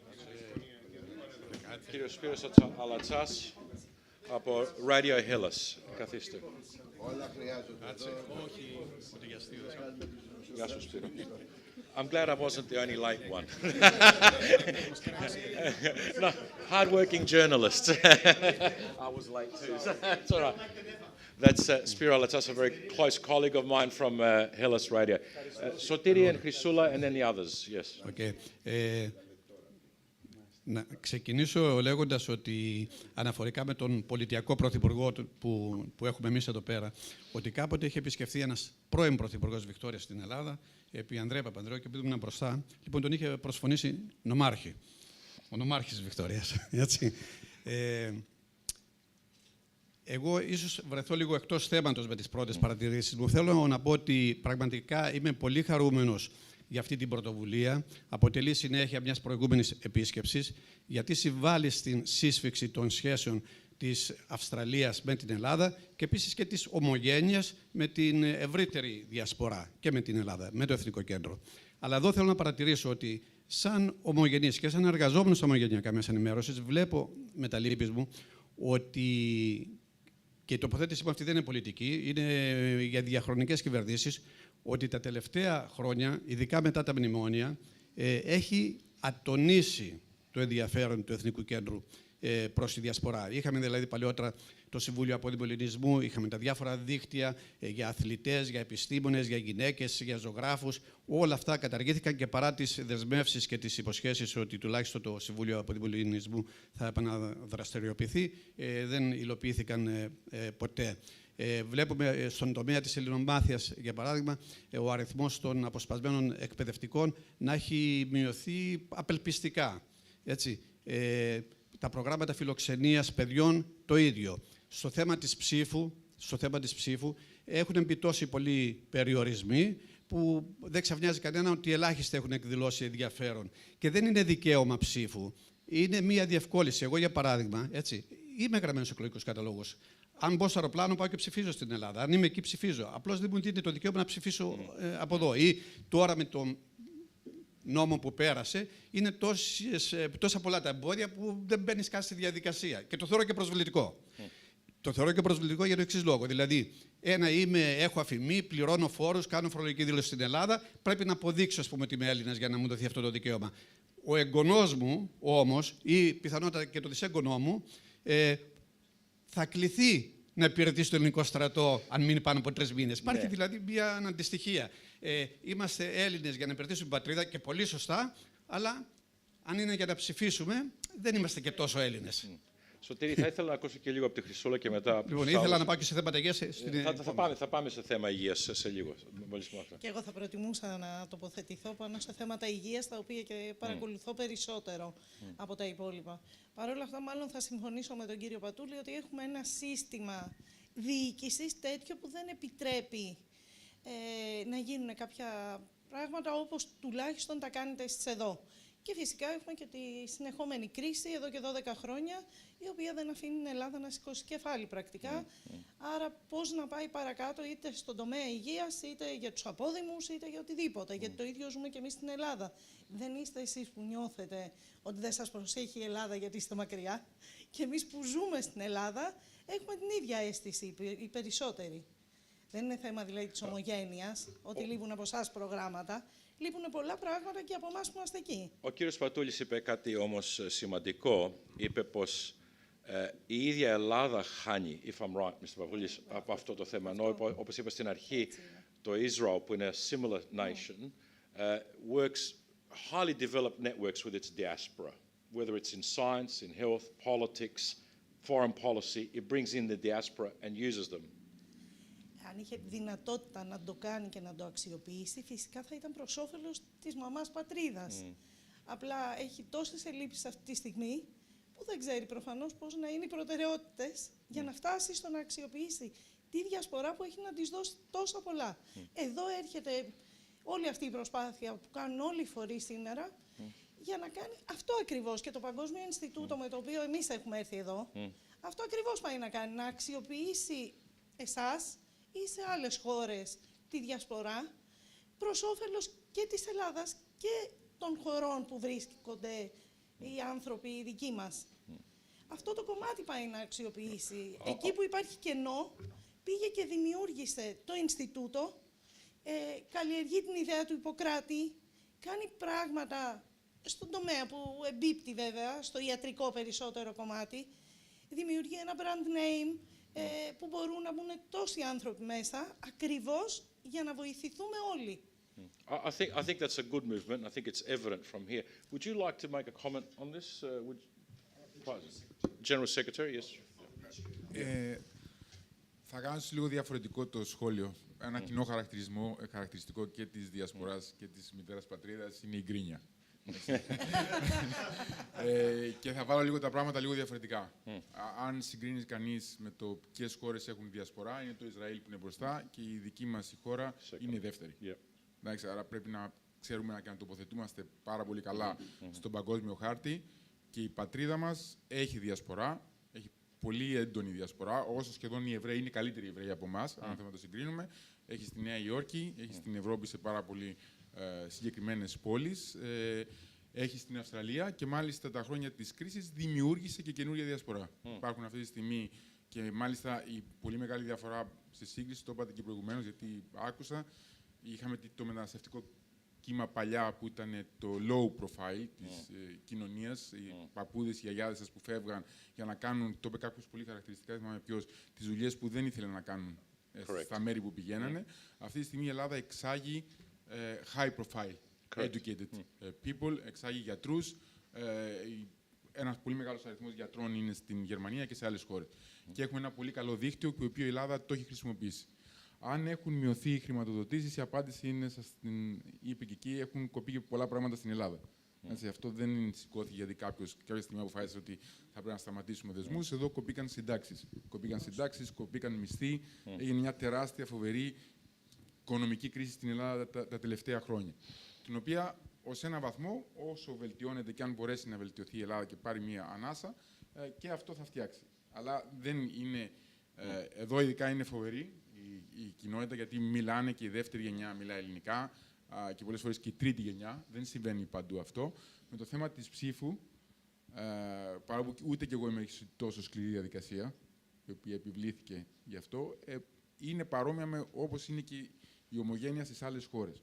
Δηλαδή και εσείς που λέτε ότι αν έχετε φορολογικό μητρό, κάποιος με κάποιο τρόπο θα πρέπει να δείξεις τι είναι, γιατί αυτό στο τέλος της ημέρας μπορεί να αλλοιώσει αποτέλεσμα εκλογών, έτσι. Δηλαδή μην βλέπετε κανείς μόνο από τη μία μεριά. Φανταστείτε μια πολύ μεγάλη, εύκολη μετακίνηση πληθυσμού, σε λίγο θα έχουμε ηλεκτρονικές ψηφοφορίες, θα μπορούν να αλλοιώσουν αποτελέσματα πληθυσμού. Και πληθυσμού ο οποίος έχει τα χαρακτηριστικά, αλλά πρέπει να έχει κάποια άλλα χαρακτηριστικά για να μπορεί. Είπατε, έχετε αφημία, αυτό ψηφίζετε. Δεν ξέρω αν μπορούμε να κάνουμε διάλογο. Εγώ αυτό ακριβώς εννοούσα, ότι διευκόλυνση, όχι δικαίωμα. Σωτήρη, πάρε το μικρόφωνο. Εγώ μίλησα για διευκόλυνση για αυτούς που έχουν το δικαίωμα, που έχουν το δικαίωμα. Δεν μιλάμε για τα παιδιά της δεύτερης και τρίτης γενιάς που δεν είναι έτσι. Αλλά όσοι έχουν αμφιμή, κάνουν φορολογική δήλωση, είναι γραμμένοι στους εκλογικούς καταλόγους, να μπορούν τουλάχιστον να ψηφίζουν. Να μπορούν. Αν έχετε, όπως θα περιγράφετε εσείς, με βάση το νόμο που υπάρχει, μπορείτε να. Η διαδικασία είναι τόσο δύσκολη. Που Ναι, πρέπει να. Εγώ σας είπα ότι θα μπορούσε να ήταν και πιο χαλαρή. Αν θέλετε από τα πόσα χρόνια πρέπει να έχει συνεχόμενα αφημί, ξέρω. Γιατί και εδώ ζουν 150 μειονότητες και αυτές έχουν το δικαίωμα να ψηφίσουν. Δεν θα την υποστηρίξω γιατί ήμουν υπέρ της πιο χαλαρής διαδικασίας. Η οποία, ξέρετε, επιβλήθηκε από συγκεκριμένη. So the General Secretary will go back now and sort this out for us. Okay. Ross, would you like to make a statement to this effect? We're talking about the relationship between generally diaspora and Greece. Άκουσα έτσι λίγο και συγγνώμη που άργησα. Πρώτον να σας καλωσορίσω στην όμορφη πόλη μας. Θα ήθελα εγώ έτσι να προτείνω κάτι, διότι αυτό το θέμα μιλάμε για μέσα μαζικής και την επαφή με την Ελλάδα μας, που μπορεί να βελτιωθεί τόσο πολύ, που θα βοηθήσει και την Ελλάδα πάρα πολύ. Έχουμε προξενία, έχουμε γραφείο τύπου στο Σίδνεϊ, που θα μας στέλνει εδώ και εκεί έτσι ένα μικρό press release εδώ και εκεί και κάναμε τη δουλειά μας. Τα προξενία δεν είναι δικά μας, δεν είναι της Ελλάδας. Δεν μπορεί να έχει ένα τμήμα εκεί που με τα μέσα μαζικής να έχουμε αυτή την στενή επαφή με την Ελλάδα που πρέπει να έχουν σε όλο τον κόσμο. Ένα εύκολο πράγμα θα έλεγα. Διότι όπως είπε και ο Σωτήρης, όπως όλοι στα μέσα μαζικής λέμε, ήρθαν όλοι οι πολιτικοί εδώ, με μεγάλη μας χαρά τους δεχόμαστε, τους βλέπουν τα ωραία πράγματα που κάνει η παροικία μας, γιατί δεν είναι μόνο η κοινότητα εδώ που βλέπετε, Μιλάμε για εκατοντάδες κοινότητες. Έχουμε πάνω από 44 εκκλησίες με τις ενορίες τους κτλ. Είναι μια τεράστια ελληνική παροικία εδώ που βρισκόμαστε. Λοιπόν, δεν ξέρω γιατί δεν μπορούμε να τα κάνουμε simplify λίγο τα πράγματα και να έχουμε απευθείας επαφή σε αυτό το τομέα που είμαστε σήμερα και σε άλλα, όπως είπαμε, education, σε όλα αυτά, να μπορούμε να επικοινωνούμε, να ενημερώμαστε, να ενημερώνουμε και εμείς την Ελλάδα μας. Αυτό το πράγμα το συζητάμε πόσα χρόνια τώρα, Σωτήρη, θα έλεγα, 25. Και ακόμα δεν γίνεται τίποτα. Να πούμε την αλήθεια, έρχονται οι πολιτικοί, εντάξει, τη δουλειά τους κάνουν οι άνθρωποι, ακούνε, συμφωνούν μαζί μας, αλλά εκεί σταματάει το θέμα. Καταλάβατε. Και κάπου κάποιος καλό θα ήταν να πάρει μια πρωτοβουλία και να ανοίξει τους δρόμους, όχι μόνο στη Μελβούρνη, αλλά σε όλα τα άλλα τα κράτη του κόσμου. That's another job for the secretary right now. But it's another job for you. The secretary will take that. Τώρα θα φύγω, εντάξει. I think to be fair, and I'll say this in English, to be fair, I had a very positive relationship with the media people from the Canberra embassy recently, and they facilitated interviews with the Minister for Culture and the Secretary for Diaspora abroad. And it was quite simple. And I've noticed something in Greece, and I want you all to comment on this, particularly the Secretary and Mr. Patakis. Greece has done a tremendous job in digitising in the last 2-3 years. It's an extraordinary, I've seen it myself. It's a very rapid digitisation. I would say a leapfrogging, you know, like, why hasn't that transferred over to the embassies and the consulates in Australia? For, I don't know about America, but here, do you think? Secretary? Έχουμε το γενικό πρόξενο. I think as a government representative. Οι γιατροί είναι οι πιο συντηρητικοί, αλλά υπάρχει πιο συντηρητικοί από αυτούς που είναι οι διπλωμάτες. So you're shifting the blame to the embassy. That's fine, that's great. Όπως είπατε, το είπα και εγώ στην δικιά μου ομιλία. Υπάρχει μια τρομερή αλλαγή στην Ελλάδα, ειδικά στον τομέα της ψηφιοποίησης, digitalization. Και αυτό είναι κάτι το οποίο το βλέπουν οι πολίτες. Έχει μια φοβερή ταχύτητα, η οποία αυτή η ταχύτητα θεωρώ δεδομένο ότι θα έρθει και στο προξενία, θα έρθει και στις διπλωματικές αρχές. Δηλαδή δεν αλλάζει η Ελλάδα και σε αυτό το τομέα και στον τομέα. Δηλαδή έχουμε μια πολύ καλή ανάπτυξη, έχουμε βελτιώσει πάρα πολλοί δείκτες και αυτό επειδή, το είπα και προηγουμένως στον Πρίτανη, επειδή φέρνει και ψήφους και η πολιτική είναι very keen to work on that and to fund that, να το χρηματοδοτήσουμε. But it's impacted on your health system too, hasn't it? It's been a positive impact. I've seen it in terms of general practice and other areas. And COVID βοήθησε πάρα πολύ τα πράγματα σε αυτό το τομέα. Anyone else want to comment on this specifically? Please, Chrysula, yes. Συγκεκριμένα σε αυτό όχι, επειδή έχω παρατηρήσει ότι όλα τα ελληνικά μέσα έχουν συντάκτες που ασχολούνται με την ομογένεια. Γιατί δεν κάνετε μεταξύ σας συμφωνίες, τα μέσα ενημέρωσης, ώστε να έχει και η Ελλάδα πληροφόρηση από εσάς περισσότερη και από την ανάποδη πλευρά. Ίσως να ήταν από εκεί μέχρι να ανοίξει ο διάβλος επικοινωνίας μέσω προξενείων. Να δοκιμάσετε να μαθαίνουμε τα νέα σας με άλλο τρόπο. Γιατί σχεδόν όλα τα μέσα έχουν. Επειδή ξέρω, δηλαδή έχω φίλους συντάκτες που είναι συντάκτες από δήμου ελληνισμού. Και αυτοί ψάχνουν θέματα. Και εσείς θέλετε να προωθήσετε, αντί να ψάχνετε κεντρικά από τις κυβερνήσεις, την πολιτεία, το προξενείο. Αν συνάψετε τα μέσα μεταξύ σας, πολύ πιθανό να θέλουν τέτοια θέματα.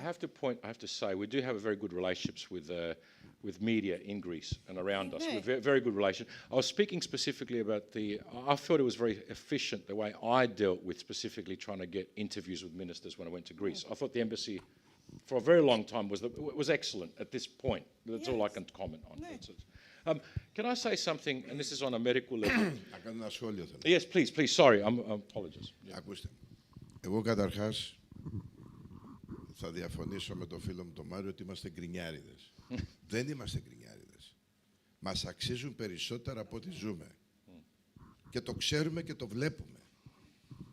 Δηλαδή δεν μπορεί να έγινε η χώρα που παντού απλώθηκαν οι αξίες και μέσα από αυτές τις αξίες γίνανε οι άλλες χώρες και να είμαστε ουραγοί όλων αυτών των αξιών. Και επειδή πράγματι δεν είμαι από εκείνους που λέω από κάτω προς τα πάνω φτιάχνονται οι καλύτερες συνθήκες. Φτιάχνονται από πάνω προς τα κάτω, γιατί το άλλο είναι επανάσταση.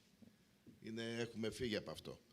Άρα χρειάζεται οι κεντρικές κυβερνήσεις, και εγώ επειδή είμαι αυτοδιοικητικός μιλάω και λίγο πιο ελεύθερο από τον Μάριο που διάφορες περιπτώσει έχει μπει στην πολιτική ως γραμματέας και την κάνει πολύ καλά τη δουλειά του.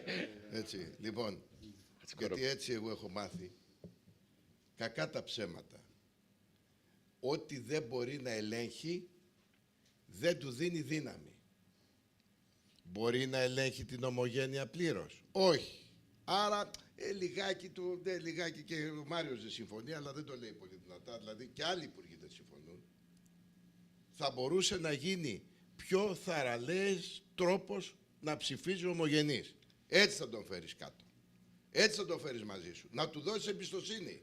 Του δίνεις εμπιστοσύνη, θα πάρεις εμπιστοσύνη. I'm going to have to give the General Secretary a right to respond to this.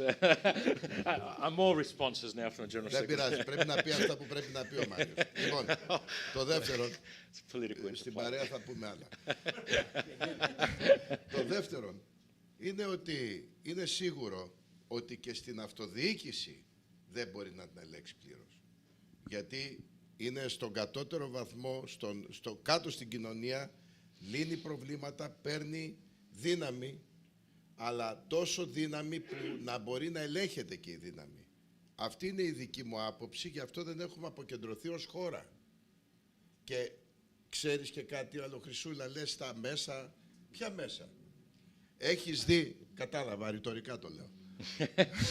Λέω λοιπόν, ποια μέσα? Τα μέσα, αν παρακολουθήσεις τη χώρα μας, ασχολούνται με τα μεγάλα, με κεντρικά ζητήματα ή με κουτσομπολιό. Ασχολούνται με τοπική αυτοδιοίκηση, ασχολούνται με έργα σημαντικά που κάνει η αυτοδιοίκηση. Θα ασχοληθούν με την κοινότητα της Μελβούρνης? Δεν υπάρχει χώρος. Υπάρχουν κάποια μέσα τα οποία βρίσκονται προσαρτισμένα ή στην αντιπολίτευση ή στη κυβέρνηση και συζητάνε για τα θεάριστα έργα ή για τα κακά έργα. I'll have to give the secretary. Μπορώ να συμπληρώσω? Yes. Hold on. I'll give it to my editor because he's my boss, and I'll give it to the secretary after Λοιπόν, that. σχετικά με τα μέσα, να πω το εξής. Είναι σαν συνέχεια της τοποθέτησης που έκανα στην αρχή. Το Αθηναϊκό Πρακτορείο, και χαίρομαι που εδώ έχει στείλει σήμερα απεσταλμένη, είχε ανταποκριθεί, ήμουν εγώ, για 30 χρόνια στην Αυστραλία. Το 2015, στην προσπάθεια να ελέγξουν κάποιους ανταποκριτές σε άλλες χώρες, έτσι, κατήργησαν τις θέσεις των ανταποκριτών και είχε και ομογενειακό δελτίο. Μέσα από αυτό το ομογενειακό δελτίο που καθημερινά το τροφοδοτούσαμε, γινόταν γνωστή η δράση της ομογένειας σε όλους. Είτε ήταν οι επιστήμονες, είτε ήταν αθλητές, η κοινότητα και μέσω του πρακτορείου, σε όλα τα ελλαδικά μέσα ενημέρωση και έπαιρναν και δημοσιότητα. Κάθε μέρα. Κάποιοι συνάδελφοι μπορούν να το θυμώνται. Λοιπόν, αυτό καταργήθηκε δήθεν για λόγους οικονομίας, στην πραγματικότητα ήταν για λόγους ελέγχου. Δεν μπορούσε να ελέγξει όλους τους ανταποκριτές η τότε κυβέρνηση, οπότε αποφάσισε να τους σταματήσει για να μην παραξηγηθεί. Secretary, please respond to these. You've got a raft of issues now to respond to, and then I'll give it to Ross.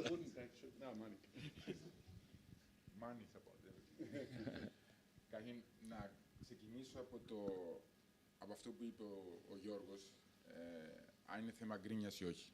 Και ξαναβγαίνω όταν πάει κανείς στην πολύ μεγάλη εικόνα για την Ελλάδα. Η Ελλάδα έχει καταφέρει φοβερά πράγματα, πέρα από τις όποιες παλιδονδίες υπήρξανε, η κρίση ή οτιδήποτε άλλο. Αν το δει κανείς ιστορικά και αν το συγκρίνει με τις χώρες τις οποίες βρίσκονται στην γειτονιά της, με τα Βαλκάνια, η σύγκριση είναι τεράστια, και αν το συγκρίνει ακόμη και με άλλες ευρωπαϊκές χώρες, η σύγκριση πάλι είναι υπέρ της Ελλάδος. Άρα και όταν λέω γκρίνια είναι γιατί θα πρέπει να κοιταχτούμε και ιστορικά από τι έχει περάσει η Ελλάδα, και αυτό δικαιολογεί να μην υπάρχει γκρίνια. Όπου και να βρίσκεται και οι αξίες, και αν μας αξίζει κάτι καλύτερο, σίγουρα αξίζει κάτι καλύτερο. Και είναι σίγουρα ότι εγώ θα μιλήσω πολύ πιο περιορισμένα από ό,τι μιλάει ο Γιώργος, γιατί αν το θέσουμε σε κυβέρνηση και αυτοδιοίκηση, κάποιος που κάνει, κάποιος θα πρέπει, όταν είσαι και θα πρέπει να εκτελέσεις κάτι, θα πρέπει να μπορεί να το εκτελέσεις. Δηλαδή, φτάνει σε αυτό το σημείο. Και η Ελλάδα, ειδικά τα τελευταία 3 χρόνια, έχει αποδείξει ότι μπορεί να παίξει το ρόλο που της αξίζει. Έχει αποδείξει ότι μπορεί να είναι... Ποιος περίμενε, να το πω λίγο διαφορετικά τώρα για να μιλάμε στη γλώσσα που πρέπει να μιλήσετε. Ποιος περίμενε ότι η Ελλάδα θα τα κατάφερνε στον COVID. Πολύ απλά. Εδώ κατέρευσαν χώρες και χώρες. Κατέρευσε η Ιταλία, που είναι η 6η οικονομία στον κόσμο. Κατέρευσαν τα νοσοκομεία της. Δεν κατέρευσαν τα νοσοκομεία στην Ελλάδα. Όλοι παίζαν στοίχημα σε αυτό, έτσι. Ας μιλήσουμε λίγο σε αυτό. Όλοι παίζαν στοίχημα ότι θα καταρρεύσει το εθνικό σύστημα υγείας με τον COVID, γιατί έτσι έγινε σε άλλες χώρες. Και όμως αυτή τη στιγμή, με όλους τους δείχτες, και μπορώ να μιλήσω πολύ συγκεκριμένα και πάρα πολύ τεχνοκρατικά, η Ελλάδα βρίσκεται πολύ καλύτερα από τις άλλες ευρωπαϊκές χώρες. Στα υπόλοιπα που είπε ο Γιώργος, θα συμφωνήσω. Ναι, είναι θέμα ελέγχου, είναι ποιος ελέγχει πολλές φορές. Πέρα από τους άλλους παράγοντες που είπα προηγουμένως, παίζεται αυτό το παιχνίδι. Όπως και το ψύχο, το είπα προηγουμένως. Απλώς δεν μπορούσαμε να συνεχίσουμε να είμαστε, γιατί σας λέω, είμαι στη δική σας γραμμή. Και εγώ θα ήθελα να ψηφίζει η ομογένεια. Και είναι το θέμα ποιος θεωρεί ότι έχει, ποιος δεν έχει. Που εγώ θεωρώ ότι είναι και λάθος αυτό. Έτσι, γιατί κανείς δεν έχει μετρήσει την ομογένεια, αν είναι Νέα Δημοκρατία, αν είναι ΣΥΡΙΖΑ. Δεν το έχει μετρήσει κανείς αυτό. Και είναι αυτό που είπε ο Γιώργος. Είναι θέμα ελέγχου. Δηλαδή, αν κάποιος είναι. Ανάλογα θέλει να ελέγξει το παιχνίδι. Αυτό παίζεται παντού όμως το παιχνίδι. Και στην Αυστραλία παίζεται στο παιχνίδι. Που είναι πολύ πιο εξελιγμένη χώρα, ας πούμε, και ίσως και περισσότερα χρόνια δημοκρατίας. Είναι έτσι παίζεται και το παιχνίδι και εδώ. I think there's an issue there from SBS. Go. There's a lot of issues on SBS, but we won't raise them now. Είμαστε όλοι φίλοι εδώ και προσπαθούμε για το καλύτερο. Η αρχική μου τοποθέτηση έχει να κάνει περισσότερο με το θέμα της υγείας και τη συνεργασία των δύο χωρών. Τώρα, αυτό που είπατε, κύριε, γενικά για τα νοσοκομεία που δεν κατέρευσαν στη διάρκεια της πανδημίας, ένα παράδειγμα μόνο, η οικογένειά μου ζει σε μια επαρχιακή πόλη, στα Τρίκαλα, και οι γιατροί και φίλοι που έχουμε εκεί μου είπαν πέρυσι ότι πάνω δεν κατέρευσε το νοσοκομείο μας γιατί απλώς δεν γινόταν admissions. Επομένως, δηλαδή, τους έδιωχναν όλους όσοι ήταν άρρωστοι είτε βαριά και τους άφηναν να τελειώνουν στο σπίτι. Αυτό το λέω ένα παράδειγμα σε μια επαρχιακή πόλη. Και έζησα 3 μήνες πέρυσι, για προσωπικούς λόγους έπρεπε να βρεθώ, προσωπικούς οικογενειακούς λόγους στην Ελλάδα, και έζησα και στο χωριό μου και στην πόλη των Τρικάλων. Είναι δύσκολα τα πράγματα, όπως και να έχουν. Ένα άλλο θέμα που έχει να κάνει με την υγεία είναι ότι μιλάμε για την Ελλάδα και ότι λόγω των μνημονίων και τα λοιπά, ναι, δεν υπάρχουν χρήματα και τα λοιπά. Τι γίνεται όμως για εκείνη την περίοδο, από τα μέσα της δεκαετίας του 90 μέχρι και τα τέλη της δεκαετίας της προηγούμενης, όταν η Ελλάδα ήταν σαν τουζένια της, όταν καταφέραμε να πάρουμε Ολυμπιακούς αγώνες κτλ. Γιατί δεν είχε τότε δημιουργηθεί η βάση για να μην κάνουμε όλο αυτό σήμερα, να είμαστε ένα ακόμα πιο επίπεδο παραπάνω μετά από 10 χρόνια. Τότε που υπήρχε Συμβούλιο Απόδημου Ελληνισμού κτλ. Τι, έγιναν κάτι τότε? Δεν ήμουν εδώ, δεν ξέρω, γι' αυτό ρωτάω. Γιατί δεν έγιναν? Λεφτά υπήρχαν τότε. Γιατί δεν ήρθαν εδώ τα λεφτά? Γιατί δεν υπήρξαν περισσότερες πρωτοβουλίες έτσι ώστε να είχαν τουλάχιστον τοποθετηθεί οι βάσεις και σήμερα να μιλάμε για πρωτοβουλίες βασισμένες σε αυτές τις βάσεις. Για τα μέσα ενημέρωσης, σχεδόν όλα τα μέσα ενημέρωσης της Αυστραλίας τα ελληνόφωνα παράγουν πολύ καλές ιστορίες. Και τα ραδιόφωνα και οι εφημερίδες. Το ζήτημα είναι τι επιλέγουν οι συνάδελφοι από την Ελλάδα να προβάλλουν. Γιατί ναι, είναι πολύ καλό το μεγαλύτερο ελληνικό φεστιβάλ της Μελβούρνης, οι Αντίποδες. Ναι, το ελληνικό φεστιβάλ του Σίδνεϊ, απίστευτο. Τα τσολαδάκια, οι σημαίες ελληνικές, αλλά ασχολούνται με την ελληνομάθεια. Ασχολούνται με τα ελληνικά τα σχολεία. Με το πρόβλημα που υπάρχει όντως. Φέτος είναι κάτω από 200 άτομα που θα δώσουν VC, δηλαδή πανβικτοριανές εξετάσεις στο μάθημα των ελληνικών. Ασχολήθηκε δηλαδή, ναι, να λέμε τα καλά, αλλά να υπάρχει και ένας προβληματισμός, γιατί όταν τα διαβάζουν και στην Ελλάδα, να προβληματίζουν και οι πολιτικοί, ωραία. Για να δούμε λίγο την ελληνομάθεια, για να δούμε λίγο με τους δασκάλους που χρειαζόμαστε περισσότερους και τώρα έχουμε 4 ή 5. Αυτά. Ευχαριστώ. Thank you, Pano. Look, I was going to shift it somewhere else. One μια moment. κουβέντα. Ναι, μία. Όχι. Θα πω στο τέλος, εντάξει. Look, I was going to shift it somewhere else. Δούλευα σε ένα πρόγραμμα με ο Νάση και Νιάρχο πριν μερικά χρόνια. Και υπήρχε μια μεγάλη... I'll talk in English. It was a great request to have what's the name? When you get sick and they change your body parts, what is it? Transplants. A big issue. Yep, big issue in Greece. And we told them that Australia is one of the leading countries in transplants. Their immediate response was laughing, forget about it, and they went straight to America and straight to Spain.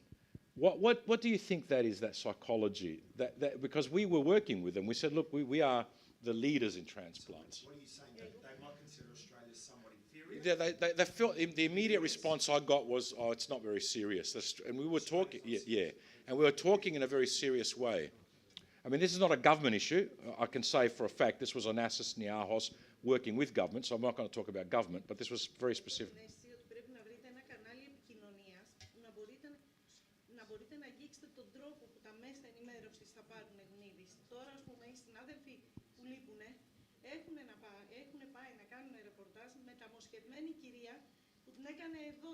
Okay.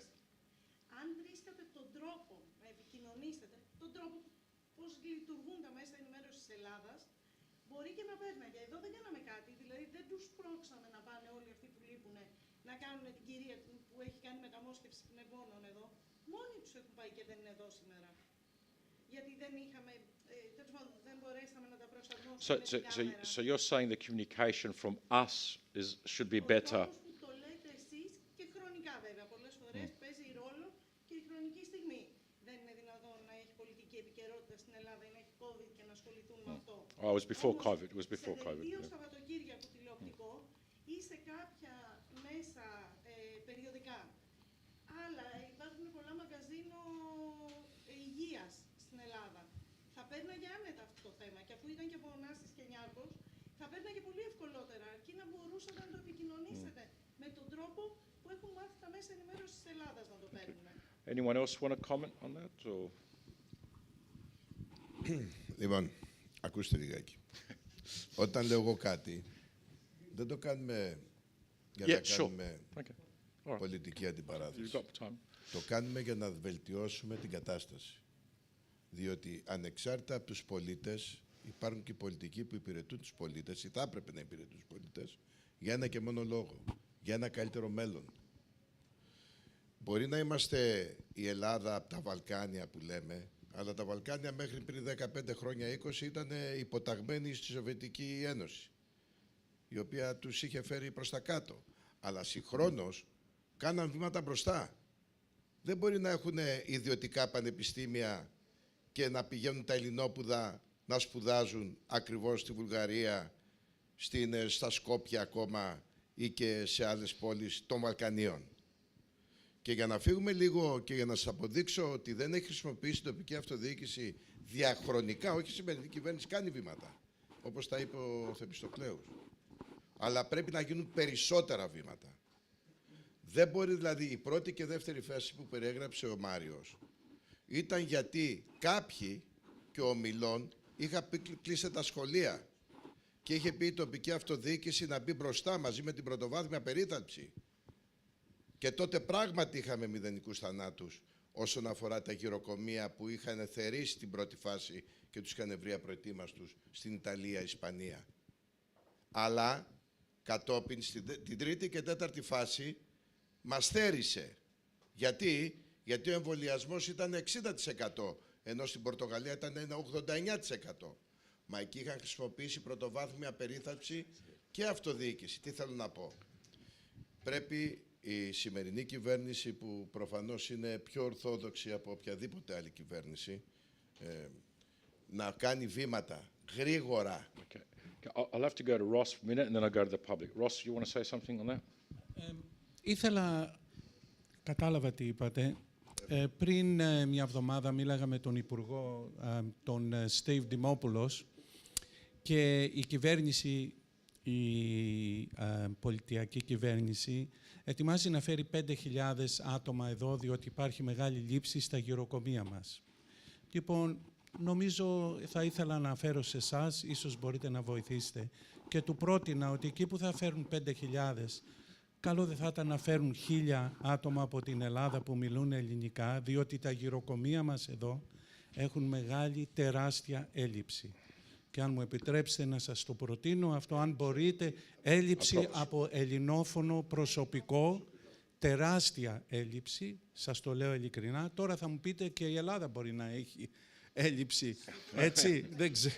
Αλλά εάν μπορούσε μέσα σε αυτή τη συζήτηση και υπήρχε η ευκαιρία να μιλήσουμε για αυτό το θέμα και να μπορούμε να φέρουμε άτομα εδώ που μπορούν να εκπαιδευτούν απάνω σε αυτό το τομέα κιόλας, και ασφαλώς μπορεί να είναι για ένα χρονικό διάστημα, μπορεί να είναι για 12 μήνες ή οτιδήποτε, αυτό θα βοηθήσει και εμάς εδώ, και εκεί είναι που λέμε για την επαφή, να έχουμε πιο στενή επαφή με την Ελλάδα σε πολλά θέματα, που ίσως μπορούμε να βοηθηθούμε, να βοηθήσουμε και κόσμο εκεί που ψάχνει να βρει δουλειά στην Ελλάδα, και εδώ έχουμε έλλειψη. Λοιπόν, αν μπορώ να σας το προτείνω αυτό, να γίνει μια συζήτηση, έτσι, γύρω στο τομέα αυτό που είμαστε εδώ σήμερα. Look, I'll throw back to the audience, because I know some people want to ask a question. Is there a microphone there that we can pass on? Here we go. Yeah, thank you. Καλώς ορίσατε όλοι. Εγώ θα ήθελα να προσθέσω στο σχόλιο του κυρίου Χατζημανόλη ότι ξέχασε να αποδείξει. Γιώργος Καλιάνης. Thank you, Γιώργο. Να προσθέσω στο σχόλιο του κυρίου Χατζημανόλη ότι το πιο δύσκολο απ' όλα είναι να αποδείξει ότι τα τελευταία 35 χρόνια έμενε στην Ελλάδα για 2 χρόνια για να μπορείς να ψηφίσεις. Άσε που και αυτό να υπάρχει στη διάθεσή σου είναι ένα τεράστιο βουνό μέχρι να γίνεις registered για να μπορείς να ψηφίσεις. So your position is that it's still very difficult regardless of your living in Greece. Όλοι το αναγνωρίζουν αυτό. Okay. So, και το άλλο που θέλω να πω, το συνέδριο αυτό δεν έχει να κάνει τίποτα με τα προβλήματα που αντιμετωπίζουν. Είναι καθαρά επιστημονικό και ιατρικό. Αλλά επειδή παρέκλεισε λίγο η συζήτηση, θα θέλω να πω ότι προβλήματα έχουμε και με το προξενείο που δεν έχει προσωπικό. Να εξυπηρετήσει τους ανθρώπους που περιμένουν 1-2 χρόνια για να κάνει ένα πληρεξούσιο. Πολύ... με συγχωρείτε. 2 μήνες. Τώρα τελευταία έγινε αυτό. I think we'll take that as a statement, George. Αυτό είναι θετικό που λέτε, μόνο 2 μήνες. Και το επικροτώ και σας συγχαίρω γι' αυτό. Έχουν περάσει από την Αυστραλία πιο αρμόδιοι υφυπουργοί εξωτερικών, διάφοροι υπουργοί, και έχουν υποσχεθεί πολλά, έχουν ακούσει τα προβλήματα και δεν έχουν κάνει τίποτε. Τώρα, οι κύριοι που έχουν έρθει από την Ελλάδα, που αποκλειστικά είναι για ιατρικό συνέδριο, δεν νομίζω ότι μπορούν να μας βοηθήσουν πολύ. No, I didn't suggest that. I just talked about Το μόνο που μπορούν να μας βοηθήσουν να γίνουν πρεσβευτές όταν τους δίνεται η ευκαιρία να μιλήσουν για την ομογένεια, για την αξία της ομογένειας, για το τι μπορεί να προσφέρει η ομογένεια στη μητέρα Ελλάδα, και αν υπάρξουν ότα τα οποία θα τους ενδιαφέρει, θα βοηθήσουν και τον εαυτό τους και την ομογένεια. Thank you, George. I've got I'll take that as a statement, but there is one specific medical issue that I thought was fascinating to look at. Greece has got exceptional specialists and quite a diverse range of medical specialists. It is, though, quite light in general practice and basic health issues, right? There seems to be a gap between general practice and the specialists. So what happens here in Greece, θα τηλεφωνήσω κάποιον που είναι σπεσιαλίστα, θα πάει να σε δει κτλ. Αλλά να δεις ένα γιατρό, to go to a general practice is a difficult issue. Is that an accurate reflection?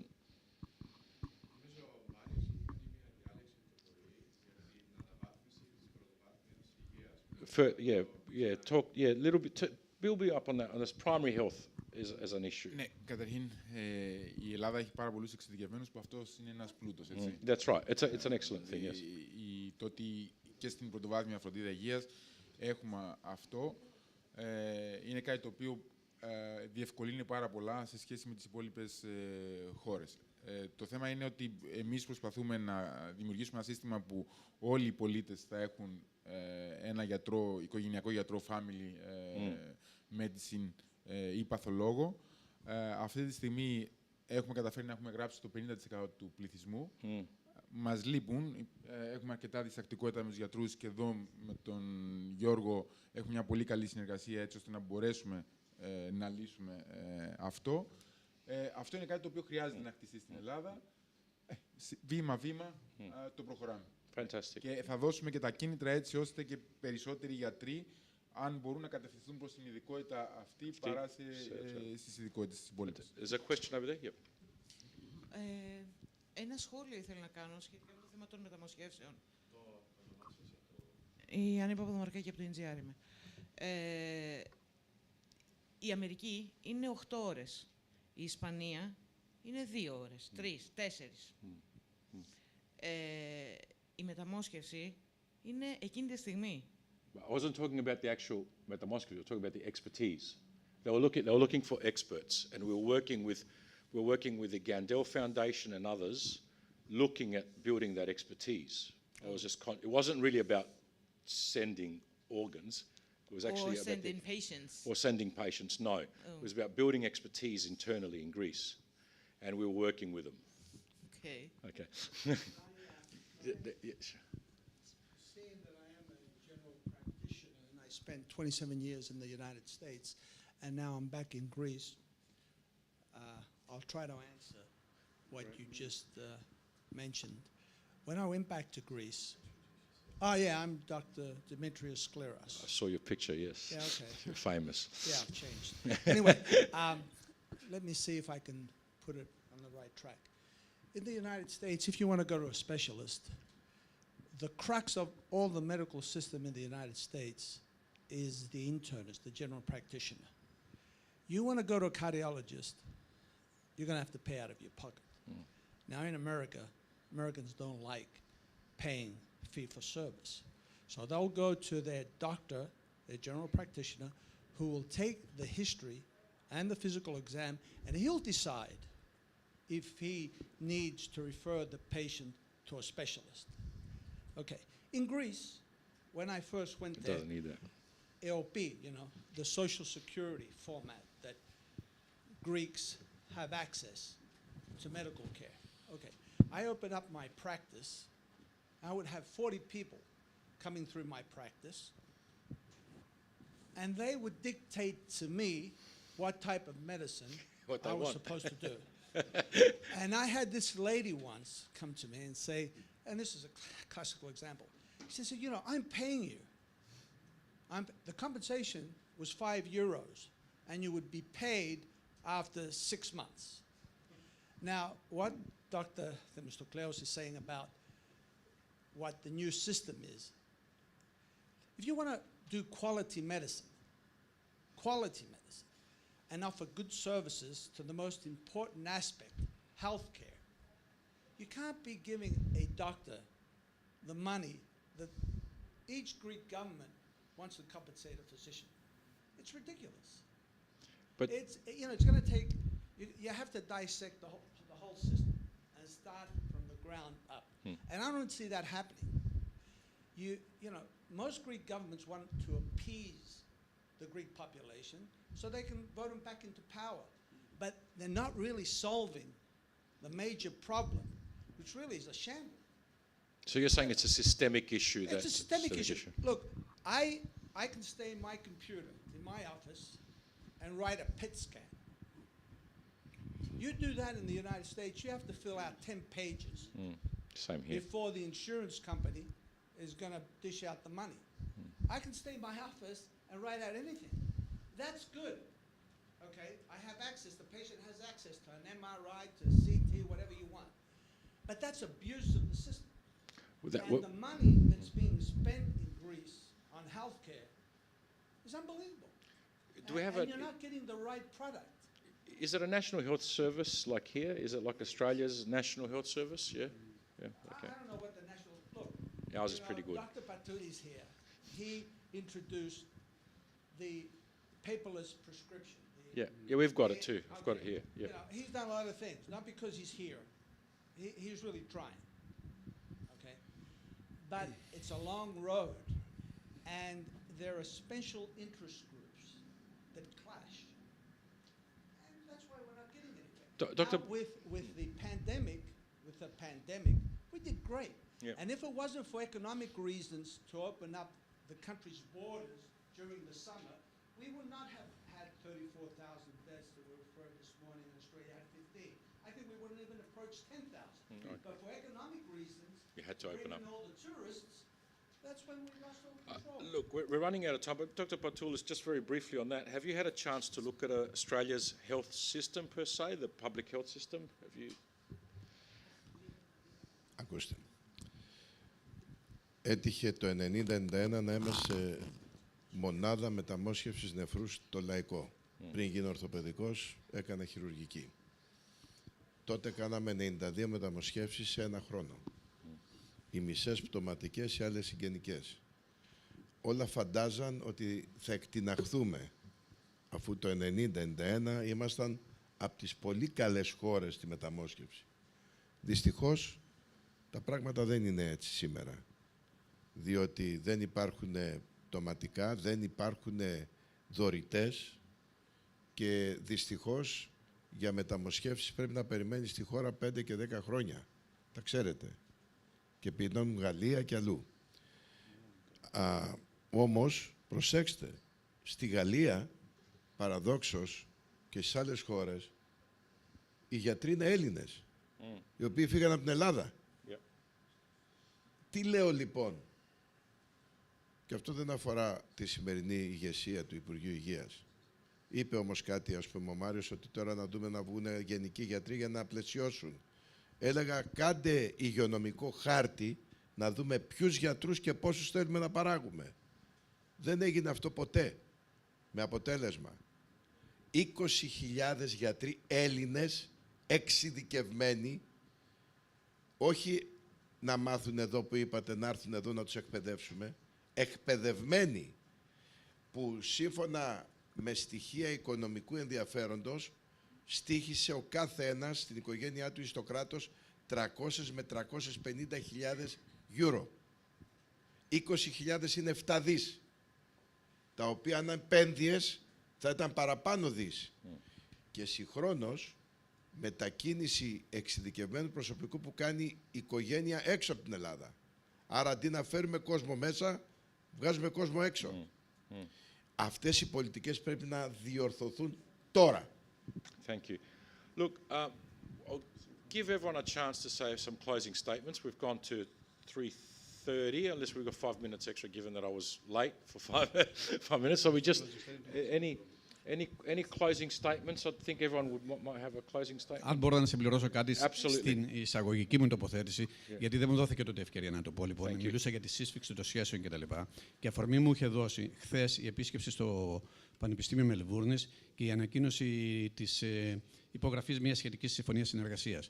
Αμέσως μόλις ανεβάσαμε την είδηση στο διαδίκτυο στην εφημερίδα, δεχτήκαμε πάρα πολλά θετικά σχόλια από νέους ομογενείς επιστήμονες, έτσι, μορφωμένους ανθρώπους, εντάξει, που λένε αυτή είναι η Ελλάδα που θέλουμε να βλέπουμε. Γι' αυτό ξεκίνησα να μιλάω για τη συνεργασία.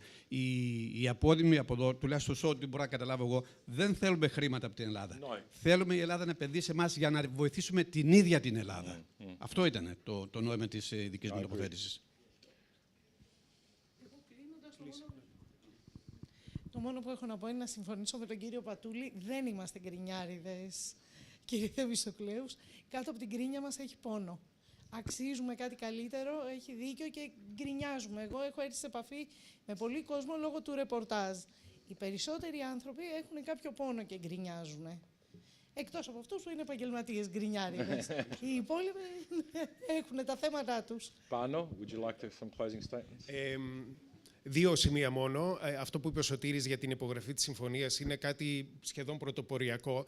Το ζήτημα είναι να δούμε λίγο τι σημαίνει αυτό. Δηλαδή, μην μείνει μόνο στο δελτίο τύπου, στα λόγια. Δηλαδή, τι θα γίνει ακριβώς. Και ένα θέμα που απασχολεί την παροικία, Φώτια, μου επιτρέπεις. Χθες είχα τηλέφωνο από μια ηλικιωμένη κυρία στο ραδιόφωνο, η οποία μου λέει: Πάνω, ο γιατρός μας ήταν Έλληνας, δεν σταμάτησε ξέρεις, την πρακτική του γιατί βγήκε στη σύνταξη. Θέλουμε να βρούμε έναν άλλο γιατρό. Μας έστελνε σε έναν αλλόφωνο, εντάξει, δεν το θέλουμε. Θέλουμε γιατρό που να μιλάει ελληνικά. Αυτό είναι περισσότερο για τους Ελληνοαυστραλούς γιατρούς μας, που υπάρχει ένα πρόβλημα. Δηλαδή, θέλουν γιατρό να μιλάει στα ελληνικά, παρά να έχουν κάποιον διερμηνέα που να τους κάνει τη μετάφραση. Να στείλουν γιατρούς από την Ελλάδα, να φύγουν και άλλοι 20.000. Closing statements, Mr. Patoulis, would you like? Ναι, μέσα εσύ και μετά. Yes, please, Secretary. Συνοηθήκαμε Consensus, yes. Απάντησα τι σημαίνει γκρίνια, έτσι, και ήμουν πολύ συγκεκριμένος, οπότε μην το γενικεύουμε. Όχι, ήμουν πάρα πολύ συγκεκριμένος τι σημαίνει γκρίνια και είπα πολλά και για να κλείσουμε με αυτό. Και το λέω, και έχουμε τις διαφωνίες μας και μπορεί κάπου να φανήκανε, αλλά αυτό είναι Ελλάδα. Και γι' αυτό θα τον αφήσω να κλείσει ο ίδιος, αλλά εδώ την πρωτοβουλία θα μπορούσε να μην την είχε πάρει. Ξεκίνησε όταν είναι πρόεδρος του Ιατρικού Συλλόγου, δεν ήταν καν περιφερειάρχης. Ήρθε, βρήκε, έχτισε. Υπάρχουν και άλλοι, δεν ξέρω αν είναι πολύ λίγοι. Υπάρχουν και κάποιοι που είναι ανάμεσά σας και αυτό είναι Ελλάδα. Οπότε μην μου προσαπτείτε γκρίνια. Ήμουν πάρα πολύ... Αφήστε με λίγο, όχι, ήμουν πολύ συγκεκριμένο. Αυτό είναι και η χαρά του ελληνισμού, αν θέλετε. Εντάξει. Ο Γιώργος ήρθε εδώ πριν το 2017. Έχει πάει και σε πολλές άλλες χώρες. Αυτό δεν το έδωσε ούτε το κράτος, ούτε το οργανώσαμε, ούτε η κυβέρνηση. Εγώ είμαι σήμερα, αύριο μπορεί να μην είμαι ή οτιδήποτε άλλο. Και αυτό είναι που μας κάνει, αν θέλετε, δεν είναι η σύγκριση, είναι αυτό που είπα στην αρχή. Ότι ακόμη και σαν ομογένεια, πέρα από τα προβλήματα, αν δεν έχουμε δασκάλους, το σημαντικότερο για μένα είναι αυτό. Δεν είναι να δώσουμε λεφτά στα μέσα, είναι γιατί δεν μπορούμε να στείλουμε δασκάλους σε κάποια σχολεία. Και εδώ είστε καλά. Στη Γερμανία έχουμε πρόβλημα με αυτό. Και έχει πάρα πολλούς Έλληνες, ειδικά γιατρούς που είναι στη Γερμανία. Αυτό και γι' αυτό όταν λέμε, βλέπουμε το ποτήρι πάντα. Κάποιος το βλέπει μισογεμάτο, μισοάδιο. Ας το δούμε λίγο μισογεμάτο. Ross, would you like to say a few words? Εγώ έτσι στα γρήγορα να πω, να σας συγχαίρω πρώτον τους οργανωτές σήμερα και να σας ευχαριστήσουμε ξανά. Και όπως είπαμε, τη συμφωνία πολύ θετική και ίσως ανοίξει και δρόμο για πολλά άλλα πράγματα. Να υπάρχει μια ανταλλαγή με παιδιά δικά μας στην ιατρική και παιδιά στην Ελλάδα, δικά μας επίσης, να μπορούν να έρθουν εδώ, την εμπειρία, να ζήσουν τη Μελβούρνη, να ζήσουν την Αυστραλία και επίσης και τα δικά μας τα παιδιά να έχουν την επαφή με την Ελλάδα μας. Και νομίζω, άκουγα τις συζητήσεις, δεν θα πω συγγνώμη, αλλά καμιά φορά είμαστε αρνητικοί για πολλά πράγματα, γιατί είμαστε τόσο μακριά και θέλουμε μια αναγνώριση από την Ελλάδα, μια επαφή με την Ελλάδα μας και μας τρώει λίγο αυτό το πράγμα, γιατί, παράδειγμα, εγώ γεννημένος εδώ είμαι, στην Αυστραλία, κι όμως η καρδιά μου χτυπάει ελληνικά και είμαι βέβαιος όλοι είμαστε το ίδιο. Γι' αυτό το λόγο και μιλάμε λίγο έτσι αυθόρμητα, αλλά σιγά σιγά με αυτές τις κινήσεις ανοίγουν δρόμοι και τα πράγματα γίνονται πιο καλύτερα. Και σας ευχαριστούμε πάρα πολύ. Να είστε καλά. Και τους οργανωτές. Να κλείσω εγώ λοιπόν. Θέλετε να κλείσετε εσείς?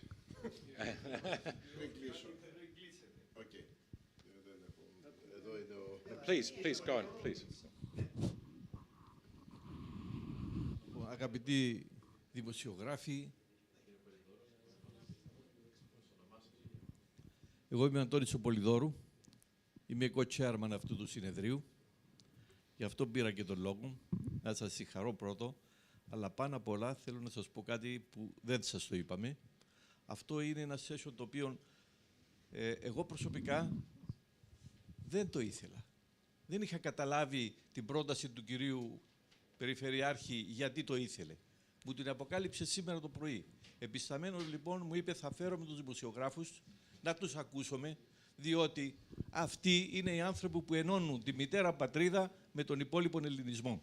Θα τους φέρετε λοιπόν, κύριε Πολυδόρου, μου λέει εκεί, ούτε στον φίλο μου τον κύριο Πυρπυρή το είπα, γιατί όταν μου είπε εσύ ήθελες αυτό το session, δεν το απάντησα. Το session αυτό το ήθελε ο κ. Παντούλης. Για να σας ακούσει, για να δει τα προβλήματα τα δικά σας εδώ, που είναι παρόμοια και με τους δημοσιογράφους στην Ελλάδα, τα ίδια είναι παντού, για να μπορέσει στο μέλλον να αποκρισταλώσει μια εικόνα που την έχει ήδη, αλλά να την ακούσει από εσάς τους ιδίους και να προχωρήσει προς όφελος όλων μας. Αυτό ήθελα να πω πριν κλείσει το session ο κ. Παντούλης. Λοιπόν, για να κλείσω, καταρχάς να πω ότι δεν ήρθε τυχαία ο Μάριος Θεμιστοκλέους και ήταν δική μου πρόταση και απεδέχθη, διότι είναι ένας νέος πολιτικός και συνάδελφος και βρισκόμαστε πολλά χρόνια και στον Ιατρικό Σύλλογο Αθηνών. Άρα τον τιμώ και με τιμά χρόνια. Το δεύτερο, ότι γι' αυτό ακριβώς, επειδή θέλαμε να υπερβούμε το κράτος ή όποιο κράτος ή όποια πολιτεία, δημιουργήσαμε το Παγκόσμιο Ιπποκράτιο Ινστιτούτο Γιατρών για να ενώσουμε την μεγάλη δύναμη των γιατρών καταρχάς. Είπαμε με τον Βασίλη, μετά θα πάμε και στους δικηγόρους. No, don't do that. Please don't do that. Do not do that. Do not do that. We don't want unified lawyers. It's a very costly idea. Άρα, ο στόχος μας να ενώσουμε αυτή τη μεγάλη δύναμη των Ελλήνων γιατρών απανταχού του κόσμου. Να δικτυωθούμε. Και το τρίτο, ήρθαμε στο πρώτο μας συνέδριο και ευχαριστώ και τον κύριο Πυρπυρή και τον Βασίλη και όλους του Διοικητικού Συμβουλίου και εσάς που εδώ κομίζετε την επικοινωνία στους πολίτες της κοινωνίας της Αυστραλίας και των Ελλήνων, ώστε κάναμε το πρώτο γιατί ήταν η πιο μακρινή χώρα της κοινότητας του ελληνισμού και θέλαμε να συμβολήσουμε ότι όσο μακριά και να είναι ο Έλληνας και η κοινότητά του, εμείς πρέπει να είμαστε ενωμένοι με τη μητέρα πατρίδα, με τις μικρές μας τρόπους, έτσι, με αυτό που μπορούμε εμείς. Άρα, η σημερινή μέρα θέλω να κλείσει ότι δεν ήρθαμε εδώ να κάνουμε τους καλοχαιρέτες. Έτσι, πες μου τι θες να στο τάξω. Ήρθαμε εδώ για να πούμε όλοι μαζί μπορούμε να ενωθούμε και να γίνουμε μια δύναμη, μια γροθιά για την Ελλάδα και για το μέλλον των νέων παιδιών που βρίσκονται και σε αυτή την αίθουσα και μπορούμε να τους δώσουμε περισσότερο. Αυτός ήταν ο λόγος που είμαστε και εδώ σήμερα, και εγώ και ο κύριος Πάντος και ο κύριος Πολυδόρου, ο κύριος Κυρός και ο Μάριος και όλοι εδώ οι οποίοι βρεθήκαμε. Και θα σας ξανάρθουμε, αλλά θα έρθετε κι εσείς και σας υπόσχομαι πλέον σαν Περιφερειάρχης. Θέλω να φτιάξουμε ένα summer school που το είπαμε και στο Πανεπιστήμιο, που κάποια παιδιά θα μπορούν να σπουδάζουν το καλοκαίρι και να τα φιλοξενούμε εμείς και κάποια άλλα να βρίσκονται στην κατασκήνωση με ασφάλεια.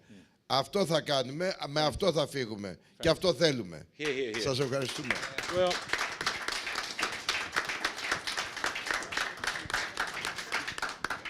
thank you everyone for participating. Some great ideas. I guess I personally think it's a great initiative and I'd like to see more of these. Thank you, Dr. Pirpiris, for bringing it together. I guess the next one would be how we in Australia's diaspora can link our brethren in Greece to the greatest connections we have in Asia, in China, Singapore, and so on, which is probably our conduit, which I think Greeks are probably very adept at linking to the East as well. Thank you very much. I appreciate it. Thank you for it.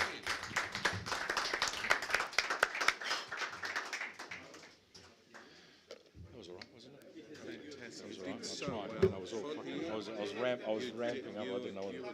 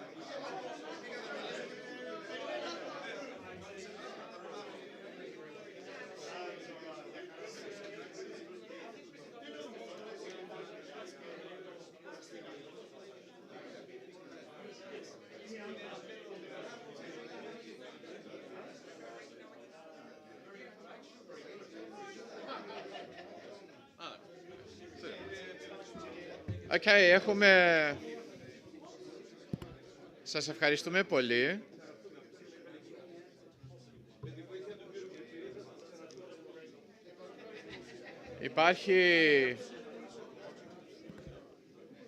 Είναι ωραίο που είχαμε τους δημοσιογράφους. Υπάρχει ένα κομμάτι ακόμη, γιατί έχουμε αρκετούς στο διαδίκτυο, που είναι το New Technologies και Innovations, και ύστερα κλείνουμε το συνέδριο. Γι' αυτό σας παρακαλώ καθίστε κάτω, αν θα Ωραία.